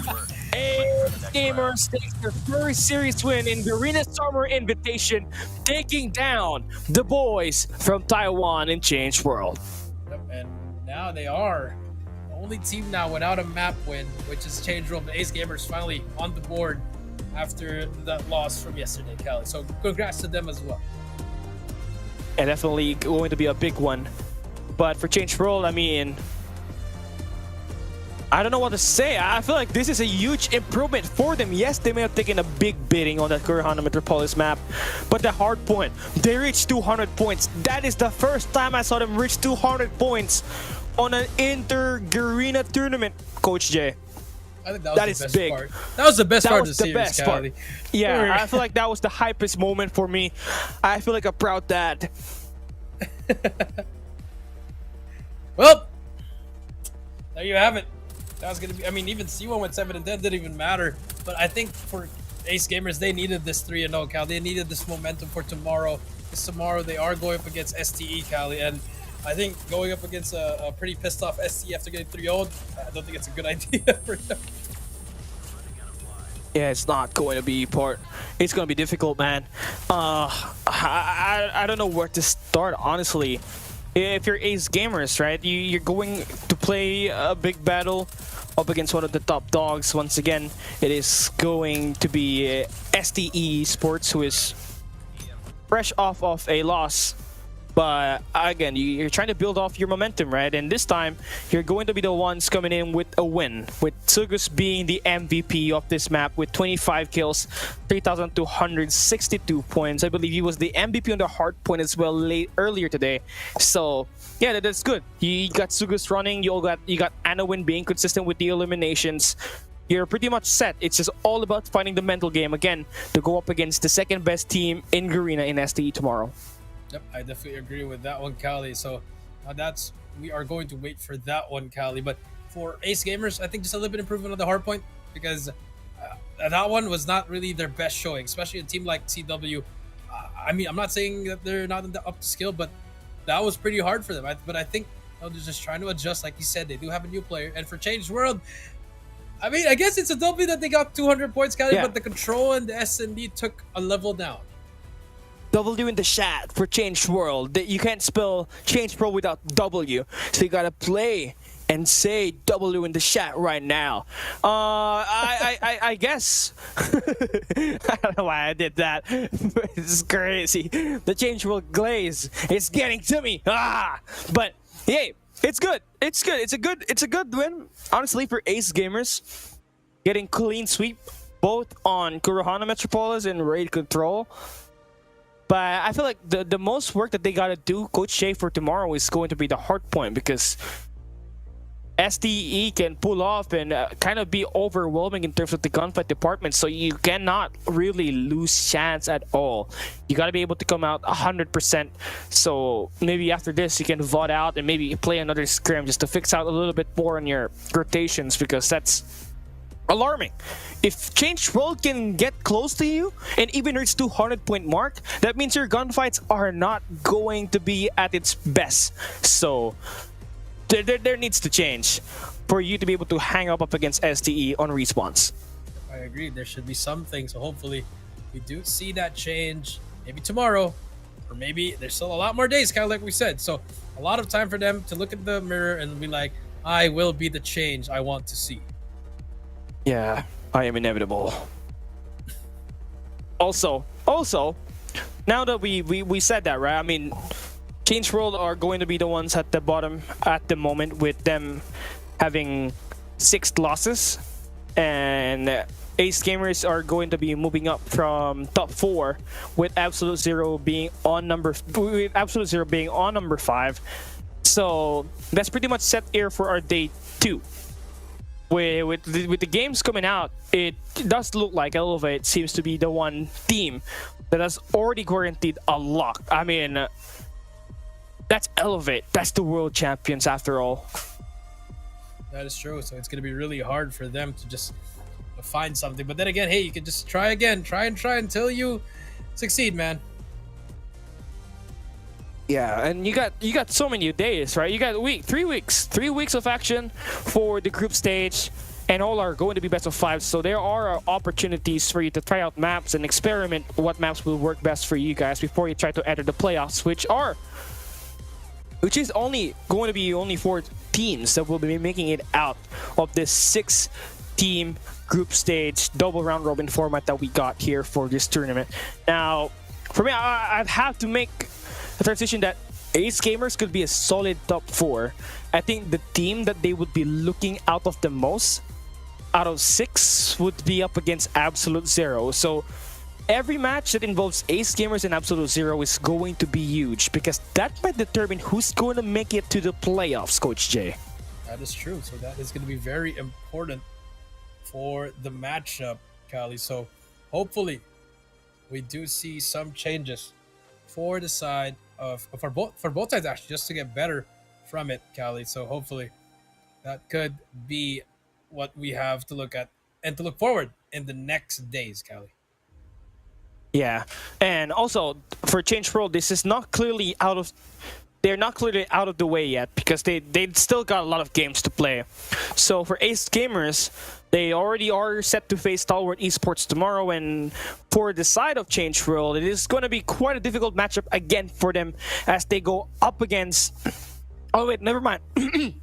Changed World is going up against Stalwart Esports tomorrow, while... Oh wait, never mind. I'm losing my brain. Changed World is going up against ABC Esports, while Ace is going up against Stalwart Esports. So here are our group stage standing as of our group stage day 2.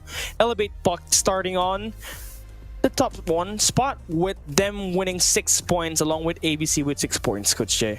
So, I mean, hey, undefeated so far. ABC with 6-1, Stalwart and Ace Gamers both tied at 34, and AZ has the 5th slot in Changed World down there with 0 and not a single map yet.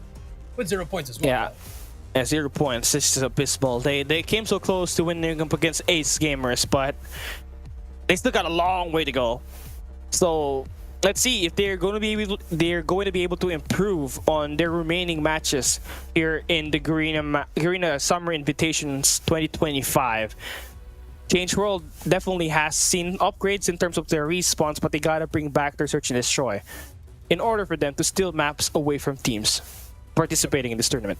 I definitely agree with you, Callie. So I mean, that's what they have to do. Everyone just got to step up. I mean, elevate. I think we can both agree that that's a lock for number 1. Number 2, I think Stalwart STE could lock it down. Then 8, I think 3. ABC top 2 and 3 is STE and ABC. I think top 4 is going to be the main contention between Absolute Zero, Ace Gamers, and Change World. I think you just gotta let AZ cook a little bit. You know, let them get their groove, and then I think they could be number 3.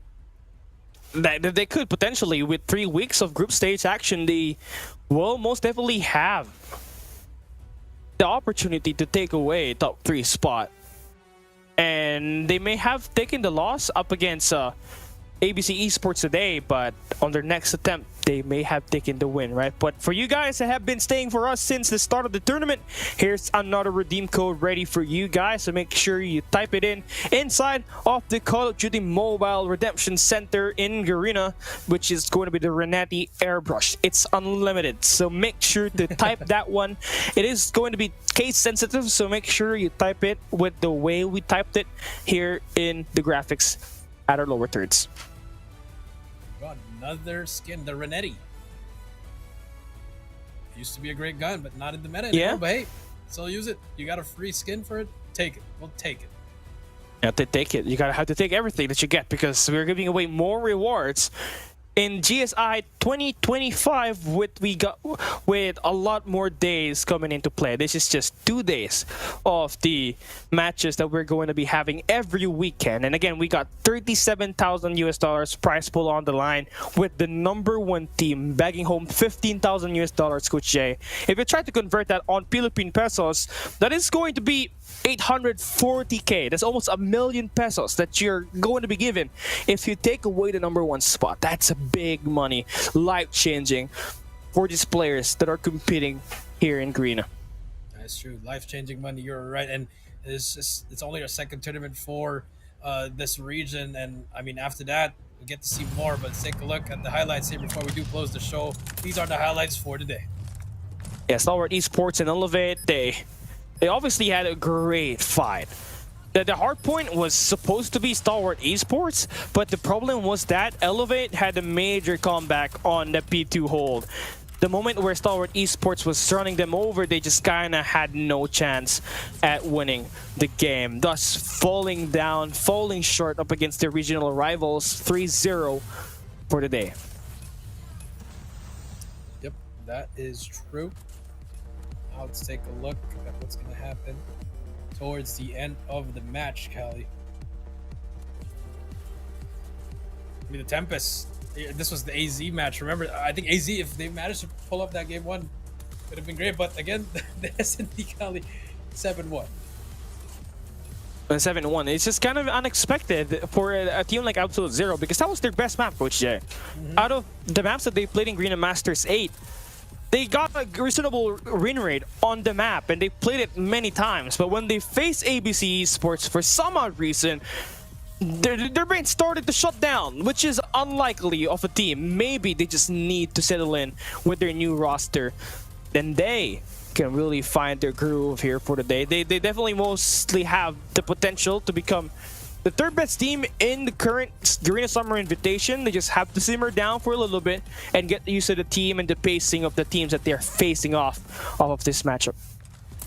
I agree, Callie. You are right. I just have 2 here, and this one we already went through the greatest hardpoint in GSI history, but now in this control, it just didn't work out for them. It just didn't work. It's just terrible. It's just rough, honestly, right? And also for Ace Gamers, a big W for them to get to 3-0. I guess that will be it for today. That is going to wrap it up. We got 3-0 win for Elevate, 3-1 win for ABC Esports, as well as 3-0 for the side of Ace Gamers. Yep, that is true. That's going to be day 2. A lot more days to come. We have day 3 for tomorrow. I'm Jericho. That's Callie, and we'll see you guys tomorrow. Peace out.